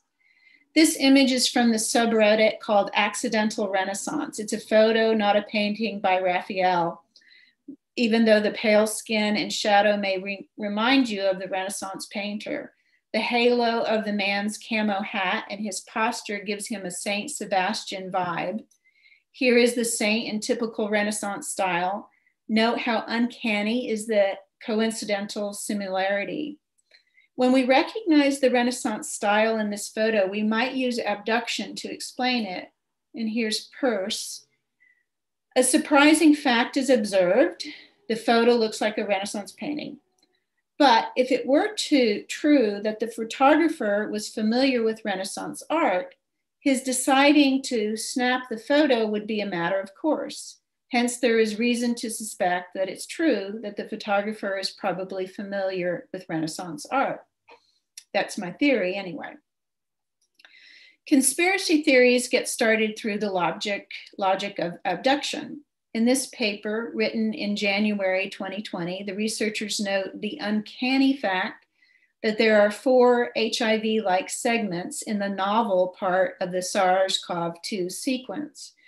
But if the virus was engineered in a lab, its having HIV-like segments would be a matter of course. Hence, there's reason to suspect that SARS-CoV-2 is in fact engineered. 2 minutes, sorry. This moon sign is an accidental index. Such strange coincidences can also happen at the level of the biological cell or among massively interacting parts of a complex system. If you show these pictures to hundreds of people, the number who see the connection or don't see the connection will not be 50-50 or random. Likewise, when individuals in a group interpret coincidences, the different interpretations will not follow a random distribution, but a pattern. That's why I guess just adding randomness to the flocking algorithm produces mechanical movement, not lifelike movement. Living organisms with brains or cells without brains can detect and act on patterns. Sometimes the pattern is just coincidental. Creativity is in part the ability to notice and make use of possibly coincidental patterns. That coincidence might be a similar appearance as with an icon or just being connected in space and time as with an index. Processes that create qualitatively novel products or effects may use the abductive logic that draws on accidental similarity and arbitrary association. You may not be able to quantify this process, but it's not merely subjective. It's not really determined by the researcher's subjective interpretation. It would be more correct to say that the subjective interpretation occurs in the process itself.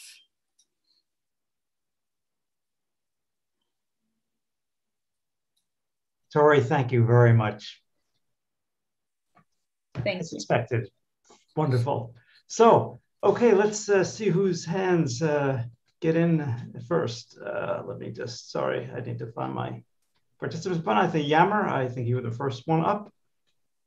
No, that was just clapping. I have so many just clapping at the moment that I can. Yeah. All right. Well, Paul has a hand up. Thank you, Don. To what extent do you think that the quant-qual problem, particularly among students, could be ameliorated by embracing the formulations on sign that were offered to us by our late biosemiotician philosopher-in-chief, John Deely? I haven't done a lot of work on Deely. Sorry, I can't. Maybe you can elaborate on that. I mean, well, it was a mere abduction on my part, and it was simply that the biggest division that students deal with in that area is between the subjective and the objective, which is a demotic division. In Deely's work, that just doesn't exist. It's very pertinent to biosemiotics as well. In that, he has a tripartite division between thing, object, and sign, where sign is self-reflexive, object is absolutely subjective in the sense that is used in the demotic sense. A thing is the possibility of identifying or imagining something outside of sign relations. You're right. I remember now, Dawn discussing Dealey's work, and I remember I was resonating with this idea. I think of subjectivity as relative objectivity. So yeah, I see overlap there. Thank you, Paul. Very good. Now we have Terry Mortier, Gary Goldberg, and then Joanna. And I think that'll probably be it for the next 6 minutes. So brief and deep. I'll be very brief. It's just an observation. Thank you for your talk first and foremost. I love the visual of the flying birds and them trying to mimic it with computers. And the last thing you said, you were talking about the patterns, but if I connected that back to the IT guys trying to simulate that, how do you see as breaking patterns as a pattern? Meaning you said that there was randomization within those patterns that would switch how they fly. But if breaking a pattern isn't a randomization, but really breaking a pattern is the pattern, would that change something in your talk? Well, it's a dynamical structure that's jumping to a new attractor. And they're following the rules of the given attractor, but all the rules are somewhat flexible. So there is some interpretation there. And then the degree to which the interpretation varies slightly among the birds, I guess reaches a threshold effect where they suddenly all turn at once in a new direction. It's not that randomness is added to the system. I think it's already there with the flexibility of the way that different signs, and by different signs, I mean how they judge their neighbors are doing, and they're making predictions about what their neighbors are about to do. I hope that answered. Sure, thanks. Okay, great. Gary? Yeah, I just wanted to, this was a beautiful talk. It's very, very important to understand that we need to get beyond scientism and begin to see science as extended biosemiotically into relationship. And as a case example, I love this book by Evelyn Fox Keller about Barbara McClintock, right? A feeling for the organism. Barbara McClintock being a Nobel Prize winner who basically was able to, I think, combine a biosemiotic approach to her study subject, corn, with an analytical, informed approach and to synthesize those two in a beautiful way. That was actually part of the course. Yeah, there's the book right there. It's amazing, actually. And then, in my own field of brain injury rehabilitation, there's this whole idea of interpretive phenomenological analysis, where you actually talk to the patient in a thematic way about their experience, what in fact they experienced as they went through the process of recovery from brain injury, and then look for common themes to characterize, how this process unfolds. So just a couple of, ways of looking at an extended science that is no longer scientific. Interesting, thank you. Yeah, now Boris was trying to raise his hand and couldn't, and then Joanna had her hand up. Yammer, I think we might have to save your thought for our very good end of day discussion. Okay, so Boris and then Johanna. Yes, hello. Oh, my camera.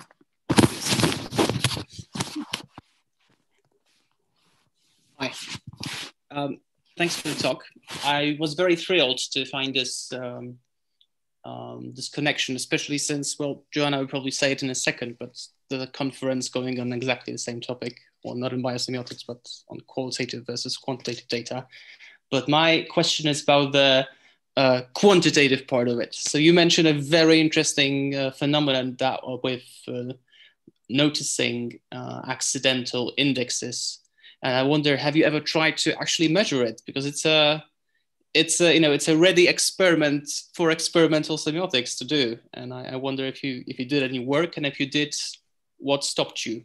And if you didn't, I'm taking it as a challenge. So in the paper that I mentioned, Oscar, Josh, and I did look at experiments that have been done in Pavlovian conditioning of slime mold, which I would say is an accidental index. So, but actually, I meant the rate that people tend to notice it. Oh. So whether it's connected to any particular psychological makeup, etc. Yeah, I've tended to look at cells making accidental indices more so than I have with humans, but right. that is certainly interesting too. I mean, it's everywhere. It's the way we process a lot of information and come up with all sorts of pathological understandings of reality. So. Awesome. So. Okay, great. Joanna, and then Bea. So thank you, Victoria, for your great talk and touching this very, very important problem. And I'm happy that sort of we're tackling it from different angles, because actually the angle that we are taking is that of missing experience and first-person experience, which is so difficult to quantify. And I wanted to ask you about that, if you have thoughts also on this particular quality that is missing from our quantitative models, and how do you sort of integrate those problems? Well, on the question of quantifying subjective behavior, there's Crutchfield's idea of folding the observer into the system, which is, you know, basically looking at the behavior of the bird in the flock as it's the relative differences between what appear to be rule-like moves and chance-like moves, the degree to which that relationship changes over time, and you can measure that. So that's one way to objectively say that the birds are processing information differently by this degree. So in terms of quantifying a subjective response, I guess that's one of the things. And I mean, to me, you don't really need to put a number to it so much as just to identify the misassociations that might have been made at the local level that resulted in the global change in behavior.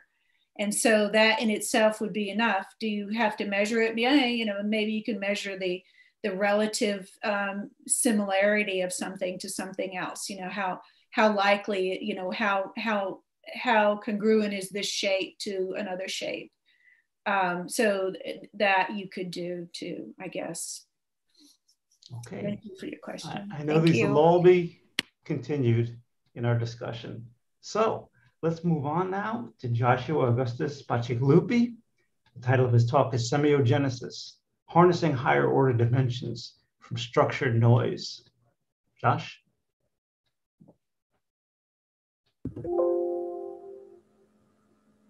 Did I turn my mute off? You guys can hear me okay? You're good, thanks. Sorry. Let's see, where's the, oh, hold on.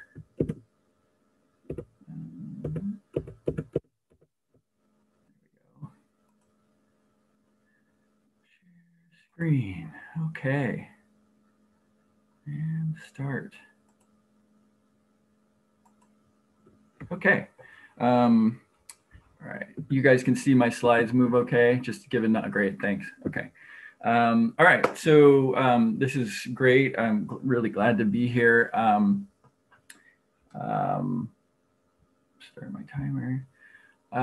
So just a little bit of the motivation for this talk. I was really inspired to really delve into this work almost a couple decades ago now, the World Trade Center Memorial Competition with the 9/11 attacks. I did this interactive sculpture grappling with tension, grappling with the idea of disparation and discord between different cultures that are just seeing things differently. And then realizing So that was my sort of embedded in my architectural practice. But then going back to like my environmental work and my physical chemistry, I really kind of wanted to understand how it is that life, in essence, like at first you think of this the ability to deal with tension as like this something like that's just intrinsically toxic, this notion of tension. But then through the course of this research, realized that no, actually life intrinsically, or what I'll talk about in this talk, semiogenesis, requires tension, that's one of the central features of the emergence of life itself and semiosis.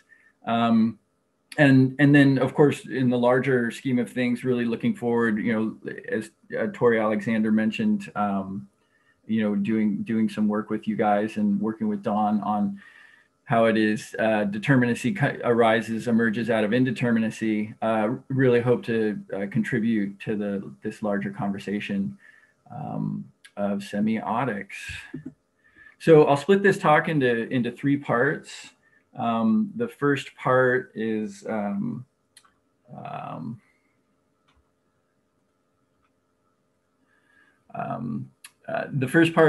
just sort of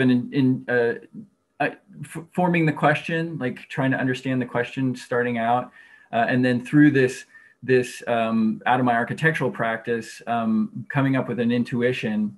And then the next final two sections will look at semiogenesis, somewhat rigorously in theory, and then somewhat rigorously in practice.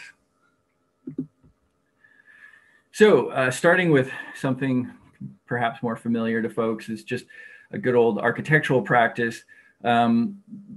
So what was interesting about this is that the idea that, for example, in architecture, we do a lot of sketches in order to grapple with what are in essence a bunch of contradictory constraints. We have to deal with the site, the client needs, the structural parameters, and a lot of times all these constraints, if you will, really compete with each other. And so what we were taught in grad school, interestingly enough, is to essentially allow all these disparate constraints, you just hold these in our mind, and then just wait for the solution to emerge.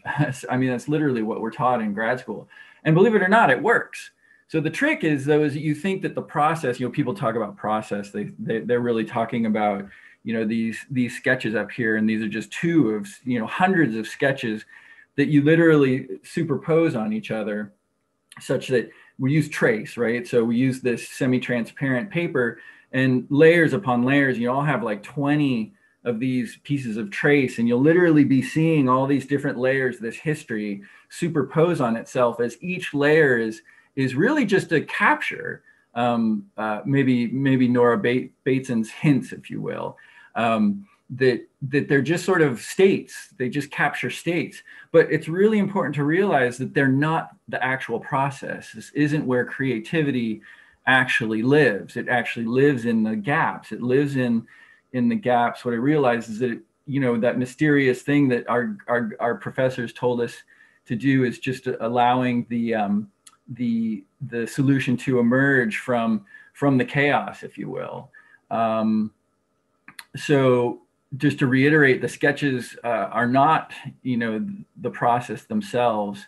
And what I realized later is that there's infinite potential. Well, I guess every architect sort of realizes at some point that you could have an infinite number of design possibilities in any given project. And then on top of that, you could have an infinite number of possibilities between each sketch, to go from this sketch to this sketch, thinking of all the different parameters in their disparation, in their conflict, in their tension, coming up with solutions that deal with both of those, all those different constraints, really dips into a kind of a literal infinite number of possibilities.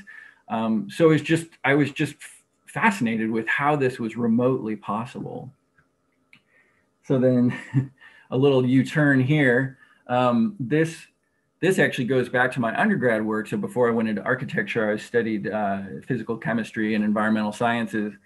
And then in order to really dig into understanding how this might be possible, I thought I should really dig down deep in order to not fall into too many fallacies. So I went down into quantum mechanics, and what's really interesting about, depending on your interpretation of quantum mechanics, is that here too, quantum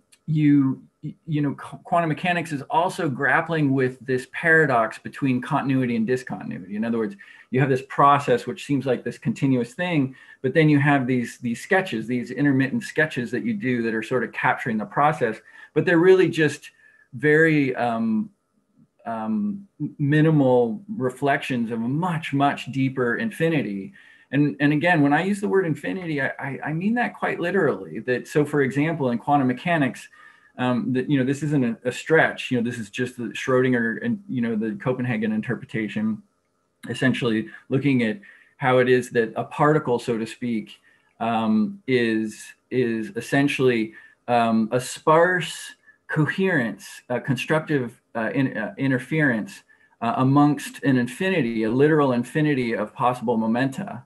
Right. And so this completely gets to the heart of Heisenberg's uncertainty principle, and that this last portion down here is actually an impossibility. Like, this is what Heisenberg's uncertainty principle is saying we cannot do. In other words, perfectly localize where the particle is, because it's necessarily, each particle is necessarily born of, emerges from all the momenta, the continuous distributed momenta. Now this gets to philosophical considerations of difference and disparation, and all the way from Guibert Simondon to Donna Haraway, this idea that it's relations all the way down really is something that I came to believe.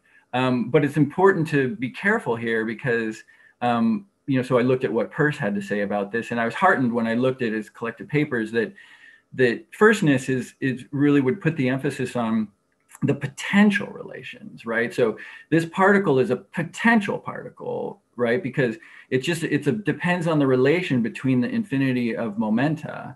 And so, Guibert Simondon, for example, would actually largely agree with this, this idea of potential. And this, I think, resonates a bit with what Don was talking about in his talk. Okay, so this brings me to my intuition in trying to grapple with how it is life leverages the tension, leverages the so-called noise. So if you have this interference pattern, say just drops on a pond, right?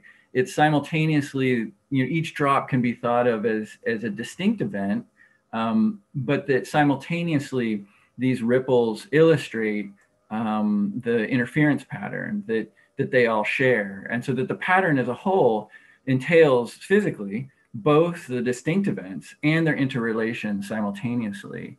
And so that this continuous medium is both both the distinctions and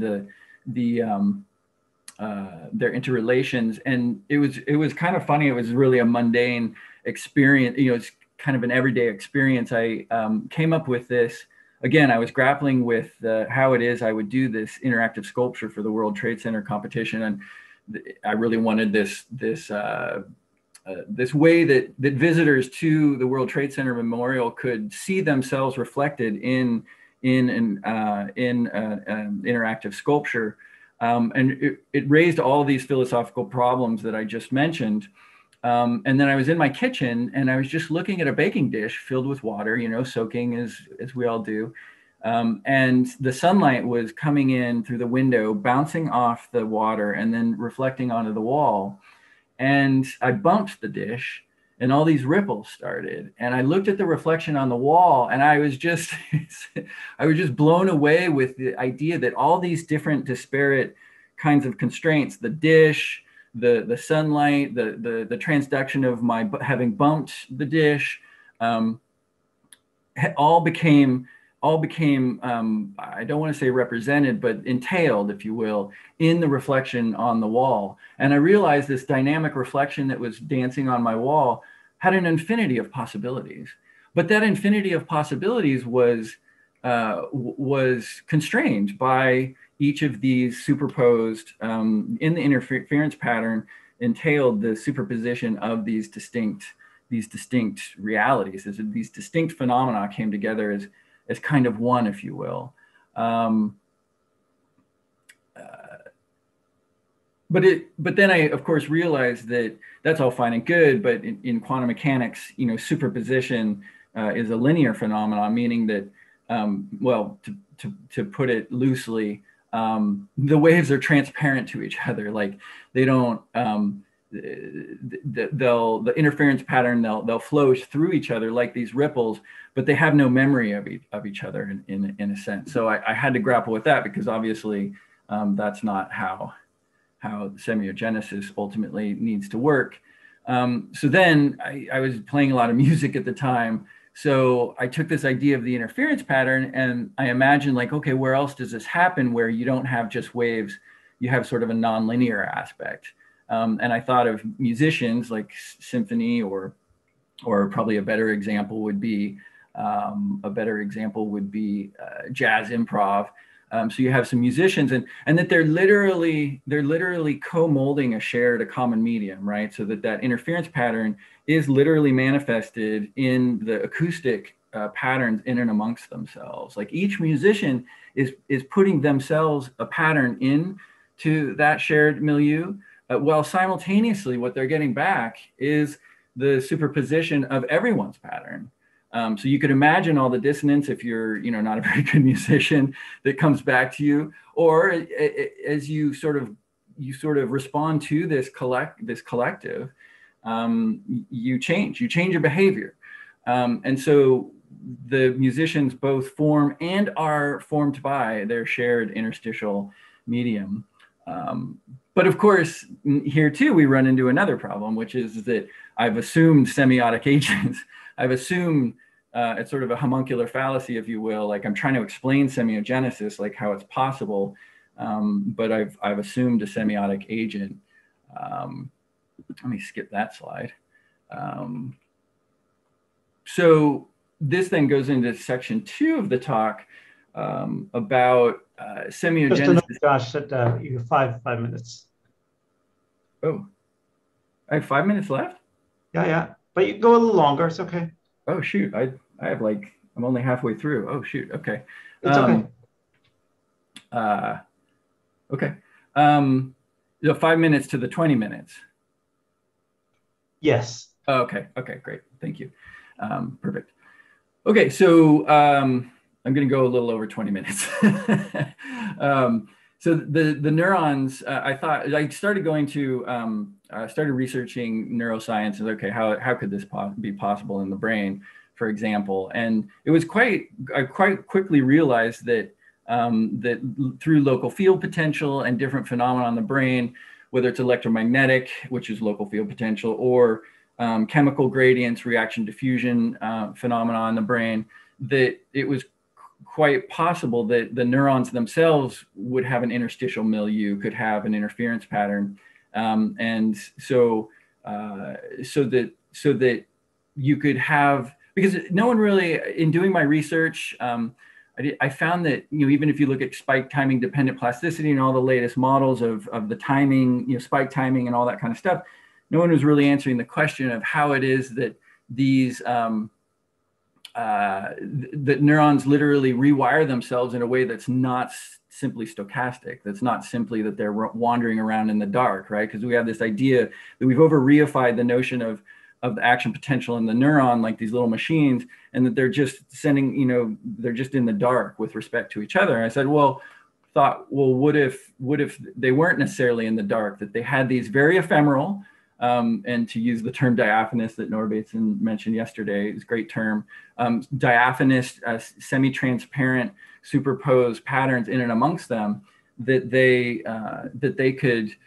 it's a milieu, again, like the musician example, that they all form and are formed by, and that in this simultaneously superposed milieu, that they could move towards ever higher levels of complexity and in formation, so that they're growing along the constructive interference, so to speak, in these interference patterns. But again, the neurons themselves are superposed somatic agents. And so can we, in this process of formalization of really answering our question, can we simultaneously simplify our model and work out, again, a kind of a homuncular fallacy? So this moves to a project that I actually gave a good portion of this talk at the 2012 Bates and Idea Group in Asilomar. And so how this works is that instead of neurons, you'd have these, what I call primary nodes, these dark nodes that have frequencies over them. And what those frequencies in hertz are indicating is sympathies. In other words, like a tuning fork, if you will. I mean, each of these nodes would be more complex than a tuning fork. But what they would do is they would respond to, say, a C major chord and in the environment, from the environment. And then each of these nodes would differentially respond to that environmental stimulation, and that create an interference pattern. Say in this example, in this model, might just be an electromagnetic shared milieu. And then be able to, via these secondary nodes, which are the more numerous gray dots in between them, be able to discern the energy differential as sort of like a gestalt, like a very dynamic gestalt figure ground kind of a thing, this ephemeral gestalt, that they're sensing the differential order, and then be able to bias the network. So this answers this really fundamental question of how it is that the network biases itself in a non-stochastic adaptive way, so that in the future, so that you start with an unbiased network, and then you move to a biased network, and then the biased network not only is sensitive to individual notes, so to speak, but also to groups of notes, a chord, if you will. And that brings me to complexity. So my definition in that 2013 paper for complexity is exactly this idea that that you have these different levels of dynamics, that as the network biases itself, you have the first level attractor A, let's say, which is like the C major chord I was talking about in the last slide. And then let's imagine that exact same finite matrix, that exact same distribution of the exact same physical matrix could also become differentially sensitive to another attractor, say attractor B, which might be an E minor. Now we can imagine that once those biases are instantiated physically in the system so that it's sensitive to these distinct patterns, that then those can now be, can co-occur to create what I believe is like C major seventh or something. I mean, the music theory doesn't really matter. The point is that you have now a second level attractor, because you're building off of, you're not getting rid of these former patterns. Those former patterns still exist in this second level attractor here, but it's a distinct pattern. It's fundamentally a new pattern that's composed of the other patterns. So this is the final slide for the theory section, and I'll go very quickly through the practice section. But to summarize the theory, the idea is that, and this gets to semiogenesis, like a somewhat formal definition of semiogenesis, which in my 2013 paper I called refinement, which for you Simondonians out there, you could loosely think of what he would call thinking individuation, or individuated thinking.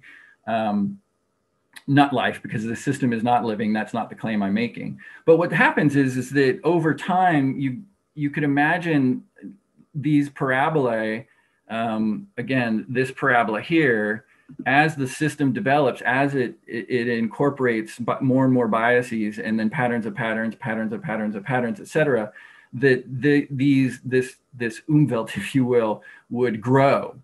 And necessarily, and I don't have time to get into it, but relevance necessarily has to kind of oscillate. This is really important, because what this system is not doing is minimizing or maximizing. All this free energy principle and all the maximum entropy models, I argue, that over-cohere on a single attractor, like even neural networks are, cohering on a single attractor. That's what I would call a death state. You need to oscillate like an annealing schedule, if you will, and that the relevance as it anneals, as it coheres and then decoheres, coheres and then decoheres, as it ratchets, and this trajectory here, this trajectory along sort of the average of relevance oscillating in its sort of homeostatic envelope, if you will, that this trajectory, this polynomial regression is semiogenesis. That this is the acquisition of new signs internally, the internal generation of new signs. 20 minutes. Great, thank you. Okay, just a couple slides here to sort of sum up where things are with all of this. So this was part of a poster I did for the cognitive science folks over at Berkeley back in 2012. And it's funny, I actually ran into Christoph Koch, who was hugely inspirational for me with his work on aphaptic coupling, basically showing that you couldn't explain neural activity based solely on spike timing, dependent plasticity, that there was something else going on. And he was the one actually who empirically showed that there needed to be something else going on to explain how it is neurons did what they did. And I talked to him, I was like, oh, what about local field potential and having it being causal and, feeding back and da-da. He wasn't into it. So anyway, back in 2012, this wasn't even really a very popular idea. But I'm really excited about the biosemiotic community because I feel like there's some kindred spirits here with this, with the people being more comfortable with this sort of infinite possibility space, this noise, if you will, the interference pattern here and that I'm representing with the purple here, which is just like a section, if you will, through a three-dimensional interference pattern. And then again, you have the primary nodes and then the blue secondary nodes measuring the differential order, the sparse order, in harnessing the sparse order in the noise. And then this is just talking about sort of where the design is. I've done some, I've tried to build this thing, but that's a whole nother degree. That you have a digital portion, but necessarily you have to have an analog portion. And when I say analog, I don't mean just analog computing. I mean non-Turing equivalent form of processing, because fundamentally you're dipping into, what Don was talking about in his talk, this sort of the infinity of the indeterminacy. That's a fundamental part that's being leveraged, and it has to be physically manifested. And then it could be harvested, that it could be harnessed. And then this is just showing how you might have a software layer that's then creating in real time, in essence, updating the biases in response to the secondary nodes, sensing, feeling the interstitial pattern.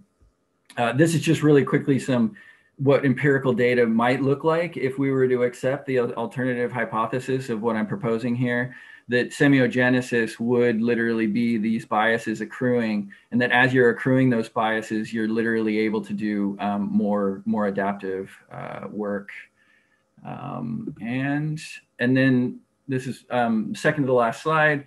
This is just, again, really as Victoria Alexander just mentioned in the last talk, some work that I'm doing with both her and Oscar Castro. This over here on I guess would be the right, is a sketch that Tori and I were going back and forth on, trying to understand the Kiramoto model, which is a really fascinating model going back like 40 years, how it is chemical oscillators could cohere or decohere in such a way that emerging out of this really large population of diversely tuned chemical oscillators, you could get the capacity for a slime mold to have internalized an external, the periodicity, the frequency of an external stimulation. And then we argue that this is a form of iconicity that's intrinsically being and non-stochastically emerging. And then we get further, as Tori already talked about, get further into how indexicality might also be a part of this.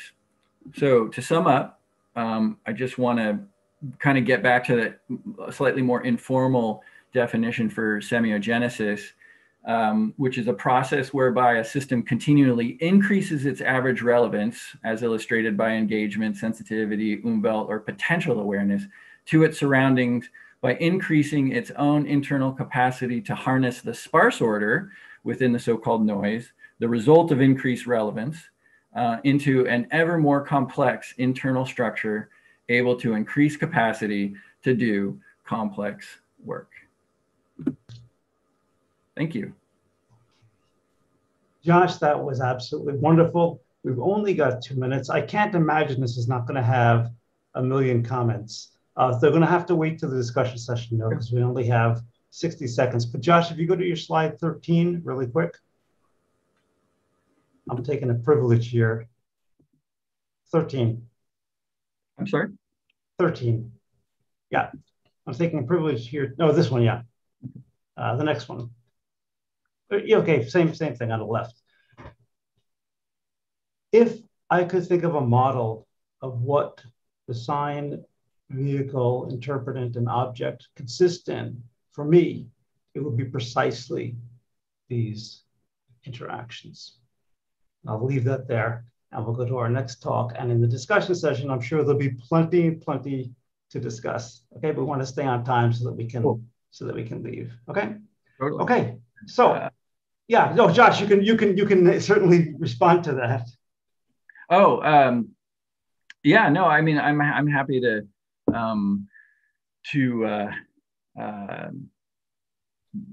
yeah, well, we can wait till the, because that would be semiogenesis. At this moment, when all of these things are, then you have a sign. Okay? Yeah. But we'll talk. But it also, I think, that helps us think better about what an object really is. It's not a referent in the world. It's not a thing. Well, what a that's sign, purpose, mentomen is, and what an interpretant is. Yeah, right? I will say one thing really quickly is just that I think what Simondon in his work, and I was really heartened to discover, thanks to Jagmer Dennison, discover Simondon, that he's really carefully pointing out that you can't presuppose, in talking about relation, you can't presuppose the relata, right? You have to explain those two first. And it's a really difficult, it's a paradox, because how do you explain a relation without things being presupposing things being related? So that diagram for sure is definitely trying not to make that presupposition. Right, but to show how those relata actually will emerge as formal relations with each other. Because a sign is only a formal relation. Icons, icons, then the patterns, and then the association of distinct icons as indexicality, etc. Yeah. Right. Great. So, Yammer. Oh, Vefa Karate. Is Vefa with us today, Yammer? No, unfortunately not. He's with us in spirit. Away from concert. Okay, he was also at our first gatherings with Yammer. Will talk to us about how to address the circularity involved in semiogenesis. And again, I hope everyone will stay on for a long talk afterwards. Yes, thank you. I'm glad that my talk is not later, because all the things that I will be wishing to refer to are accumulating, and I'm really running out of resources. So let me jump into the subject. Already many presenters, such as Yogi, for example, have already addressed the issue of circularity. Now, the question we want to go into, all right, if you think of the usage of an already established sign relation, it pretty well easily fits into the circular picture. But what about the emergence of a new sign relation, like the emergence of anything else new, actually? So is there a circularity involved in that? If yes, what kind of circularity? So seeking for an answer to these questions, I will try to make use of Gilbert Simondon's ontogenetic thinking. Okay, let me continue. So since time indefinite, common wisdom has associated life with circularity. On the other hand, practical common sense, which is derived from short-term observations of short-range interactions, offers a mode of thinking based on linear causality, implying a necessity and determinacy parallel to the arrow of time. While determinacy, of course, harbors all the ambiguities Don indicated so nicely yesterday. Well, this kind of thinking also constitutes the fundament of classical physical sciences as we know them, which encounter serious difficulties when applied to life. So towards mid-20th century, it was cybernetics that offered a solution to, well, one of these problems by simply introducing a causal row in the opposite direction, back. So what engineers did was to construct systems where data gathered from the environment via sensors was fed back to the system and then used to detect deviations from some desired behavior or some desired output, and used to automatically to correct these deviations. And here you have what is introduced as an artificial agent that imitates the goal-oriented behavior of a living agent. Well, that of course already suggests a definition of agency, which would not necessarily what we would like to buy. Unfortunately, these engineering feats were typically accompanied by rather reductionistic interpretations of the living agents themselves. Here you see the magazine page introducing Gray Walter's 2 children, 1 electronic. So, of course, this kind of thinking encountered resistance and reactions from within the cybernetic movement, like expressed here by Heinz von Förster, for example, who said, instead of searching for mechanisms in the environment that turn organisms into trivial machines, we have to find the mechanisms within the organisms that enable them to turn their environment into a trivial machine. Of course, I have to object to turning the environment into a trivial machine, but let's keep that. So that was already the beginning of second-order cybernetics, which was followed by autopoietic theory. So let's go back to the essence of cybernetics, which is somewhat shared by all the followers. Bernard Scott gives a nice formulation. A simple but powerful formulation of the essence of cybernetics is that its key concepts are process and product.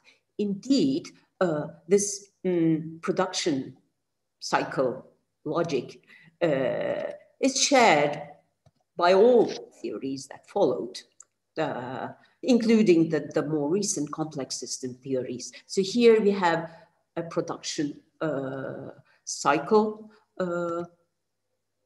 where we can even identify the auto and the poiesis in autopoietic theory in a system that is thermodynamically open and the unity and identity of which is maintained via organizational closure, combination of already established parts, and also, of course, I have to add operational closure. Okay, but let's also focus on the second part of this formulation.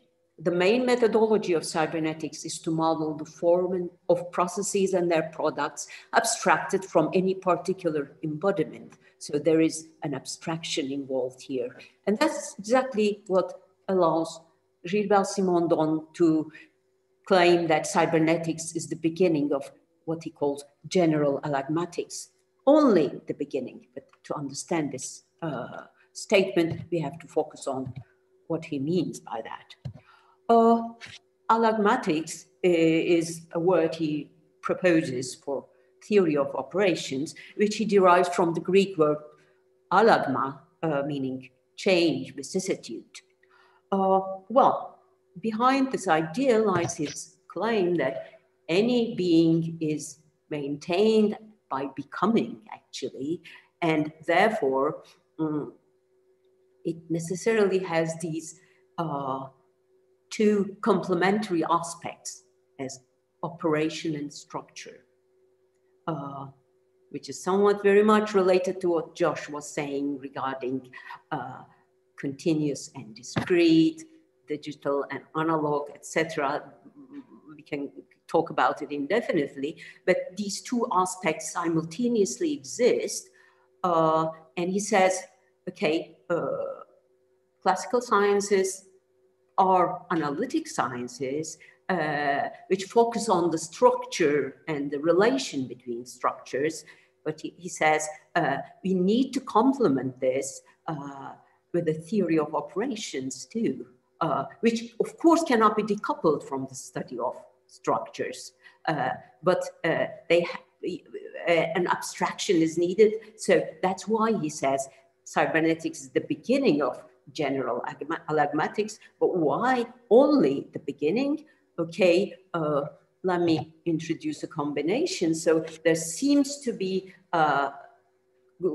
circularity there, which we may tend to simply compare or identify with this production cycle on the right, but that would be wrong in general. In very special cases, right though, and this circularity between operation and structure is very much fixed and established, then we could really associate it with this production cycle. But the production cycle of cybernetics is, from that perspective, actually form a structure itself, because it is crisp and well established. And moreover, it involves causal circularity, or put it the other way around, circular causality. What about this thing we have on the Simondonian theory side? Well, this also involves a circularity, and under some certain circumstances, it becomes the causal circularity we see on the right, as suggested by cybernetics, but not always. So what kind of circularity is this? That's exactly what we are trying to answer. For that, let's have a closer look at Simondonian thinking, his main theory actually, the theory of individuation. Well, you know, individuation is an issue addressed by almost all great thinkers, but to my knowledge, none of them does what Simondon does, or there may be some, but I don't know. He places at the beginning this thing called the pre-individual being, which is characterized by metastability, potential, tension, disparateness, lack of any structure, phases, and relations. Okay, so there is no single unity or identity in it, but much more than that. And then during the process of individuation, this thing emerges, the individual, plus something else. I will come to it a moment later. So this couple of operation and structure, this being that can now be analyzed as a relation between operation and structure. But please note, the process of individuation itself is an operation.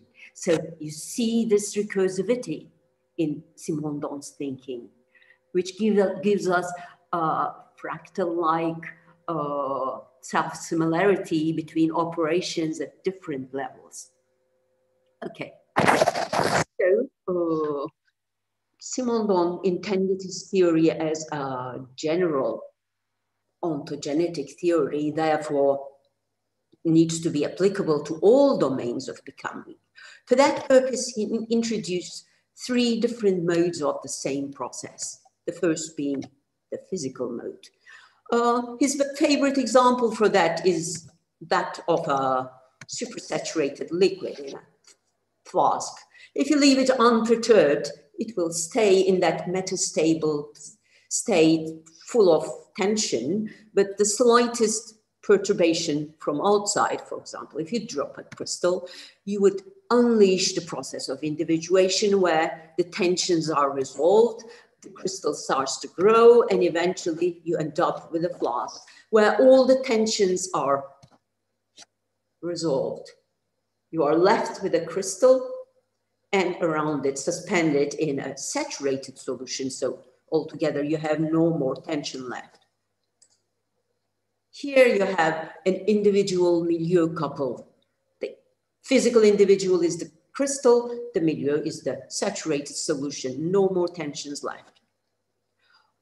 Okay, the next one is the vital mode of individuation. Please note, the vital mode does not come after the completion of the physical individuation. No, it enters the game by suspending the completion of the physical individuation. So discovering mechanisms and processes to prevent, to leash and unleash physical individuation.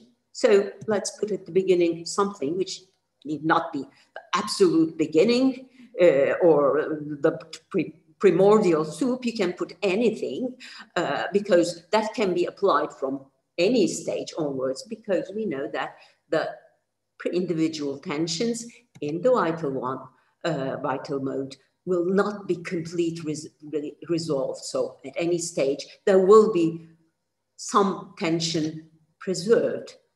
So, for example, after many, many iterations, you end up with the rabbit and its environment, which is also an individual milieu couple.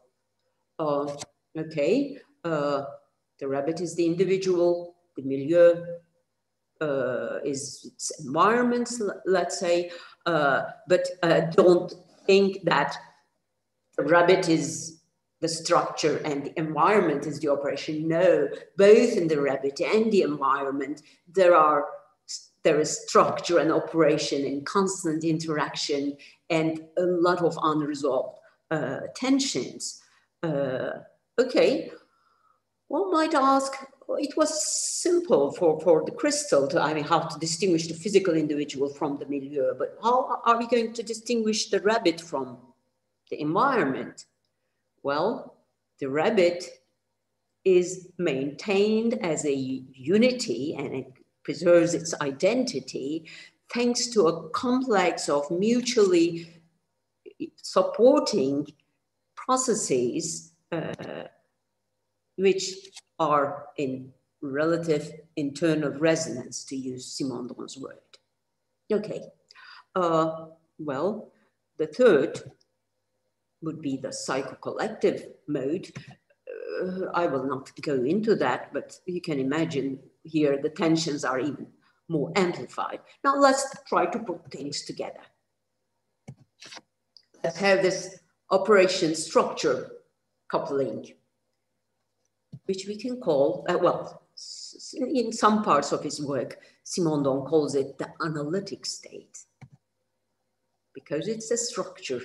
It is a relation that we can recognize as a being, because it does have a structure made up of operation and structure. Okay, as opposed to the pre-individual being, where there is no structure, no phases, no relations.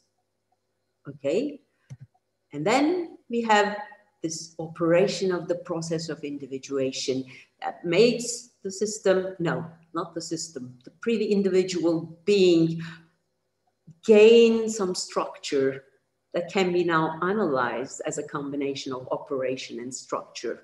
In case of a physical individuation, of course, the operation gradually vanishes and you are left with the structure in some cases. Okay. So individuation here corresponds to the emergence of the phases of being, which is also the operation and structure, emergence of relationality, and the emergence of the individual. Well, this passage we should really compare to the Persian Tücher in Taikism, the chance flow, where chance should not be understood as randomness. It's something much more than that. Anything that resists determinacy, actually.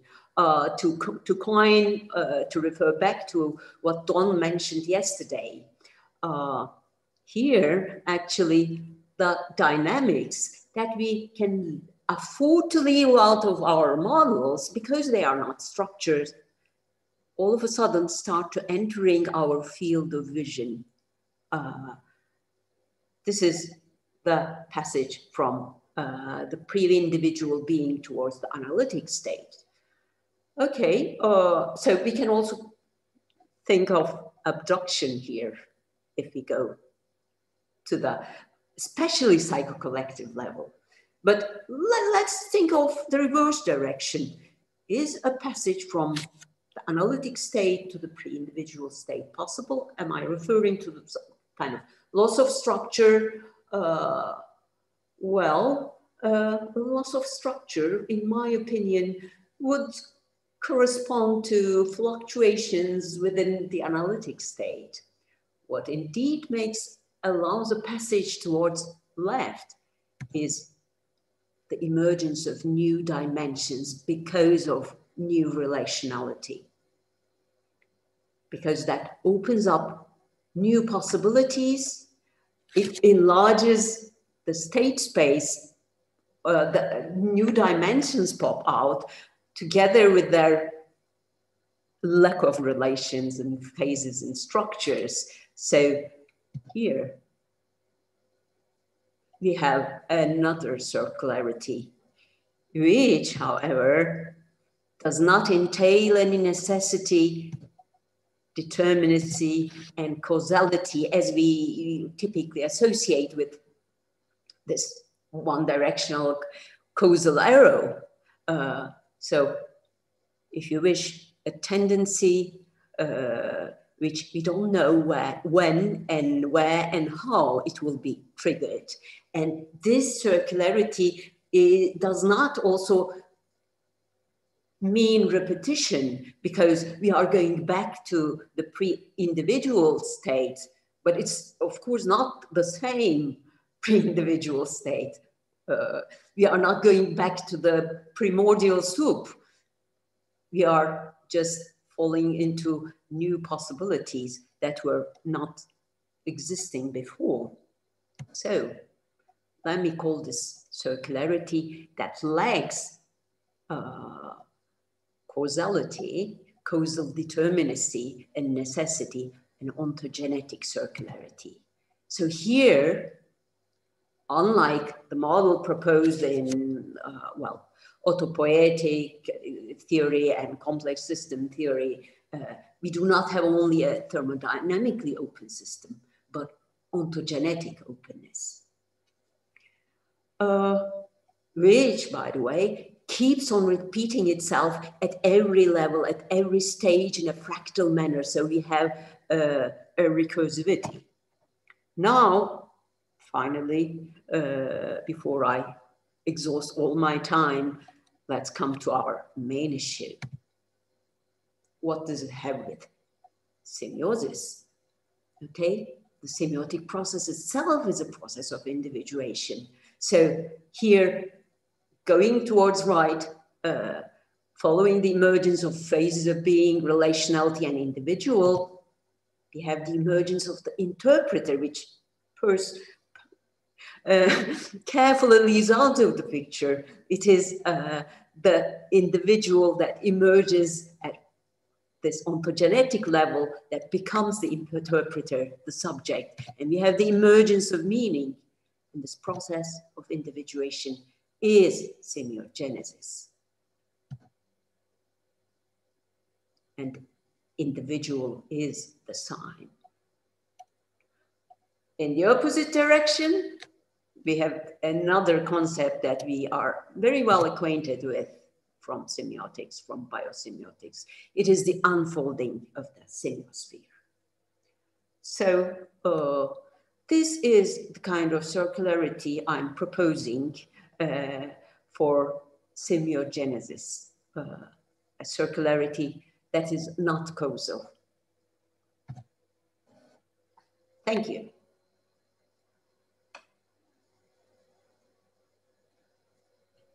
Bravo, Yammer.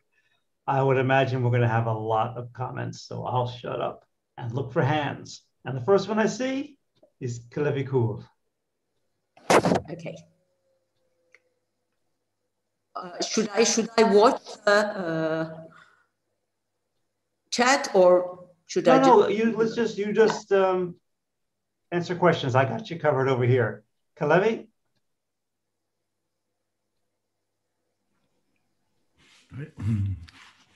I just, that was my applause. Yeah, say, I'll leave the question for a bit later. Okay. Okay. James Rose. Hi, wonderful presentation. I've been working in a similar parallel area for years. And so just a phrase to capture it is self-communication. So that is the process and mechanism of establishing that individuation. Does that ring a bell with you? And I'd appreciate any comments. Yes, it's definitely self-communication, actually, because exactly the internal resonance, which Simondon uses to base the unity and identity of an individual, is, implies the self-communication, the communication between all processes at all levels, how they mutually are attuned to each other. And well, on this occasion, I also have to indicate, this is never a perfect alignment of these processes, but a tendency to adjust to each other. And the nice thing is internal resonance, why he calls it internal resonance, it should not be understood as resonance between processes and phenomena within the interiority of the living individual, but on the contrary. Right, it's a continual process and it's a development of evolution. But the main thing, and the reason that I chose to use communication is just that, other words, the terminology in communicating is very, very important. So to get the ideas across to mass audiences and understandings, the easier and more common terminologies I'm turning to is finding a better avenue, a technique, a tactic to share these ideas.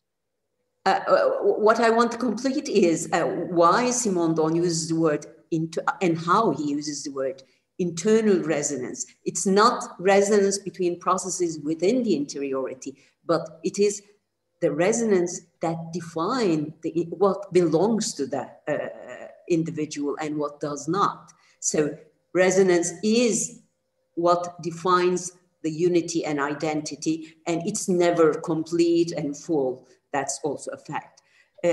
Well, to your comment, I keep on, of course, noticing how many different terminologies addressing the same issue and referring to the same phenomena are really popping up from different sides. So we have to sit down and find a common terminology. It's really very recursive. Thanks. Okay. Gary and then Terry. Oh, sorry. Thank you, James. Thank you very much. Gary and then Terry. Just wanted to ask the question of whether you thought about how this might connect to the dual process coding concept of Emesh and Hofmeyr. The idea that there is an internal digital code and an analog connection code. It is, well, I can establish the connection. I can talk about it for hours because it's also one of my favorite topics, the digital analog duality. Well, if you think of the individual environment couple, the individual, well, at least some part of its processes are, let's say, for the sake of simplicity, digitally coded, only some part, whereas the other parts in the environment are analog in the sense that they are not so strictly regulated and harbor a lot of metastability. And it is exactly the interaction of these two that allows circularity, regeneration, continuity without exact repetition. This is a way of explaining it. Thanks. Terry.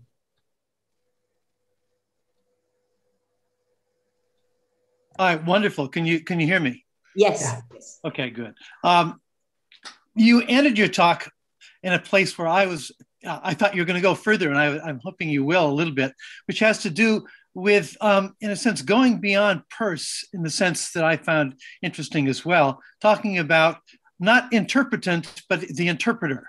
That is the whole move that you were making towards the end. It was a move towards individuation as the creation of the interpreter, that is, that which produces the interpretance, that which produces semiosis. Go a little bit further and just be clear to me. I'm not quite clear how that transition occurs in this model.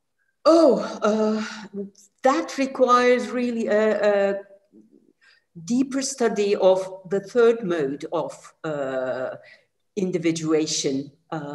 Actually, I haven't started yet making this study into psychocollective mode, but already in many living organisms, we have the beginning of the psychocollective mode.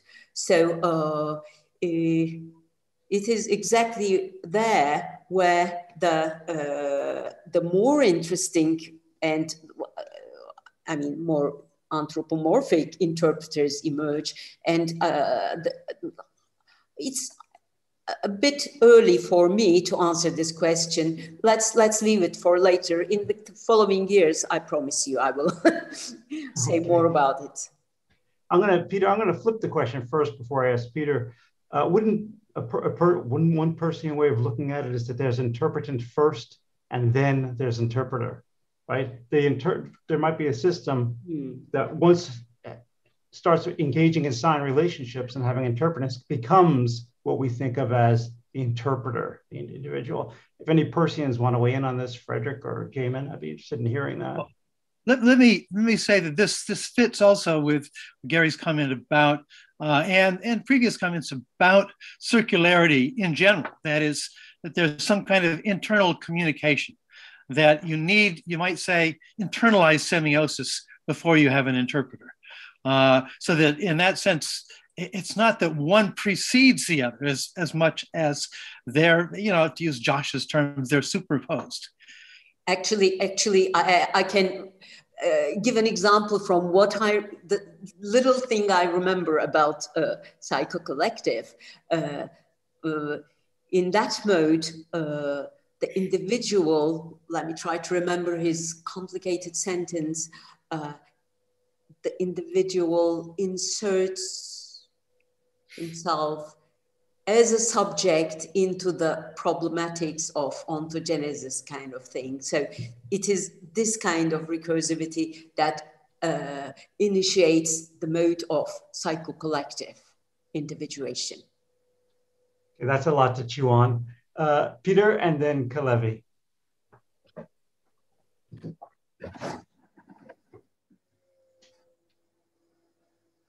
You need to unmute, Peter. Peter, you need to unmute. I'll do it for you. Okay, now you got me. Yeah. Sorry about that. Yeah, okay, so I'm going to answer Batesonian question, which is, what about logical types here?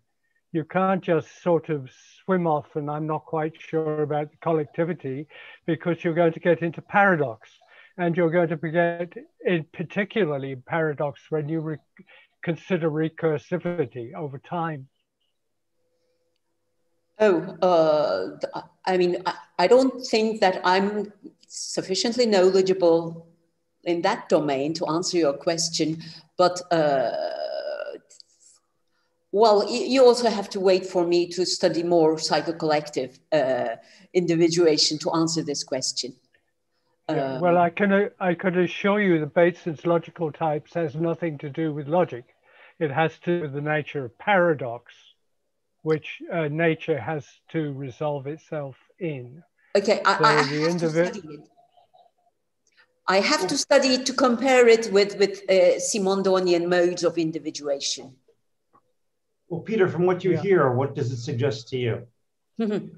Well, I don't know that Bateson had a resolution to this, because I think his discussion of logical types, which of course he borrowed from Bertrand Russell, and also from McCulloch. McCulloch was big on this too. I think he sort of agreed that he misused it, but he says, so far as paradox is concerned, it's the crucial question that in natural systems, you'll run into paradoxes between the individual and collective. And this is one of the things that Luis Bruni is good on, because he talks about synchronicity as a mode which really resolves some of this probable paradoxical situation. But I'd like to just bring it one back to the previous one, which was discussing neural capacity on this. And what Bateson pointed out for semiogenesis, what we would call semiogenesis now, although he didn't give a name to it, was intensity. And it's very interesting that he introduced two forms of intensity, and he was so glad that McCulloch had the same ideas in the neural relationship that he had discovered in the cultural relationship, because he did a study with Margaret Mead of dance and trance in Bali. And one of the things about trance is, of course, it is a dance, which in the Bali example, often is a dance with a kris or a particular knife. And you get in the trance-like states in which people injure themselves. And this is a peculiar sort of intensity in the cultural sphere. And he was looking at it in the informational sphere when McCulloch suggested that it was intensity, that it was the originator of activity in any aspect of the intensity sphere. And that apparently is still on the go before artificial intelligence. Okay, I can say one thing about the paradoxes from the perspective of Simondon. There is no paradox, because paradoxes would only exist in the modeling part. In his theory, there are tensions and disparateness, and these are exactly what are driving the dynamics of individuation. Okay, now Terry and James, your hand is still up. Kalevi, your hand went down, is that right? So I thought the time is over, but otherwise... No, we were going to continue into the discussion section, Kalevi, but for those who want to leave now, because technically the talk session is over, I want to remind you that we're having a very special event in 1 hour, 8 o'clock Sweden time, which is an evening of music and talk, animal communication and animal sounds with Stephen and David. So I won't be here because it'll be 2 a.m., but I've seen it, it's great. Please come by, watch it, and then afterwards there'll be a discussion on their art and their work, okay? So for those of you who are leaving now, please do come back in 1 hour. And for those who want to stay for the rest of the discussion, we'll pick it up with Kalevi. Thank you. So you Jagmur, made very nicely this from Simondonian individuation model now translated it into a model of sign formation. So, and here one of the big problems we have in biosemiotics is that we have some very general models of sign formation, while these are described in so general terms that we are actually in difficulties how to apply these in particularly in minimal now, so to say, biophysical systems. So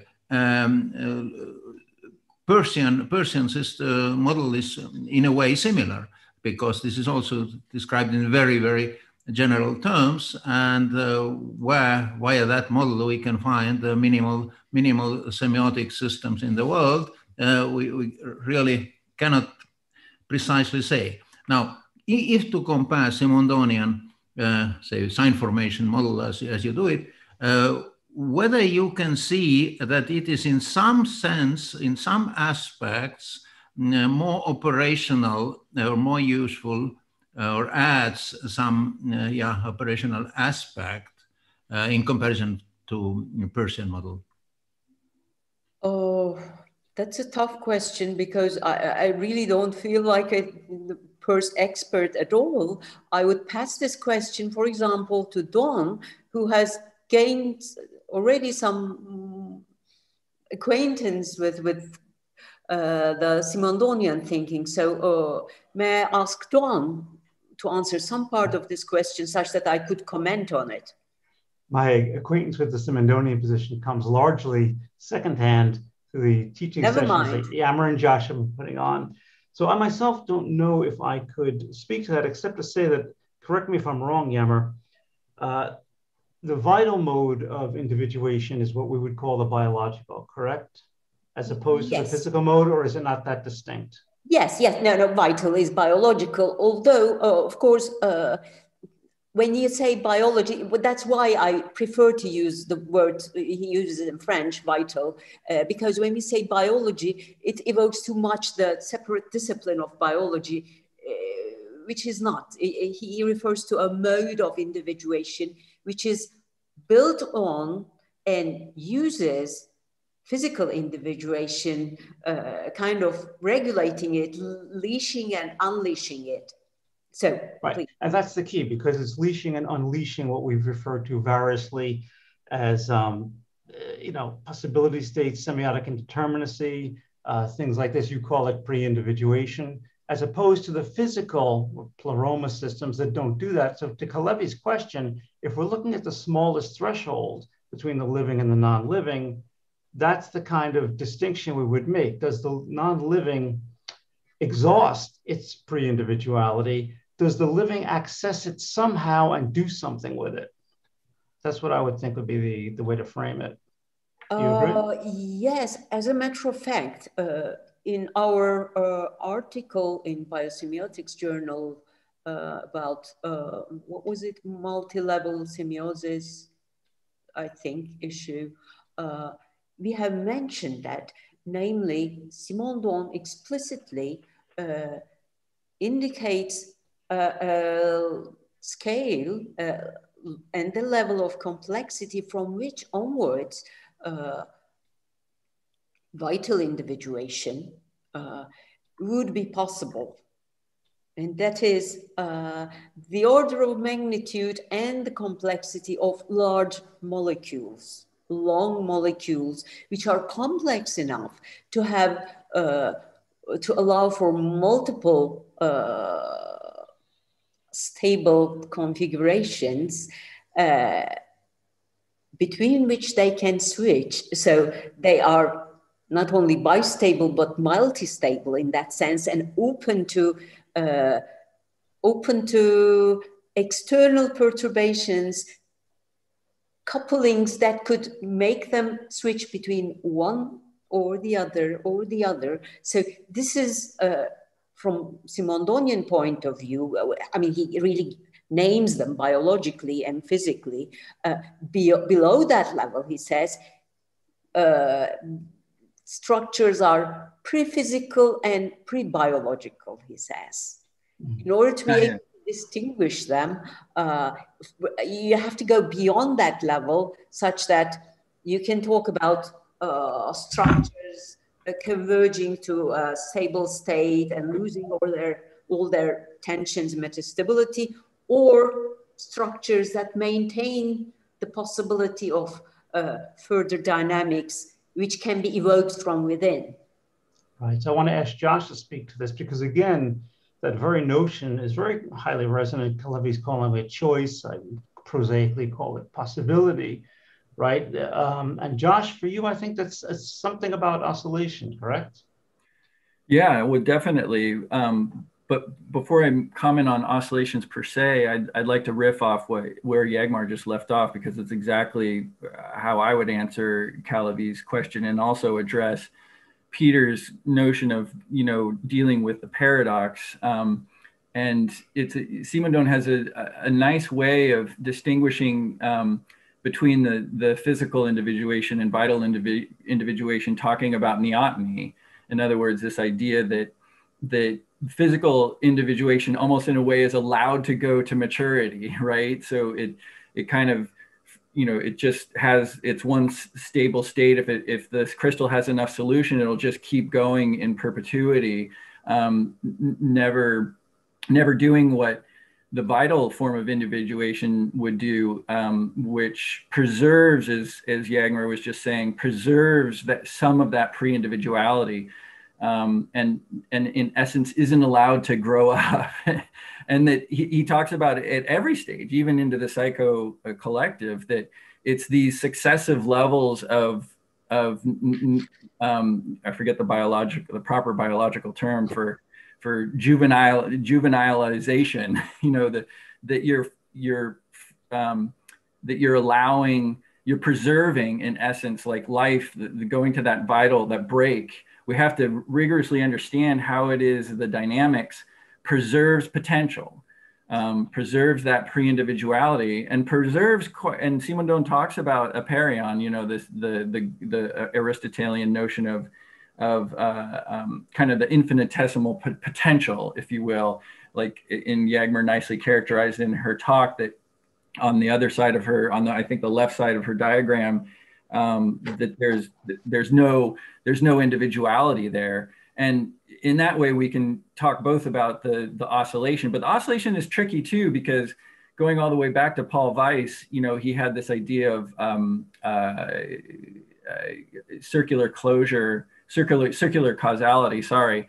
But as Jagmer again nicely articulated, that we've got to be careful that we're not into cybernetics or second order cybernetics when we're talking about an oscillatory circuit or an oscillatory living system, that there's a simultaneity, that the pre-individual, that potential, is simultaneous with the structures that are emerging. And then we were talking with Nora yesterday about re-merging back into that pre-individuality. And then just one final comment addressing Peter. I think Simondon, I was really excited to discover Simondon, not the least of which because he was one of the first philosophers that was willing to take a crack at the law of the excluded middle. I don't think if you take the law of the excluded middle as like your starting point, you're just not going to get there. I'm just going to say that right out. Okay. Like if you're not willing to face the law of the excluded middle and at least challenge it, at least be open, if you will, like open yourself up to the pre-individual that's underneath the surface of having typed, having gone through the semiotic process of typing. Like, how were we able to get to that point in the first place? And I think I'll leave you with Cantor. I was really deeply inspired by, as was Simondon, I believe. Cantor's ability is really the foundation upon which Gödel's incompleteness theorem, even Turing's halting problem, are founded on Cantor's diagonalization, demonstrating that the infinity between 0 and 1, the continuous infinity between 0 and 1, is larger than countable infinities. In other words, the infinity of counting 1, 2, 3, 4 up to a countable infinity is distinct, is smaller.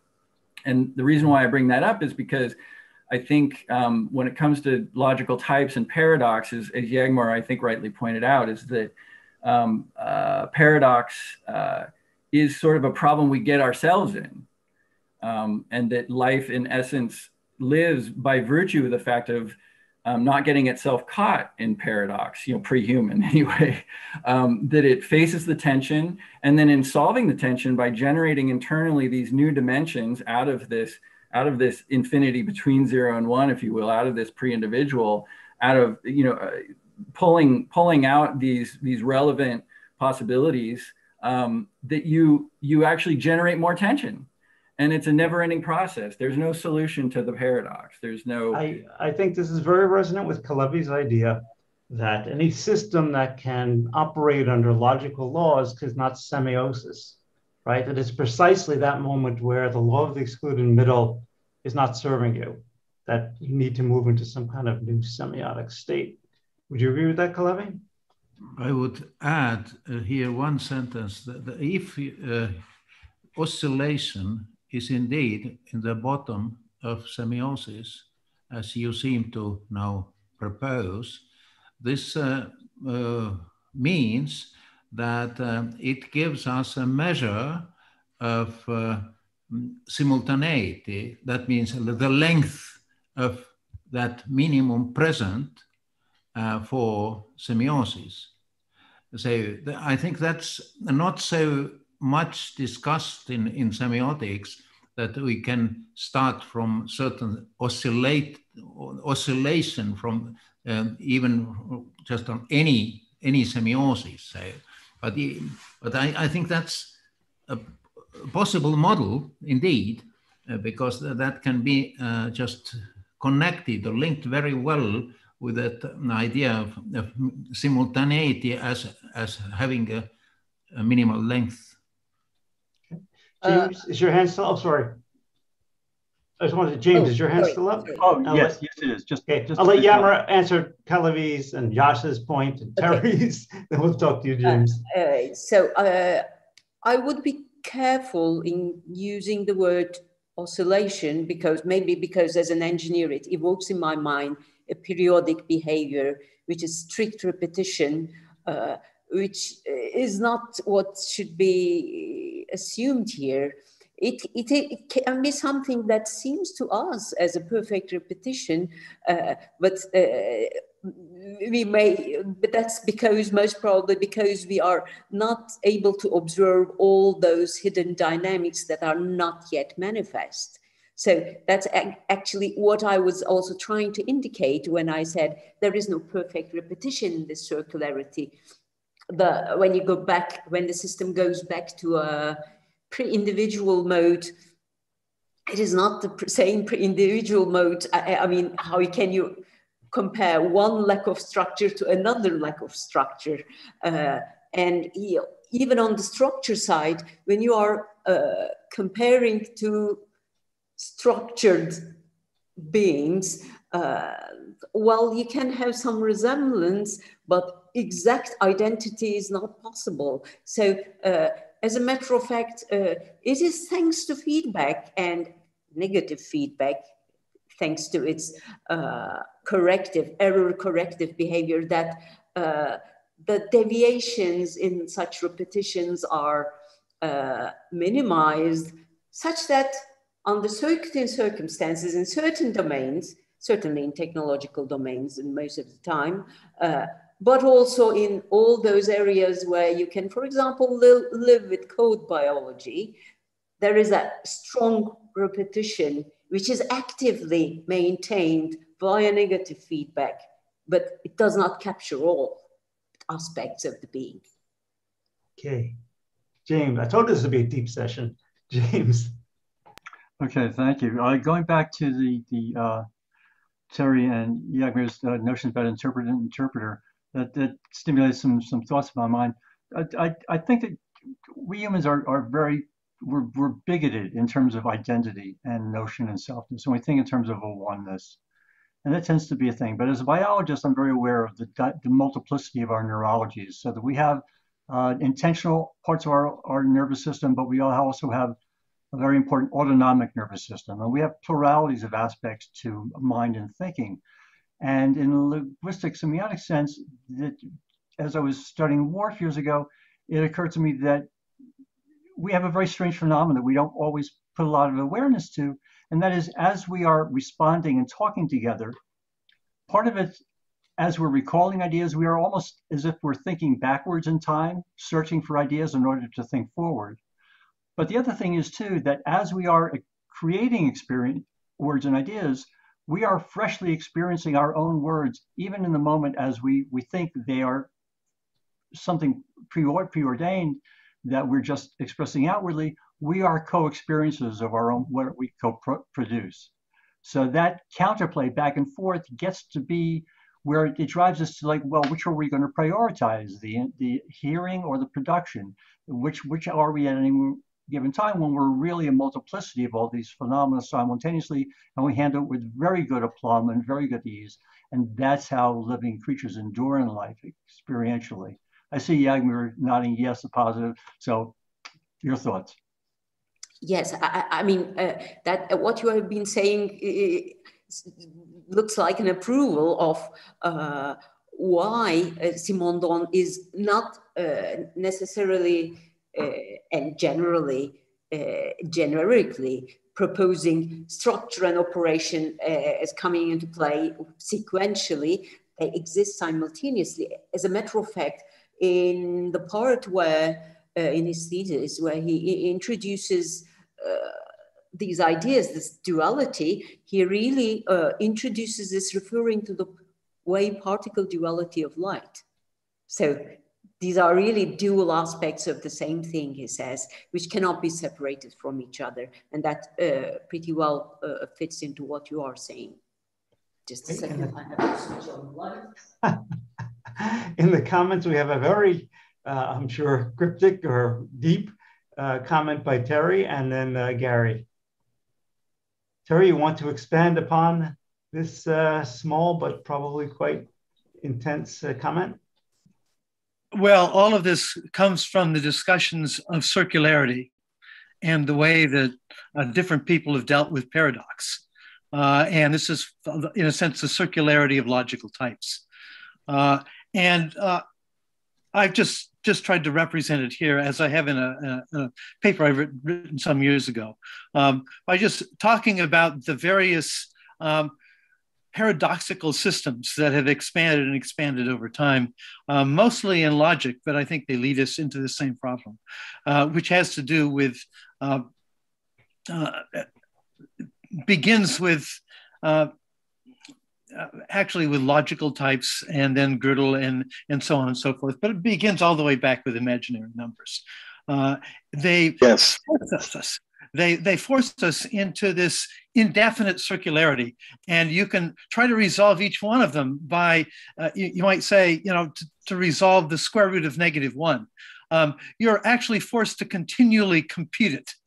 You can't stop, because once you substitute, I equals a -1 over I, substitute I for -1 over I again. It just really, that produces a continuous minus plus minus plus minus plus, except where I equals 0, where any of the values equals 0, and that allows you to produce indefinite dimensionality. And the problem we have here is that as soon as you get this kind of circularity, I think we indeed have this problem we've talked about, that is, you can't stop openness, that the system has to remain open. And this is what gets us into time. We can't escape time. We can't escape openness. And both Gary and I have been sort of talking around it in different ways. And I think that's a good thing, yes? If I could add something, okay. First of all, the minute you partition a system, you've got problems, right? That's the concept that comes out of Basil Hiley and David Bohm's book called The Undivided Universe. So you can't divide a system into the interpreting and the interpreted, right? That's an artificial division. First thing. Second thing, what the hell are imaginary numbers all about anyway, right? I mean, so I learned something about that from a woman named Ruth Kastner, who is the originator of the possibilistic transactional interpretation of the quantum mechanics, and the idea being, and also John Kramer, who originated the transitional interpretation, which is the idea that when something is imaginary, it's going backward in time, okay? When it's real, it's going forward in time. And when it's imaginary, it's going backward in time. And that's the nature of transaction. Transaction that goes all the way down to the atomic level, right? You have an excited atom and you have a whole bunch of less excited atoms. And all of a sudden, something weird happens. There's a photon that just gets, flows across to one of those less excited atoms. Why does it happen when it happens? Is there free will all the way down? Is there maybe volition all the way down? Is there conscious agency all the way down? Is there pansemiosis all the way down? It's a question. And that's where we probably will part company. James? If you believe in cynicism, okay, because it comes down to Peircean cynicism and the true Peircean continuum, which is super multitudinous, which is very special. It's not a Cantorian continuum. Yammer, so you moved on to a screen. I try to answer this question by saying that when a system is complex enough to undergo vital individuation, and even further, psychic and psychocollective individuation, it is able to even amplify the metastability and the tensions. So it enters such an unstable state, so much pregnant to changes, that any slightest perturbation is able to give rise to a new structuration. So this increased instability is the ground out of which freedom can be born, from my perspective.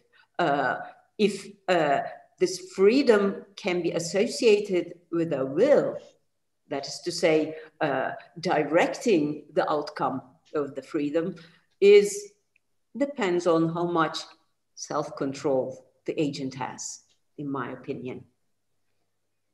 Okay, James, and then we'll be at the end of our time, but I think anyone who wants to stay can stay. This is an amazing discussion, a lot of fun. James?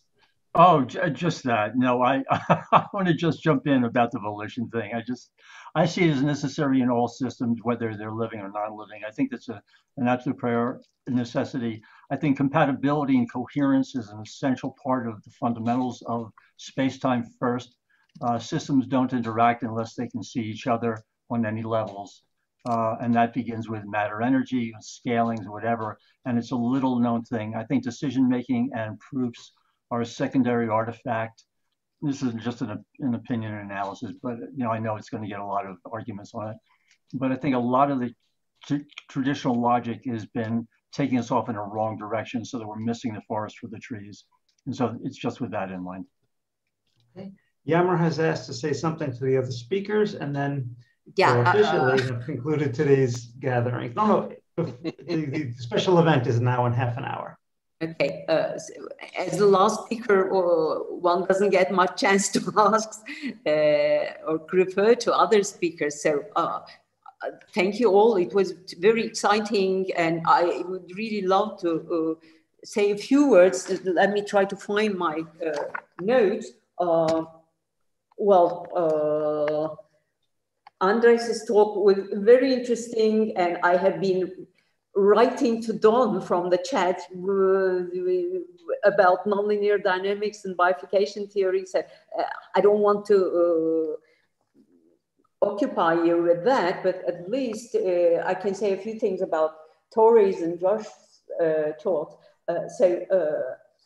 One thing, there was a question directed to Tori, I suppose, regarding the randomness, right? Do you remember that, Tori? Yeah. So when you are making the simulation of, let's say, the birds flying, and then the simulators introduce some randomness to make it appear more lifelike. As a matter of fact, neither is the randomness they are introducing true randomness in quotation marks, because it is most of the time the random number generator they are resorting to, which is kind of long enough sequence that actually repeats itself, but long enough such that we cannot perceive it, nor could we say that there is no randomness anyway, because when you run such a simulated system, which let's assume everything else is deterministic, the determinism, as we perceive it, refers to the attractors, which can be also dynamic attractors, by the way,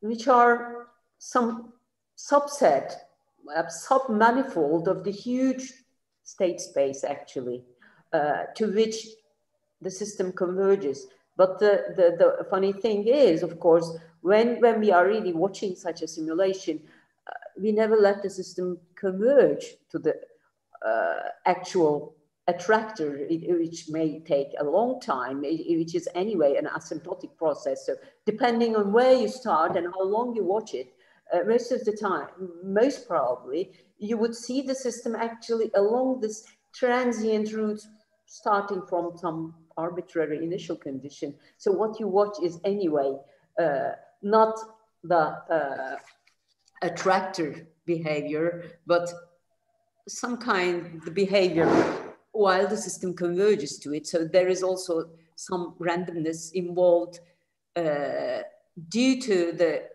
arbitrary initial conditions the simulation is started from. So this is one thing I would like to indicate in that respect. There's also something I would like to tell Josh, but let me tell it in private. Let's not occupy everybody, if you wish. Okay, so much food for thought. Some of it I understand, some of it I don't, but that's why it's food for thought. Ludmila, are you still with us as a co-host? Ludmila? Maybe not. No. Okay. Well, then we won't have a countdown clock because there's nobody here to put one on. But please, again, come back in 25 minutes. I guarantee you this is a performance you want to see. Okay. Thank you all for our second day. We've got 2 more days of great fun and looking forward to it. Good night, everyone. Thanks. You guys stay. I want to leave. Hi, God. Good night, everyone. Yeah, plenty of fun. Thank you, Get some Don. sleep. Josh, do you have a second? I was wondering. Yeah. Hi. I really wanted a follow-up question to you about the logic thing, because that's really worrying, to be honest. I come from a philosophical background, like analytical philosophy, and for me to accept that you're ready to so easily sacrifice classical logic it's scary. And it also makes it even more difficult to get to people in the mainstream. Don't you think that we should be trying to sort of find a solution that can deal with these problems using some kind of classical logic? It is sort of a thing that we'll be trying to do tomorrow, to be honest. I mean, I will. I'm not sure about Joanna, but that is my point, sort of, is that when you take events as a basis for an ontology, so not things, and you take the events to be both the sign and the referent and the context, etc., events which are actually pretty well defined if you take Barwise and Perry's terminology, so the situation theory. So they are relations on things and properties, etc. But by the fact of them being the relation, they also sort of create some kind of a new entity that is part of the world, basically. So relation is absolute, and event looks at part of the world that's doing thing. And Barwise and Perry had some good results applying this theory both to linguistics and to other things like some social interactions. I'm not sure if that's the more common application. So if you take events as the basis for such a system, then you I don't think you have a problem with the law of excluded middle, because then signs never refer to a thing. They always refer to a situation. They always refer to like the proper name stops being the fundamental term on which you do philosophy of language. It's the proposition, like in pragmatics. And when you deal with propositions, you can have, for instance, probabilistic propositions. And you can say whether a probabilistic proposition is true or false, and yet it allows for all these statements about, well, quantum physics, for instance, if you go with probabilities. So you can have that, and you can still have the law of excluded middle if you go with propositions. Yeah, the thing about propositions or well, let's take just probability theory and an inductive approach to inference. The trick is that you have to presuppose the random variable. You have to choose it. You have to discern as the observer, as the researcher, what goes into those buckets, of events. So the events are preconditioned, and there's nothing intrinsically wrong with that. I mean, as long as you understand where your model is effective and where it ceases to be effective. I think that's the problem that Cantor and then Gödel helped us just very uncomfortably realize, that the set theory that Russell, and I'm no expert on these things, but Russell bound himself into some paradoxes, and the way, and so the question is like, are the paradoxes intrinsic all the way down, or can we get out of the paradoxes? Can we maintain our law of the excluded middle? Can we maintain our well-formed question, our well-formed events? And Gödel's answer is no, you can't. And so it's not so much that our models don't have a place or that the law of the excluded middle doesn't have a place, but the law of the excluded middle presupposes, as Jagmer was talking about just a moment ago, and Simondon talks about a great deal, as he's critiquing the law of the excluded middle, or even transitivity in logic, that A equals B and B equals C, therefore A equals C. The problem is that as the system, necessarily the contexts that you're not tracking, that you can't track, are evolving, that in fact transitivity breaks down, and that those equivocations, that even A equaling A become, identity relations become problematic, yeah, I know, it's uncomfortable. I'm not claiming that this heterodoxy is comfortable or even really well accepted. But if our goal is to understand semiogenesis all the way down, so to speak, then there's plenty of place for these frames to be held and maintained and well-defined, where it is we can define completeness, where it is we can define the line between coherence and incoherence. But that we will, Simondon's, I think, argument is that we'll forever find ourselves in paradoxes insofar as we assume more than we're really permitted to assume, that we assume beyond our model, that we assume beyond how it is we've defined our terms, how it is we've defined the closure of our system that we're observing to conduct our inductive investigation. Jagmer, do you want to comment on that? So actually the principle of excluded middle, which is so close to our hearts in a sense, which is so intuitive, is in my opinion derived, just like linear causality, from our daily life experiences, which are based on short-term and short-range observations, where the assumption of ceteris paribus applies. Our models can be assumed to include everything necessary. But then as things keep on evolving, especially in some kind of dynamics, other unmodeled dynamics enter the play, and we cannot confine ourselves anymore to the state space within which we were working, unless we want to give up determinacy. In this case, if we want to all of a sudden confine ourselves to statistical, probabilistic models, okay, we can still remain within our earlier state space, but then we lose the determinacy. If you want to embrace, I mean, stick to determinacy, then you should be ready to expand your state space, but how large, how much you should include is unknown, of course. I think Kalevi was going to say something. Just one sentence. I think I would help Josh in this way, that what is the basic problem of biosemiotics is to explain the origin of logic itself. That means, say, because from where knowledge comes, that's the main problem, but going down, the first thing is to understand from where logic appears at all together with life.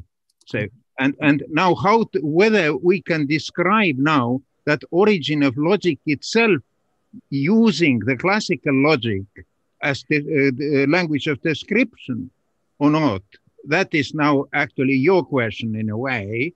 So, and so here, maybe even we can, but we should just understand that our problem is very deep in here.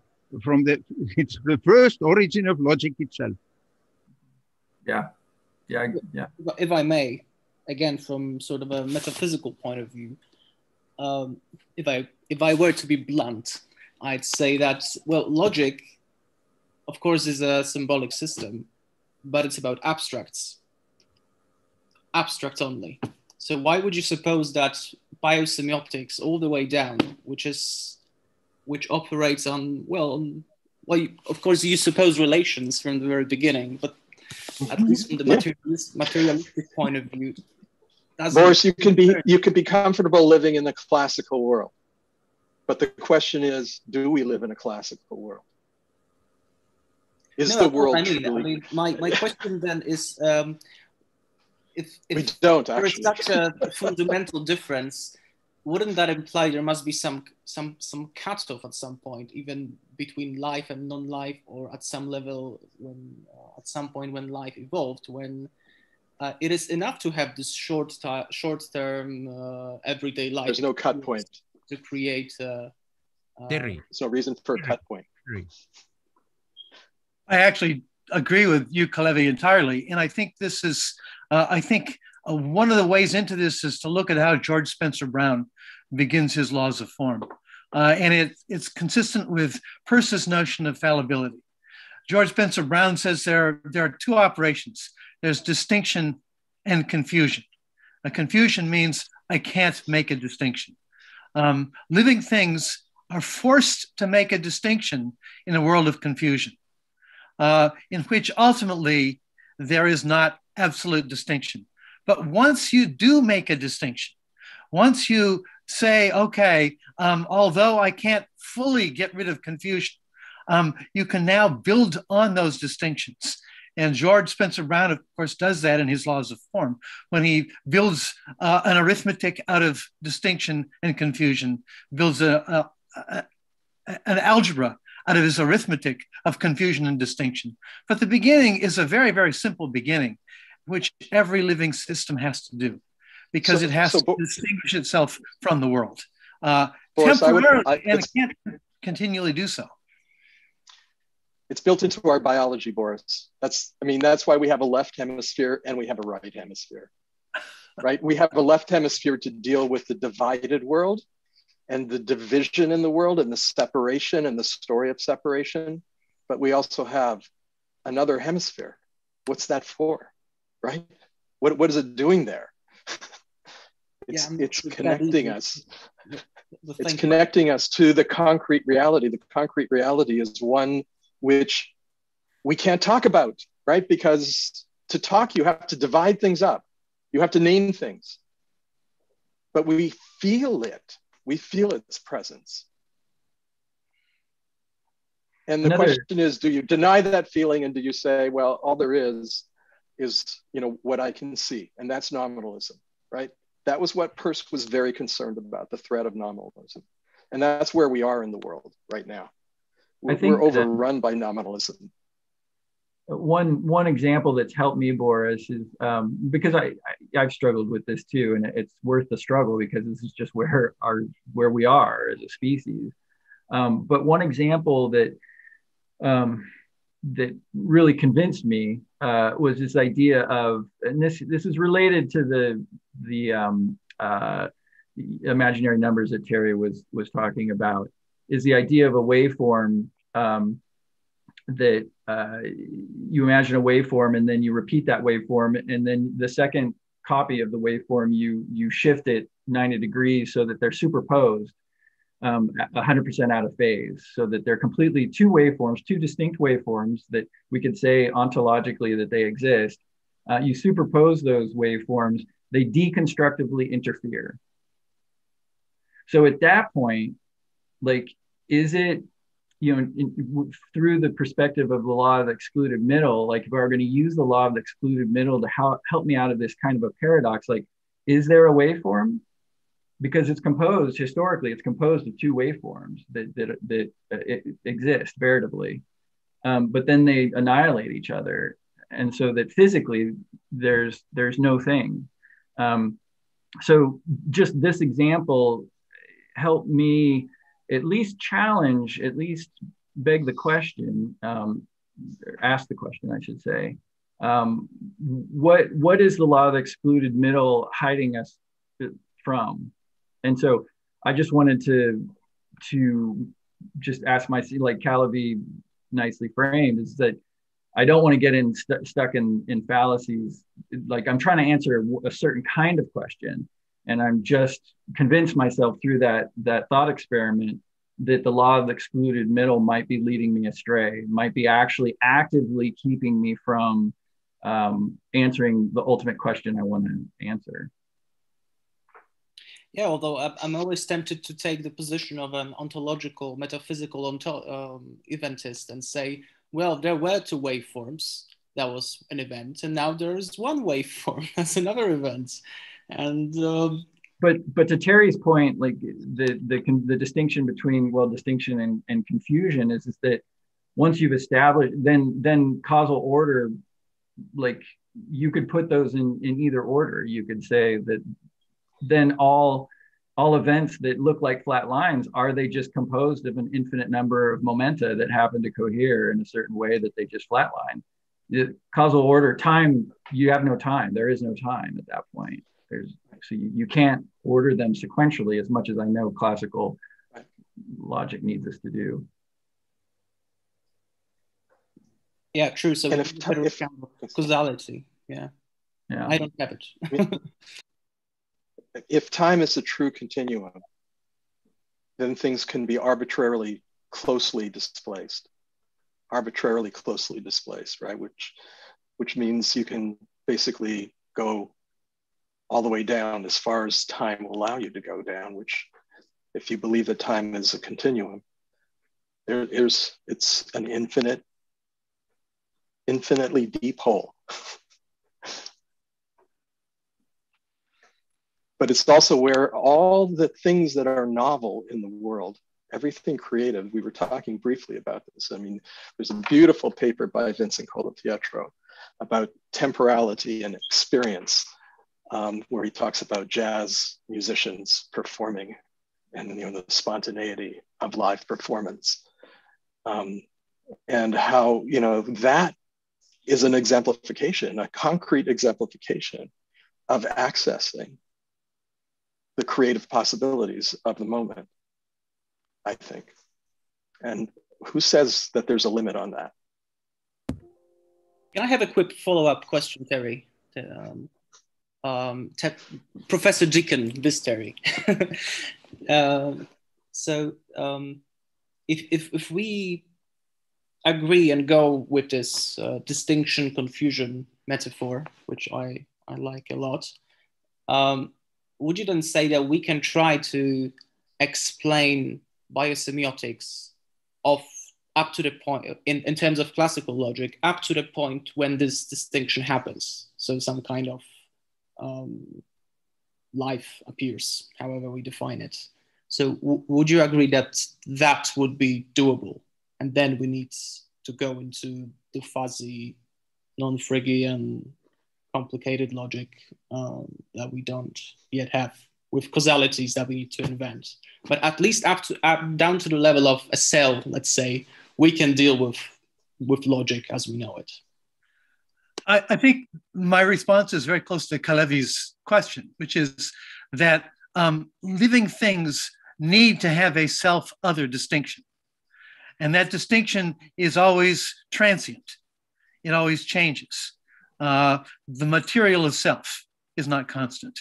The boundary of self is not constant. But at every moment, there has to be a distinction. And from that distinction, something else has to follow. Living things in that respect, I think, even at the very origins of life, are creating distinction. In the non-living world, I don't think it's as clear as that. What's happening in the living system, of course, is it maintains distinction over time. Living things are in the process of maintaining themselves, maintaining their self-other distinction. The rest of the physical world, things just simply transform one into another in sort of Peirce's syncretism sense. But also this means that this is why semiosis always has to deal with the problem of fallibility. That is, distinctions are never finished, but because of the nature of the pragmatic nature of life, we have to make distinctions in a world that can't be finally distinguished. Nevertheless, that's sufficient to keep you going. And living things are constantly doing that. And this is, I think, what creates the logic. The logic is artificial in that sense. It's artificial, but it maintains over time. It maintains existence. So, Kalevi, you want to respond? Just to add the part of confusion, because this distinction and confusion, it seems that distinction is a simpler thing to describe than confusion. So yeah. Confusion normally is described as just a logical paradox, but look at this is deeper in a way. Because confusion is exactly the moment of freedom. So confusion is exactly the moment of what allows free choice or preconditions for free choice. And that is very, very interesting here. So that you actually do not have precise access via classical logic to describe the phenomenon of confusion, I would say. In effect, I think it's also related to the concept that I like, that links both the logical and mathematical to the statistical, the stochastic, the syncretistic. And that is the notion of constraint. A constraint always has some freedom within it. There's always some tolerance when we talk about constraint. But one can provide a very discrete constraint. And I think that all semiosis, I mean, this is my own take on this, of course, is based upon identifying a constraint, something that is present, something that is absent, even in a context where the precision can't ever be absolute. But the constraint itself is processual. Yeah, exactly. The constraint is not constrained, right? I mean, it is potentially constantly in flux. And undermined. It gets undermined over time, but in effect, what I'm saying is that living things have to make distinctions in a world in which distinctions are always fallible. So it raises an interesting question, which is, for me, has been problematic, and that is this cut point for life, right? I mean, and the distinction between physiosemiosis and that is semiosis contained within inanimate, structures and semiosis that becomes apparent within the context of life. And that I know from my reading, of course, I wasn't part of this when this was all happening, but from my reading, I know that this was a point of deep contention. For example, between John Deely and Tom Stiebiak, right? I mean, that you have to be alive to be semiotic, right? And then the question is, can you extend the whole concept of semiosis to the inanimate? And my argument is that, I mean, that you must, right? I mean, in fact, that's the basis for this idea of pansemiosis, that everything has the capacity for transaction. And that goes all the way down to the individual atom, the subatomic level. And if that's the case, you know, then we're just special cases. Yeah, but and I think that's the distinction that Kalevi and I are making. The Kalevi and I would probably not. I mean, I don't want to speak for you, Kalevi, but I certainly see that the origins of life. I'm on the Stiebiak side of things, so to speak. That's the origins of life is the origins of semiosis, and I think it's a confusion between whether semiosis is in the sign vehicle or in the interpretive process, whether it's a process. And so my distinction has to do with it being a very distinctive process that life engages in. Yeah. So, and John, of course, said that he's not a pansemiotician, John Deely, certainly. Right. But anyhow, even being that, this doesn't remove the question, what happens with semiosis together with life? So that question remains anyhow. So that's therefore, yeah. But biosemiotics in a way has an interesting start. I would argue that that a stop is unnecessary, right? That in fact, if you assume, you know, cynicism, you know, that the world is founded on continuity, then there is no stop. There is no place of discontinuity. We impose discontinuity. We put discontinuity onto the foundational continuum. Still, there is death when life stops. Does it? That's a big question. Well, so I mean, if you think of even quantum theory, which in one sense plays with this difficulty of continuity and discontinuity, quantum theory requires discontinuity. And I think the interesting thing about discontinuity is that it allows boundaries. It creates boundaries. It creates, you might say,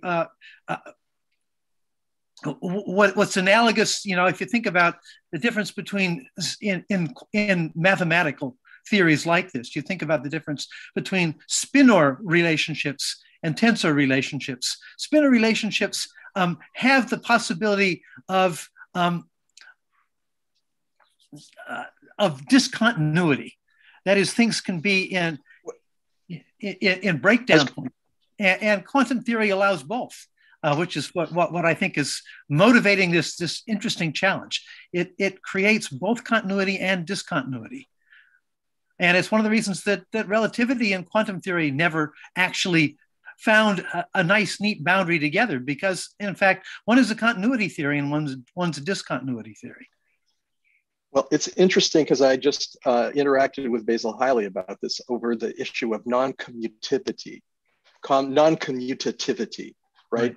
That is the issue of ordering and whether ordering is part of this, right? I mean, because the algebra of quantum physics is an ordered algebra and it comes out in spin, right? I mean, it's like you have to open the door before you walk through it, right? There has to be a sequence of events that allows things to go the way they're going to go.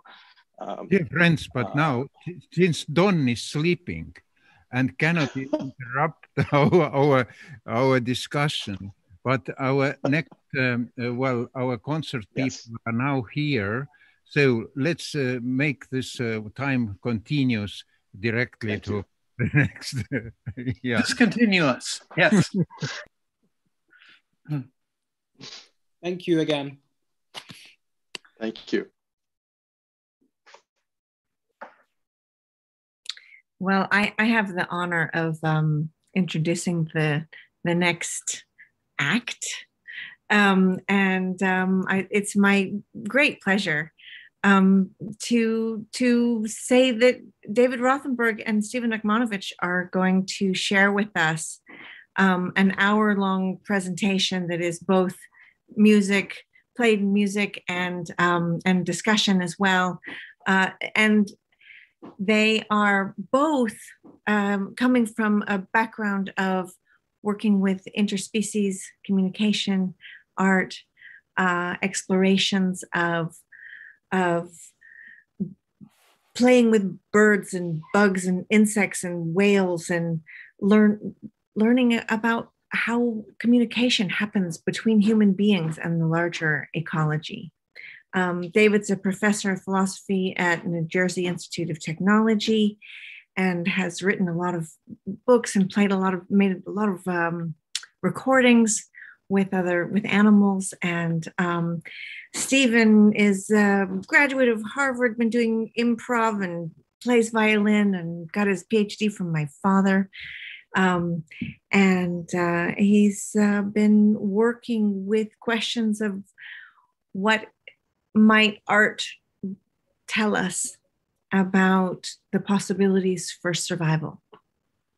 And I've known him most of my life. So it's a great pleasure to introduce both of them. And I'm not going to say more than that because we need the time to dive in and to enjoy this presentation. So I'm hoping that it's queued up and ready to go.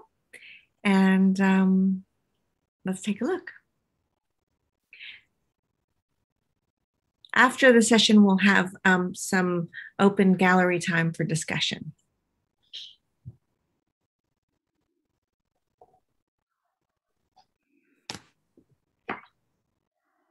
Well, it's great to be here with the biosemiotics folks.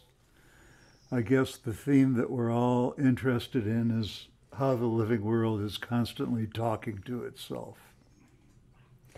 Yes, and I believe I've been to this conference in person once in Tartu and met a lot of people, and we even turned that into a book, a whole anthology of all the talks from that conference. And actually, at that event, I met many people who later I collaborated with over the years. So it was a kind of formative experience, and I'm happy to be back. I wish we were there in person, but the world is no longer in person. The semiotics of communication has moved into the virtual sphere, and we're stuck in it.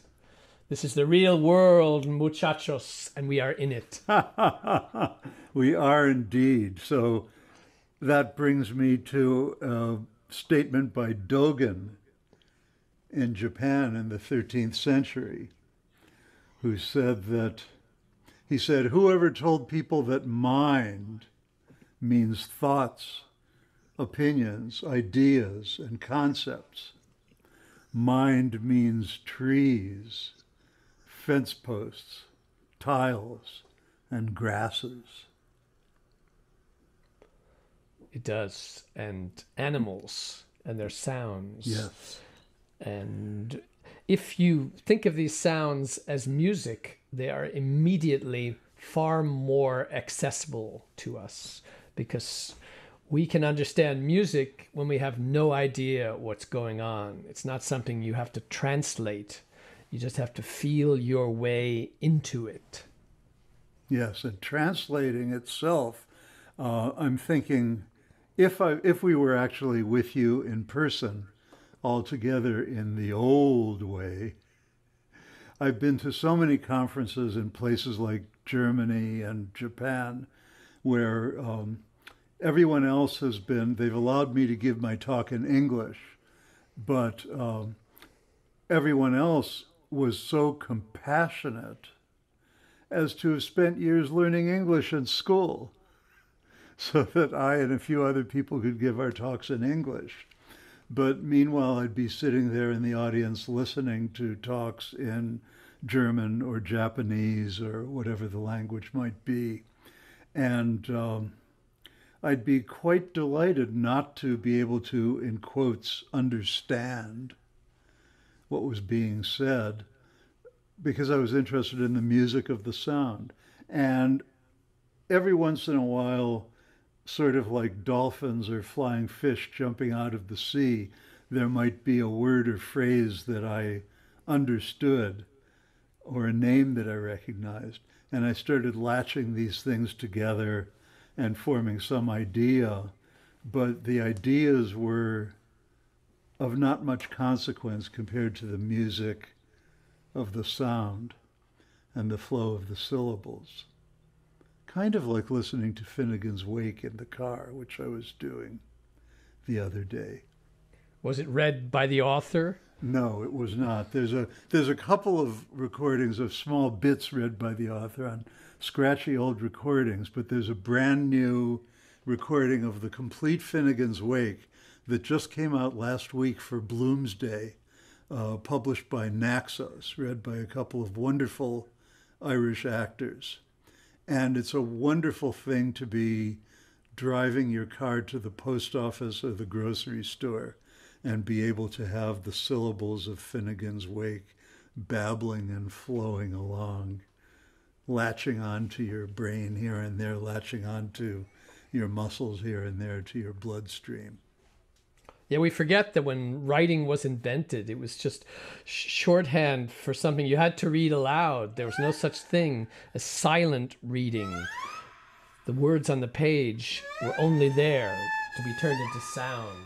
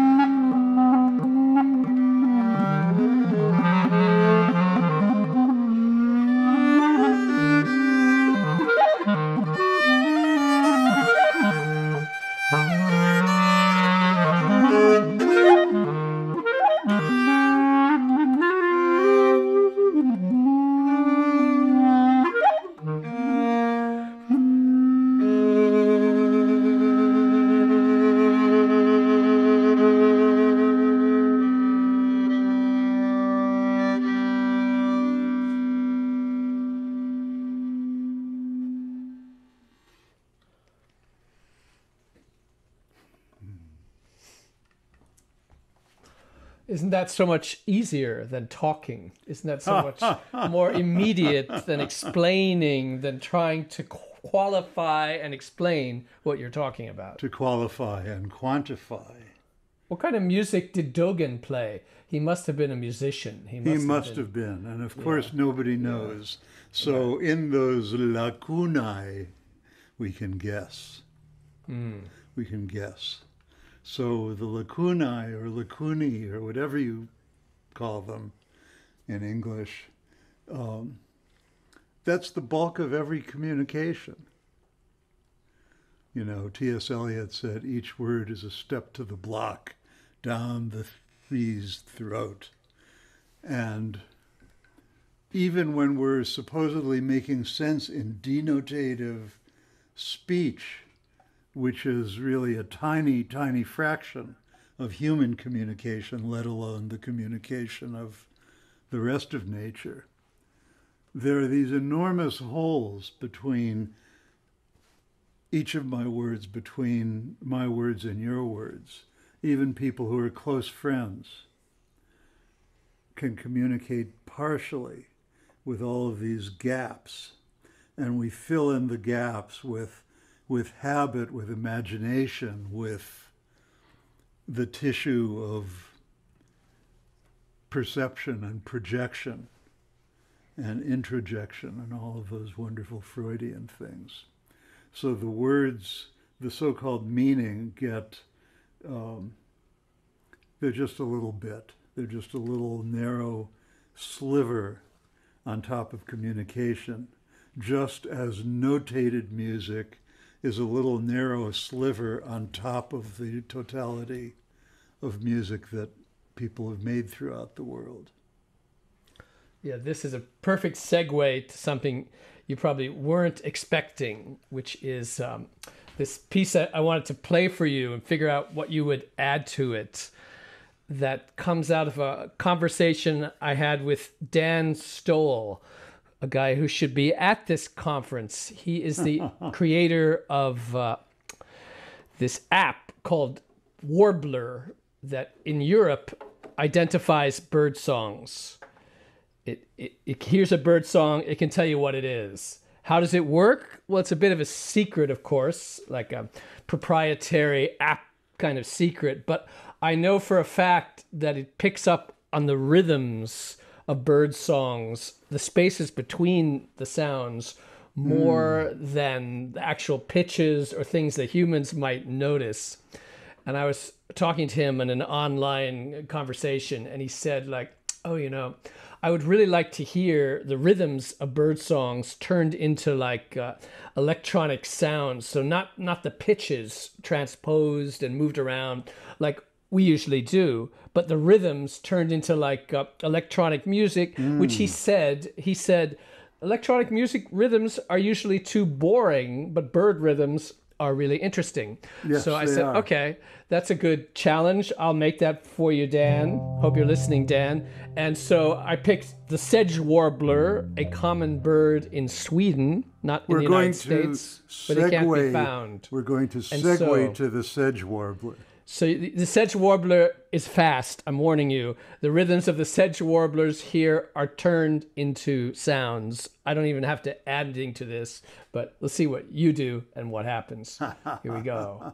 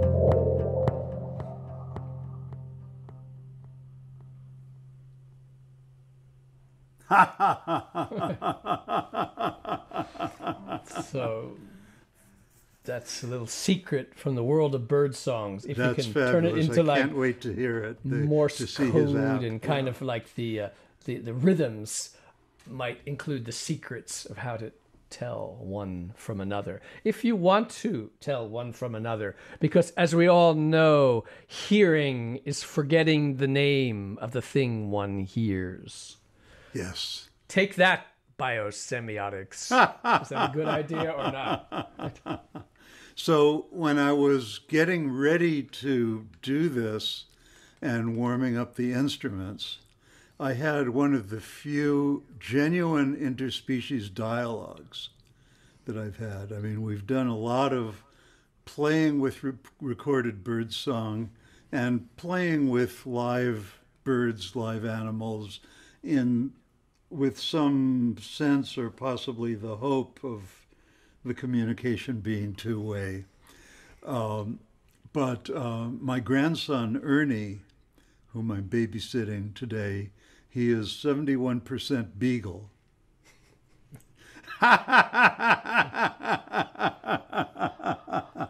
And it has happened every once in a while that I would be down here in my studio and he would be up there on the stairs in the upper part of the house, and he'd hear me play the violin and he would start singing along. And he was do this thing which wasn't quite barking and wasn't quite howling, but was really singing along. And I've never been able to figure out after the fact what I did that set him off. But today I was able to go upstairs and I was like playing at the foot of the staircase. It was like I was Romeo and he was Juliet, and we were having a dialogue up to the balcony and really singing back and forth to each other. And I've occasionally had that experience with dogs. And it's clear that it's possible to have a two-way conversation with animals where some kind of meaning is being passed back and forth. Yeah, you know, I spend a lot of time listening to underwater pond sounds. Yeah. I'm trying to find out what's going on beneath the surface, where there's this strange mix of plants and animals, rhythms and noises. And usually I stick the hydrophone in the water and plug it into a speaker, and I just listen. Sometimes I play along, and usually, you know, that's what's happening. But I tried this at a lake called Lake Owasting the other day, and I plugged in this speaker, and right after the sound started to come from beneath the surface, this duck arrived from the distance, flying at an incredible speed, like, and just landed in the water, climbed up out of the water, and sat next to the speaker singing along. Like, I was so speechless. I couldn't believe this, that I did not film it or record it. I said, I can't believe this. So we're going to play these pond sounds and see who sings along to this. So imagine you were a duck and you heard this. What would it make you do?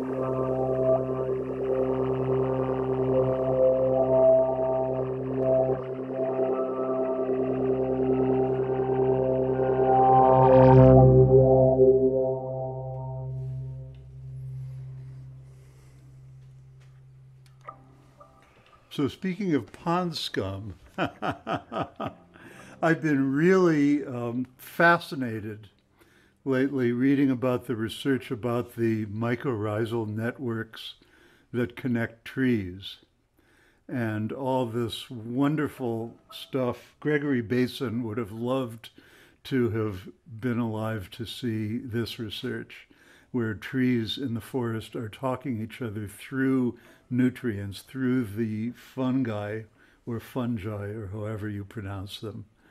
And there's a whole network of communication going on with water and nutrients as the medium of communication. And so as I've been reading about this, I was thinking, well, there really should be a field of phytosemiotics. And then, of course, 5 seconds visit to the Shrine of St. Google revealed that phytosemiotics has been written about since 1981. And in fact, Don Favreau wrote a review of the book. So it's in the air. Yeah, I was just talking the other day to Monica Gagliano.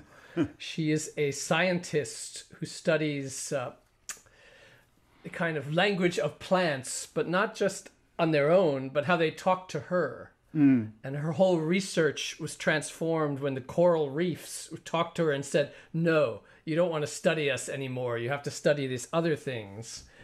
And she got in a lot of trouble for this, writing a book, a very personal book, where the sort of semiotics of the plant world was speaking to her. And she's asking the subject of her research, what are you telling me? How am I supposed to study you? Which is either the way all science works or exactly what you're not supposed to do. And so I really wanted to hear what she thought about this pond music, you know. So I sent her some, and I said, look, you know, I'm trying to find the rhythms in these ponds, like the rhythms in these birds, what they're going to tell me. And she said, yeah, this is great what you're doing. You know, you found a way for nature to talk to you. I wish I had found that. All my work is struggling to find that. That's why I'm a scientist. I haven't found it, she said, which is very surprising because I thought she sort of had found it. And with the interconnectedness of trees and plants, you know, that is this kind of thing I've sort of been dreaming of for a while. Like when we look out, we see leaves, we see a tree, we see a bird. That maybe nature doesn't see those things. It just sees relationships, shades, colors, connections, and the first principles are something else. Exactly. Yes. Relationships. Yeah, and that we just don't, we're talking about it all in this human way, you know.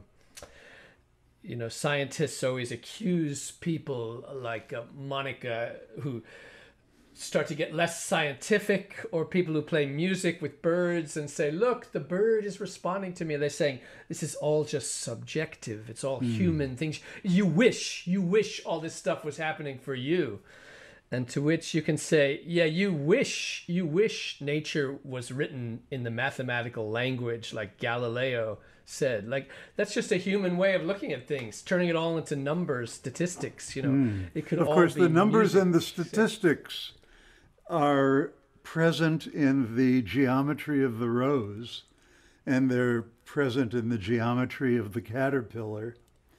And there's so much. I mean, here we are with the famous, you know, Mr. Pythagoras, where if I divide this string in half, it wiggles twice as fast, and that's what we call an octave in the West. And things like the overtone series are built into the basic structure of the universe, and that's all mathematics. You know, and the link between aesthetics and mathematics is very, very profound. To me, art and science, William Blake, who had a lot to say about the Umwelt, by the way. You know, Blake said, the sun's light when he unfolds it depends on the organ that beholds it. And Blake said, as the eye, such the object. So Blake talked about how art and science, a single enterprise, cannot exist but by naked beauty displayed. And when he said naked beauty, he meant data.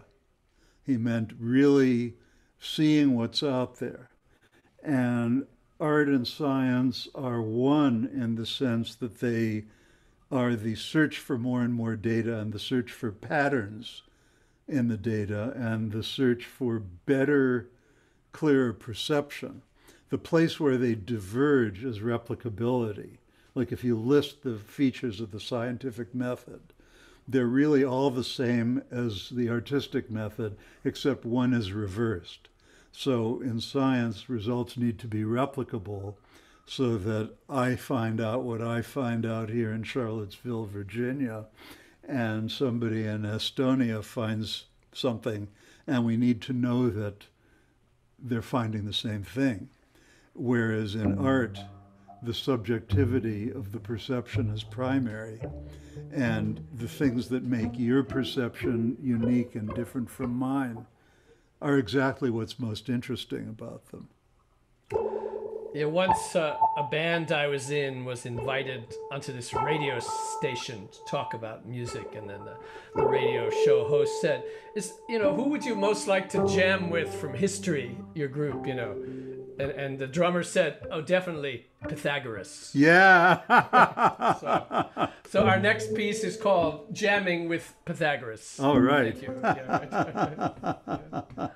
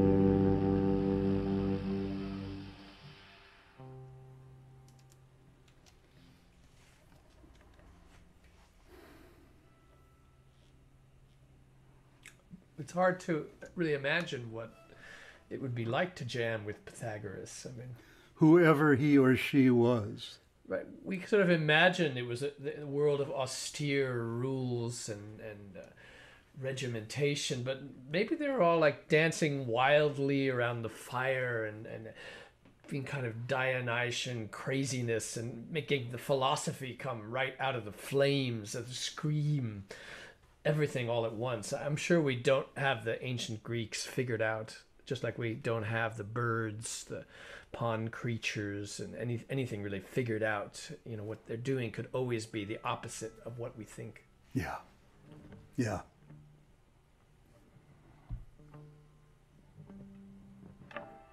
It's the language of primary process. We hope to translate the language of primary process into secondary process so it can come out in words and concepts. Okay, But here I have a biosemiotic example here. This is famous from biosemiotics and zoomusicology. The notion of deep mysteries and structure hidden in the song of the Eurasian skylark. People have examined this bird song. It's so complicated and fluttery, and when you slow it down, you find all these mysterious things, but the biosemiotics, you know, is full of critique, and the critics of this say you're just finding artifacts, you're just finding things that are not there, you're getting caught inside the technology, you're hearing things that your machines reveal and they're not really there. So let's just see whether you think they're really there. We take a skylark and we transform him and see what happens.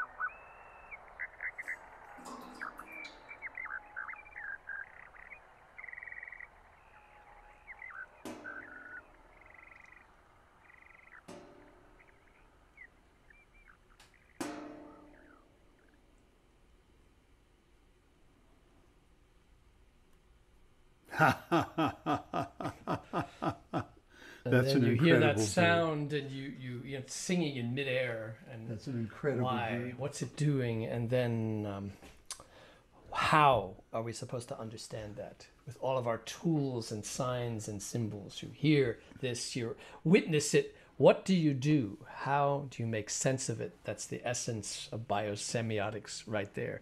Humanity, nature, sign, symbol. How do we make sense of that which is being sung, not for us?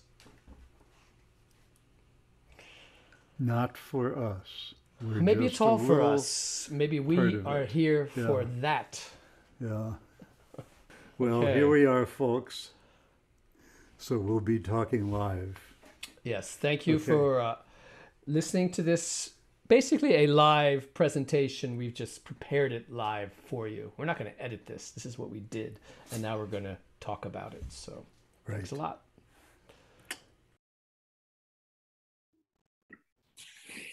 Ah. we exist. We exist. Well, thank you so much. So Dave, I'm now in Charlottesville, Virginia, and David is in Estonia. True. And we decided to pre-record this before he left the country so that we would be less likely to have technical snafus. But of course, we had a technical snafu anyway with those wonderful gray bars and, you know. What gray bars? What gray bars? Were there gray bars? I didn't see any. Yes. So we'd love to open it up to questions and discussion and anything that's on your mind. I'm reading the chat here.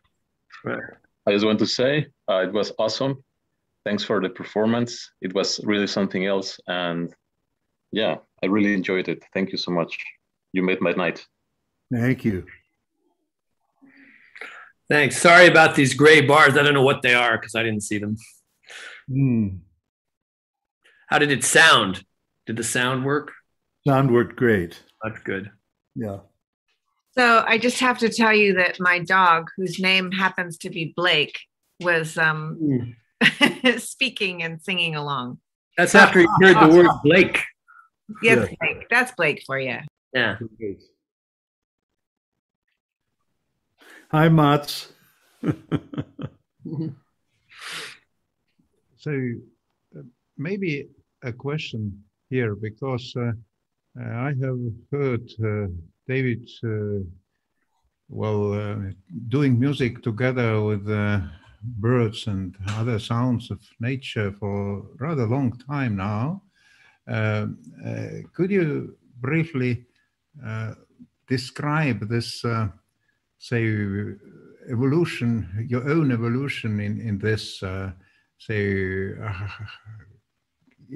has there been sort of real, deepening of understanding during these decades? You're doing something like 3 decades of already. Must be something like that. I mean, I started doing it. I mean, when I was a little kid, when my family moved out of New York City to Connecticut, then I took long walks in the woods and was listening to sounds and just thought it was kind of interesting. And then when I was in high school, I heard there was a local musician named Paul Winter, who apparently was famous for playing music with whales and birds and wolves. And he lived pretty close to me, so I got to know him. And then I learned that you could do this. And then I thought, I want to join your band. And all of his musicians says, you do not want to join this band, believe me. You do not want to do that. Start your own. And then I thought about that, but I really didn't get interested in it again until I met a kind of another senior figure, the Canadian composer R. Murray Schafer, author of a famous book called Tuning of the World. He was a composer who brought whole orchestras out into the wilderness to perform operas that he composed and things like that, as well as writing this book about listening to the sounds of the environment. When he turned 60, there was a conference celebrating his life and work. And there I met many people who were playing music with different creatures. And I thought, maybe you could do this. And one of them was Michael Pestle. an art professor at Chatham College, and he invited me to the National Aviary in Pittsburgh, where I started playing with birds there. And then I said, you know, there really is something interesting here. I should pursue this. And then I went more into it.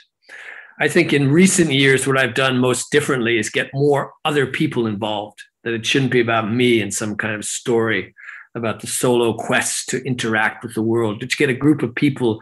What happens when they play with the sounds of nature for the very first time? That's what we did in this film, Nightingales in Berlin, that I did a few years ago. There's also a book about that. And what I continue to do is bring more people together into this process. And that's how I got back together with Stephen Nachmanovich, who I sort of consider to be my twin.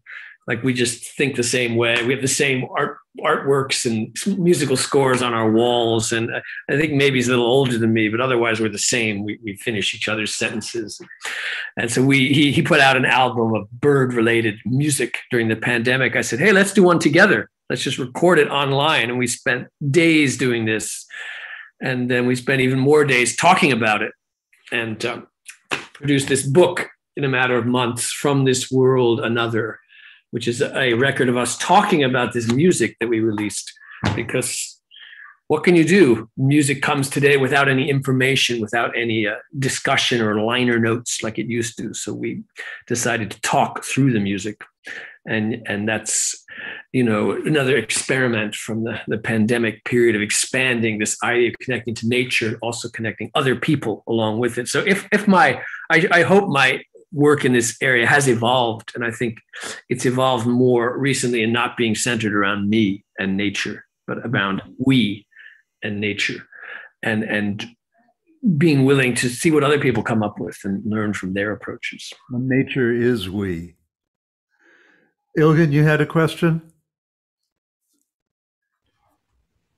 Hello, thank you. I've been following the conference since yesterday, and I'm really reading about biosemiotics very recently. So forgive my ignorance with this question. And I'm a poet, so I can be like messing around a little. My question will be on the relationship between semiotics and freedom, and how it might tie up to biosemiotics. So I tried to listen to the whole recording without minding the linguistic directions of it, but as a sonic entity as a whole. And Nachmanovich's voice was coming from a peak down through the slopes of a mountain range, while Rosenberg's voice was turning into a web of hallways in a big building that are connected to each other while he was talking. And then wonderful. But when you actually started to play your instruments, what I realized was that the whereabouts where you merged together were unusual, mostly ethereal planes and states I have no particular vocabulary for, just a cluster of thoughts and sensations. So the question is all communication semiotic or biosemiotic? And communication, I use it for the lack of a better word. What I mean by it is an open, interactive process of connectivity. Does the semiotic necessarily reframe this connectivity or not? And when it does so, does it annihilate its freedom? Thank you. How are we supposed to answer that? That's a Where's big one. Pythagoras and Blake when we need them? Well, I'll say your question immediately reminded me of a line from a Bob Dylan song where he says, "Ah, my friends from the prison, they ask unto me, how good does it feel to be free? And I answer them most mysteriously, our birds free from the chains of the skyway." So here we are. When we do music, I mean, David and I are both longtime improvisers. And that means, of course, there's no preparation and no discussion and no nothing. We just play and listen respectfully to each other. And structure emerges from what happens that day, that moment, that second. And so in a sense, it's all, you know, the conversational flowing of unpredictable sound that's never been made before. And certainly some of the sounds that we made in this little performance today have never been made before and will never be made again. Just as the sentences that we say have never been made before and will never be made again. But at the same time, each of us is sitting on top of 3.5 billion years of organic evolution, which is pattern upon pattern upon pattern upon pattern upon pattern. And we're all, my teacher, Gregory Bateson, liked to talk about how the structure of you as a living organism enables you to appreciate the structure of a piece of art that you're looking at or a piece of art that you're making. So that it's all, in a sense, you know, he talked about how form is secreted from process. So a snail secretes its shell simply by living and growing and moving around. And we secrete our music, or we secrete the furniture that we make, or the art that we make, or the plumbing pipes we build, or whatever our craft or trade is. And so, yes, that's all semiotic in a sense. And it's all non-semiotic because the more you investigate it, the thinner the lines come between these concepts. And the more the lines between the concepts disappear, the more enjoyable it is to participate in the actual creation of ideas and art and conversation. David and Stephen, thank you so much. We had yesterday a couple of presentations on beauty and aesthetics. And I think, Stephen, what you were just talking about really relates to sort of this synesthetic immediacy that, yes, you can probe it forever and get lost in the probing, but the experience and to take it in for what it is and what it does, sort of its effect on the organism, I think is one of these sort of key concepts that we keep on circling around, and which your performances sort of, especially the sort of ones with the music of other species, really brings us to, because there's something about the immediacy of other species sounds and sounding and their patterns and frequencies that are unmistakably aesthetic in a non-symbolic way. Whereas in, say, Western classical music, you know, we have certain ideas that, well, you know, when Bach was doing this, he was signaling this thing, and, you know, that there were certain tropes that were being used in a more symbolic way. But my name is Yogi Henlin, and I'm a drummer. I'm a percussionist, a handpan player, a hung player. And while I haven't really played so much music with other species, I did have a question about rhythm.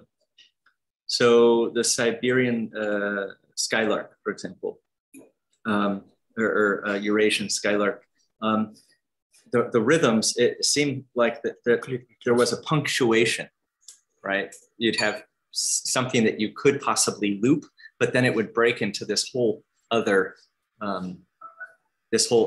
sort of tempo and tact, right? This whole other meter.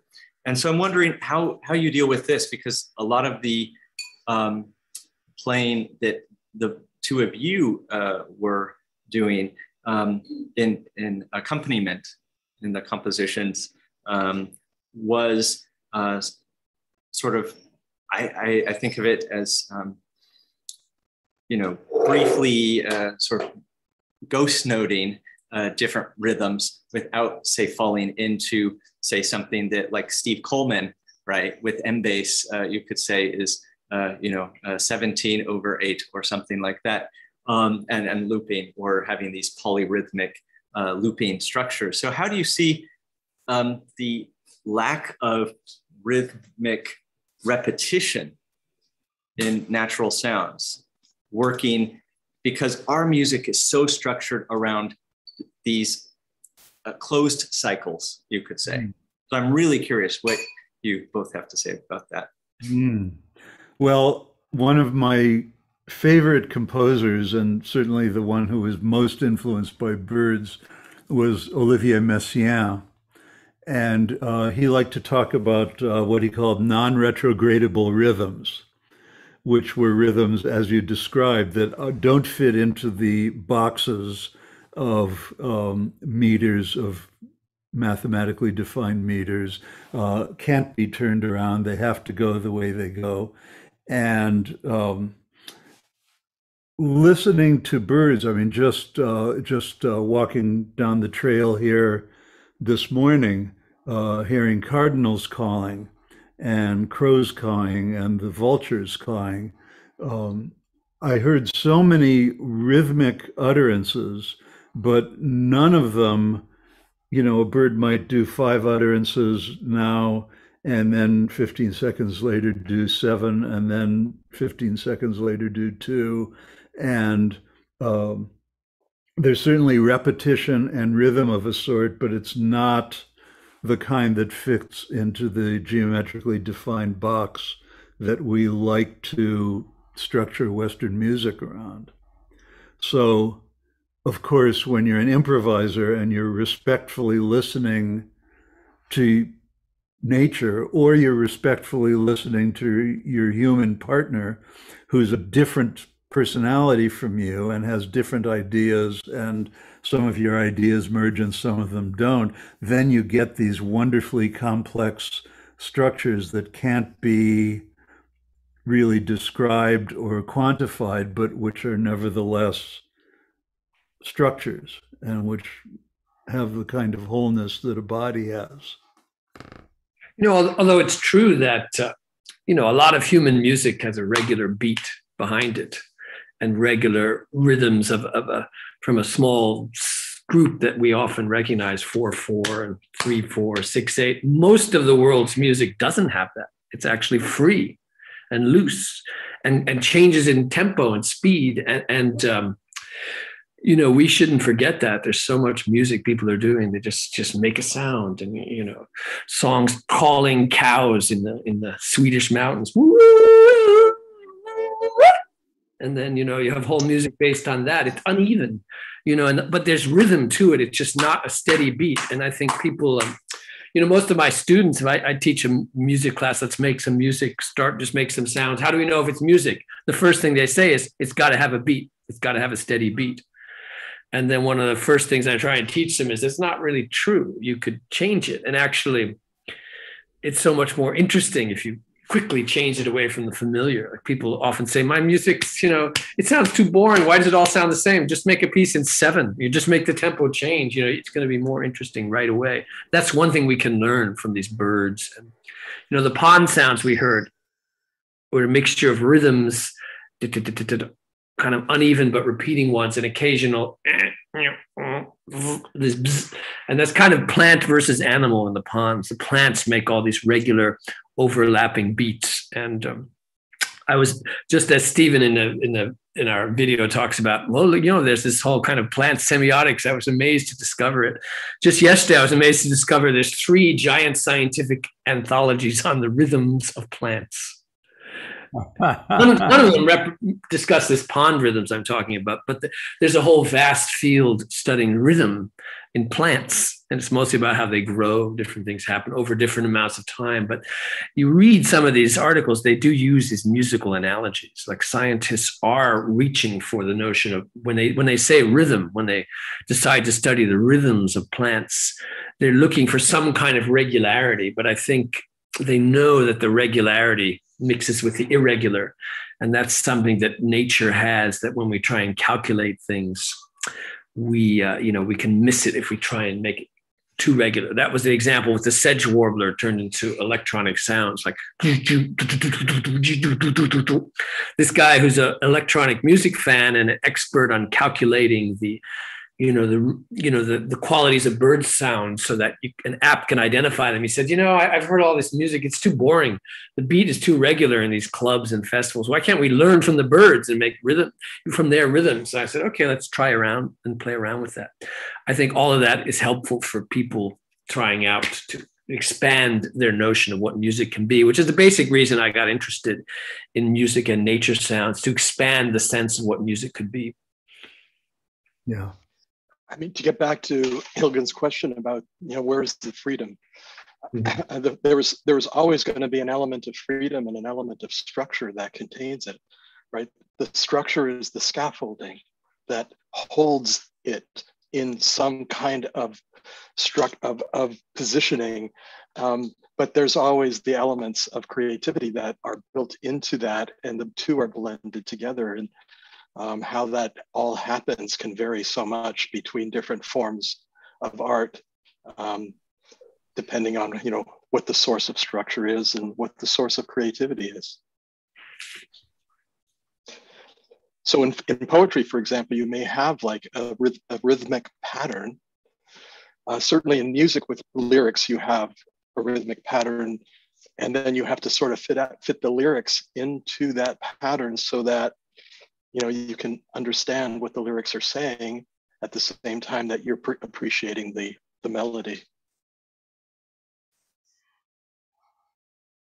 Yeah, I found what's so interesting watching this presentation that we made, and then I haven't paid attention to since, is that we talk with each other and then we kind of communicate musically. Is the music also like a talking? I always remember John Cage saying, what I don't like about jazz and improvisation is that music becomes like a dialogue, becomes like talking back and forth. He didn't like that. He wanted the music to be something else. So when I watched our performance, I thought like, are we trying to talk with music here, or are we doing something else?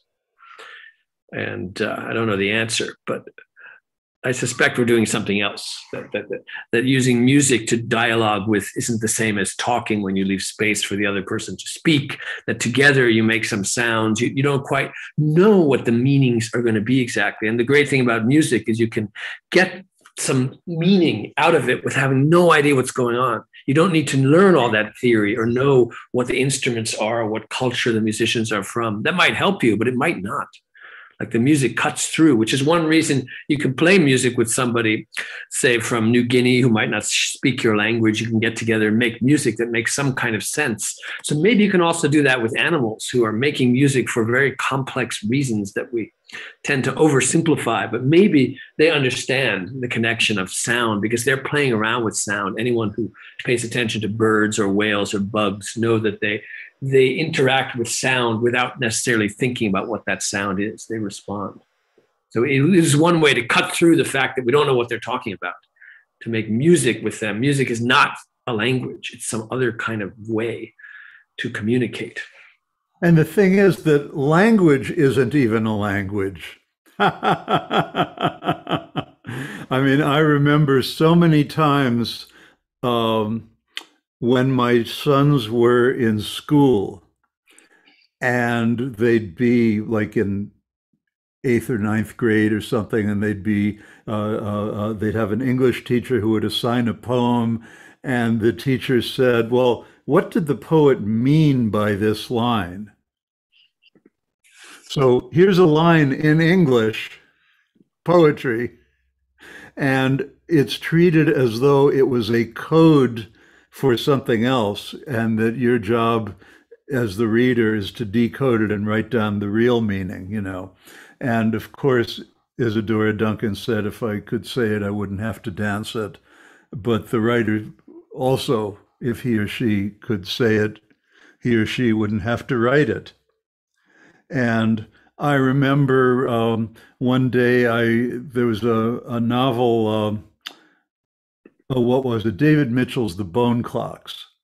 and I just finished it, and I really enjoyed it. And I was trying to describe to my family, like my wife said, "Well, what is it about?" You know, so of course I made a complete fool of myself. Well, it's about this woman named Holly Sykes, and then this happens and that. Well, of course, what is it about is meaningless.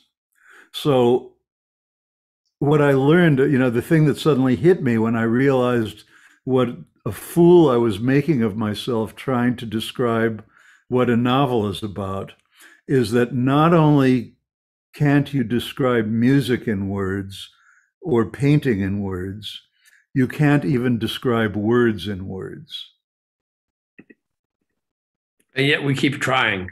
And yet we keep trying. Why not? Give it a shot, you know. But you know, the pleasure of doing improvisational music or any other art form is that the pressure is off in terms of definitions, and the pleasure is on in terms of simply being there and listening to each other and responding without worrying about what it means or what it says.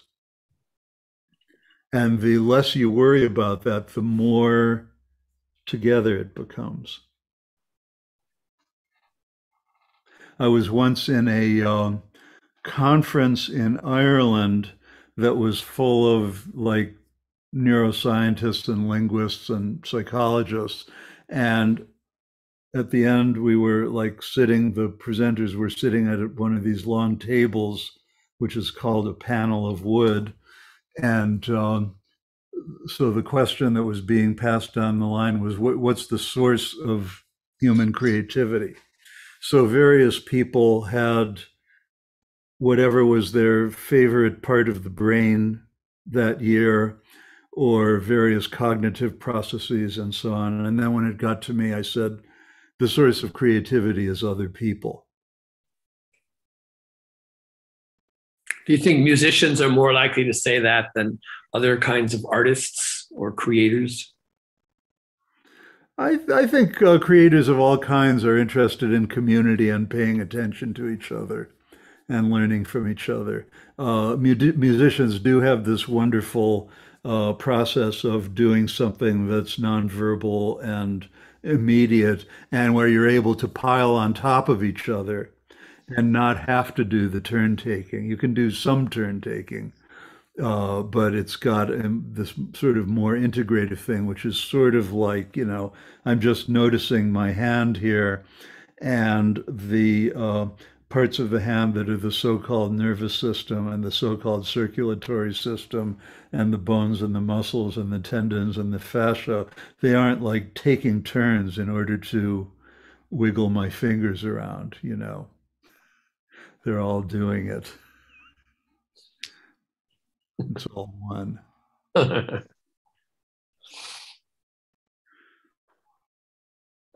yet, you know, the context of live performance, right, is, you know, different in fundamental ways, or recording in a studio versus, you know, recording otherwise. I mean, but the live performance and the active interaction with an audience,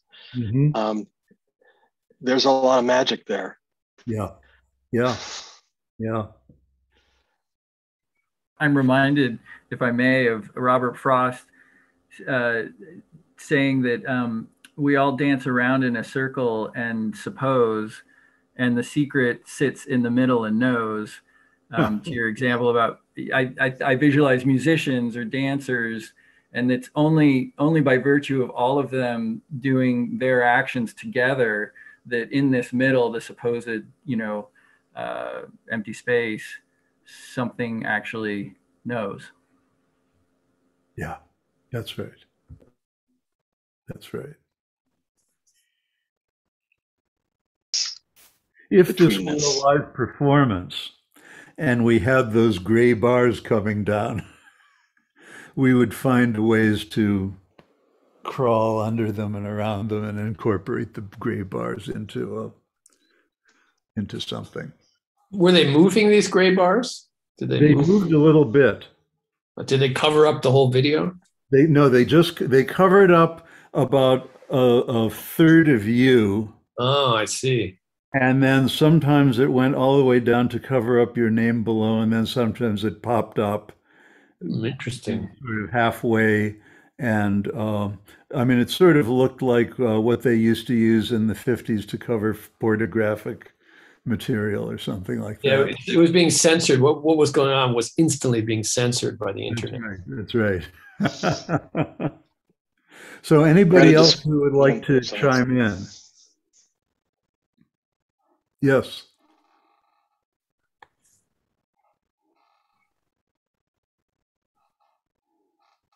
Somebody's out there. Okay, I'll chime in. Can you hear me? Yes. So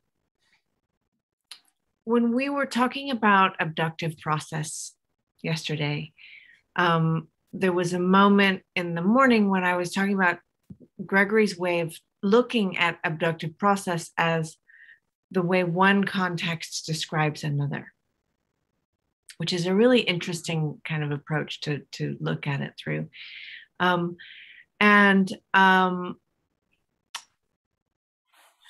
interested in this notion of description that's happening here. And description somehow being in that tissuing process between the gaps. And the richness of that description, of course, is coming from those many millennia of life and those patterns that have been overlapping and intersteeping and interweaving and moiraying into each other and fusing and stewing and brewing and fermenting. And I guess one of the things that I find so interesting is, and I noticed this, I think really first it hit me the hardest when I was making the film about Gregory. And I was confronted with this very difficult question of how do you describe a living organism? And not to mention, it could be your father. But any living organism, how do you describe something that is alive without killing it?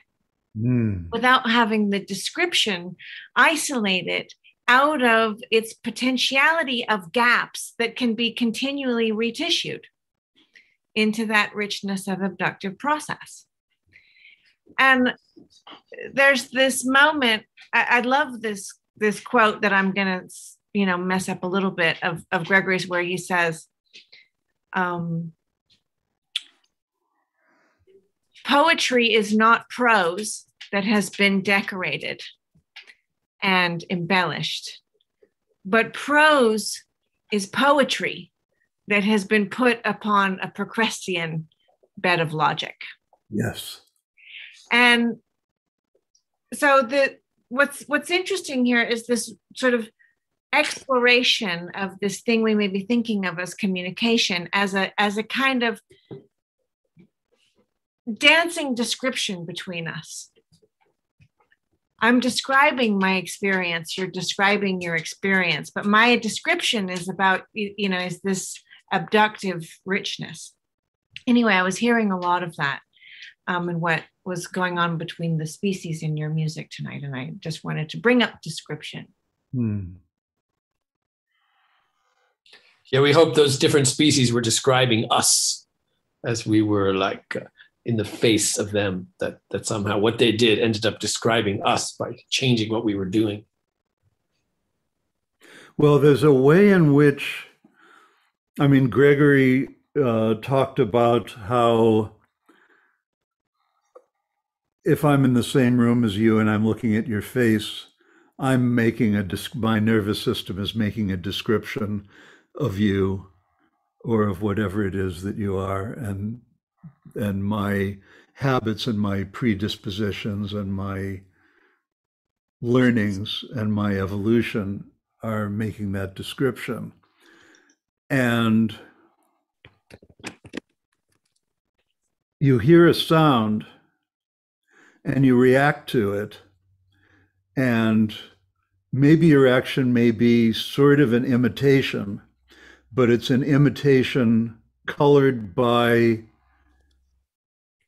your predilections, your presuppositions, which are unconscious, which are usually unconscious, which are more complex than you can ever describe if you tried to describe them.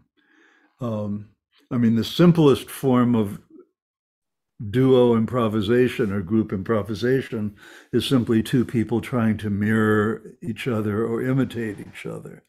And I'm sure you've all tried the dance exercise like this, you know, two people just stand there mirroring each other's bodies and slowly move around in some way.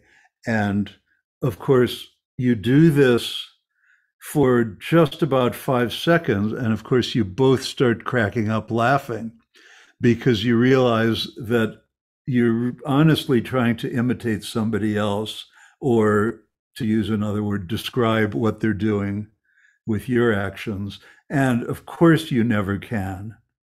And of course, it's colored by you. My impression of you is colored by me, and your impression of me is colored by you. And what we're doing is passing back and forth this incredibly complex transcoloration, you know, of each other's perceptions. And here you are, musicians, doing this in real time, very fast, much faster than consciousness can process. And it's really interesting. You're in this big bouillabaisse together, and it has a certain flavor.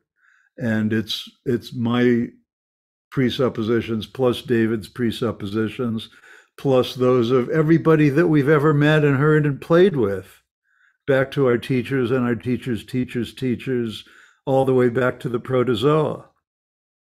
And it's just absolutely marvelous to play 5 minutes of music and have the whole history of living existence back to the protozoa be present in those 5 minutes, and to welcome them in and to recognize that you really don't know what you're doing. And the more you don't know what you're doing, the better off you are, really. Do you think music does that more than talking together, or poetry, or is there something particular to music that includes this journey back to the protozoa more? Oh, I think any medium can include it. Mm-hmm. Can include it. Yesterday in the conference, somebody was showing photographs of fungal chairs, which I found to be absolutely gorgeous. Who's supposed to sit in those chairs? Yes, I'd love to sit in those chairs and see what it feels like.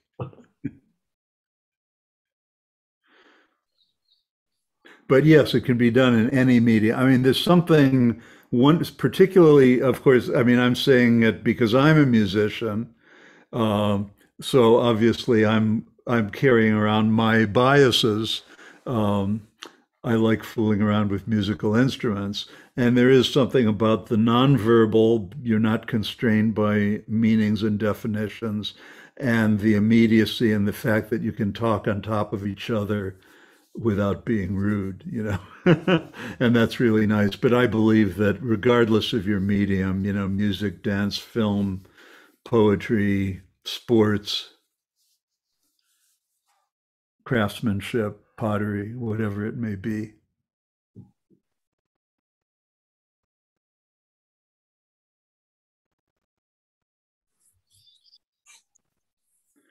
Read Pythagoras. I've read that I have to say, Michael Jacob is saying wonderful performance regarding Pythagoras. I'd rather that every time I hear the word he, we have to make sure that we're saying he or she, because we actually have no idea who Pythagoras was, or as Gregory called him, Pythagoras. I've read that he heard the music of the spheres in a meditative state, so perhaps he was in fact dancing around the same circle from the Frost poem. Exactly. Yes. Joanna has a question, perhaps. Can I speak? Yes. Okay, because yesterday I was echoing. Okay, so recently I've been really impressed by an article by an activist Her name is Hannah de Jager. And she says that we focus too much on knowing.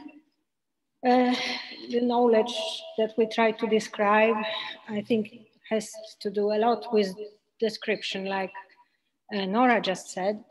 And we forget about loving, which is another way of knowing, of a relation with the known, which is just being together. And I was thinking about it when I heard you playing sort of with the bird. And the crucial notion in this loving relationship with other being is that you have to let it be.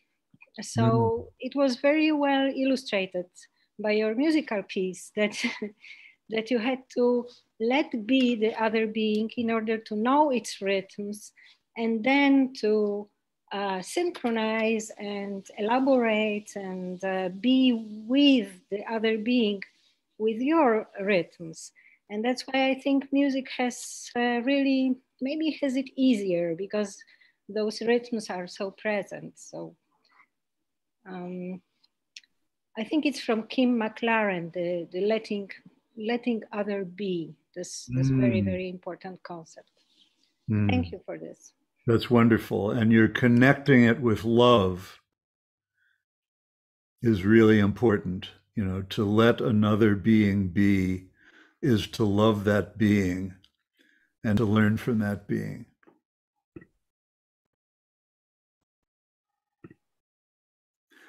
A question in the chat is from Peter. Do you find that animals pick up on particular patterns of musical expression? Do they tend to react more to repeated melodic motifs, rhythmic patterns, pitch contours, musical gestures? Do you think they react emotionally out of curiosity that your music is a novel sound in their environment? So I teach courses, taught courses on music psychology and neuroscience. And, you know, there are various ways that music affects us, you know, emotionally, cognitive, motivationally, levels of arousal, can drive our motor systems. We use it in about 20 or 30 different ways. A lot of those ways we have in common with animals. And so do you find that if you play, say, rhythmic music, do they bob, you know, like Snowball the Cockatoo, do they bob their Yeah, I was just thinking of the cockatoos when you said that. Yeah. So in some ways, it gives us a little bit of insight into their umwelts and psychological worlds to see what kinds of musical sounds, patterns affect them in different ways. Well, for me, and I'd love to hear what David says because he's been doing this for years. I mean, my experience, my best experiences in terms of trying to actually see what I think an animal is reacting to has been with dogs over the years, simply because, you know, dogs can look into your eyes and you see so clearly what is interesting to them. They have that allelomimetic howling response. Yes, absolutely. And so I have to say, like, for example, I mentioned in the video that I was playing with my Grand Beagle, who's sitting upstairs right now. And I would try, like, I knew that he was responding to me and I was responding to him. But if I tried repeating the last thing that I did, because, oh, that must have been it, or what was it? Like, I remembered one time I was down here and I was actually playing some Bach, practicing, and I heard him up there singing along. So I said, oh, that's it. So I ran up and tried to do it again, and he wasn't interested at all then. And so when I've tried repeating things that I think get a response from him, that doesn't work. It's really, it's really maybe you, his love of you and not the particular music that could well be. So, David, what do you find with the nightingales in Berlin? Well, I think all the things that Peter suggested happen sometimes, just like with different people, like all kinds of different responses can happen. Each creature is really an individual. They're liable to do something you don't expect. You know, once you think you've got it figured out, they'll do something else. But I do think that I often feel that when you're playing music with some different species, different being there, when they understand that it's kind of music and not your language, they respond very differently. They realize it opens up towards something they might be able to understand or relate to, which I think helps to suggest, promote this argument that Stephen Mythen had in his book, The Singing Neanderthal, where he's an archaeologist, and he argued that, it's quite likely that the way Neanderthals communicated was much closer to music than to what we call language, just like much of the rest of animals that have evolved. Like music is more prevalent in nature than language, because communication is happening in a kind of emotional, structured, and patterned way without always saying specific things that can be deciphered. Yeah, Herbert Spencer said similar things, that music's very similar to the prosodic aspects of language, and that the prosodic aspects are common across large parts of the animal kingdom. Mm-hmm. Like, cooing is affiliative, woo, and grunting and barking is aggressive, rah! And basically you can get these sorts of basic responses out of a huge range of animals. But thank you for your performance. Thank you. Yes, it's getting late. It's just in the mid-afternoon for me here in Virginia, but it's getting late for you folks in Europe. So yeah, Daniel's giving us the signal. It's time to shut down here at NAV. Okay. Yeah. Well, thanks everyone for being so patient and lasting on into the night. And we're so happy to have made this little performance for you, and also to appear live and to really be there. So thanks everyone for being there. And one day we'll do this all in person. We will indeed. So thank you all, and good night. Thanks a lot. Good night. Thank you. Good night. Night, everyone.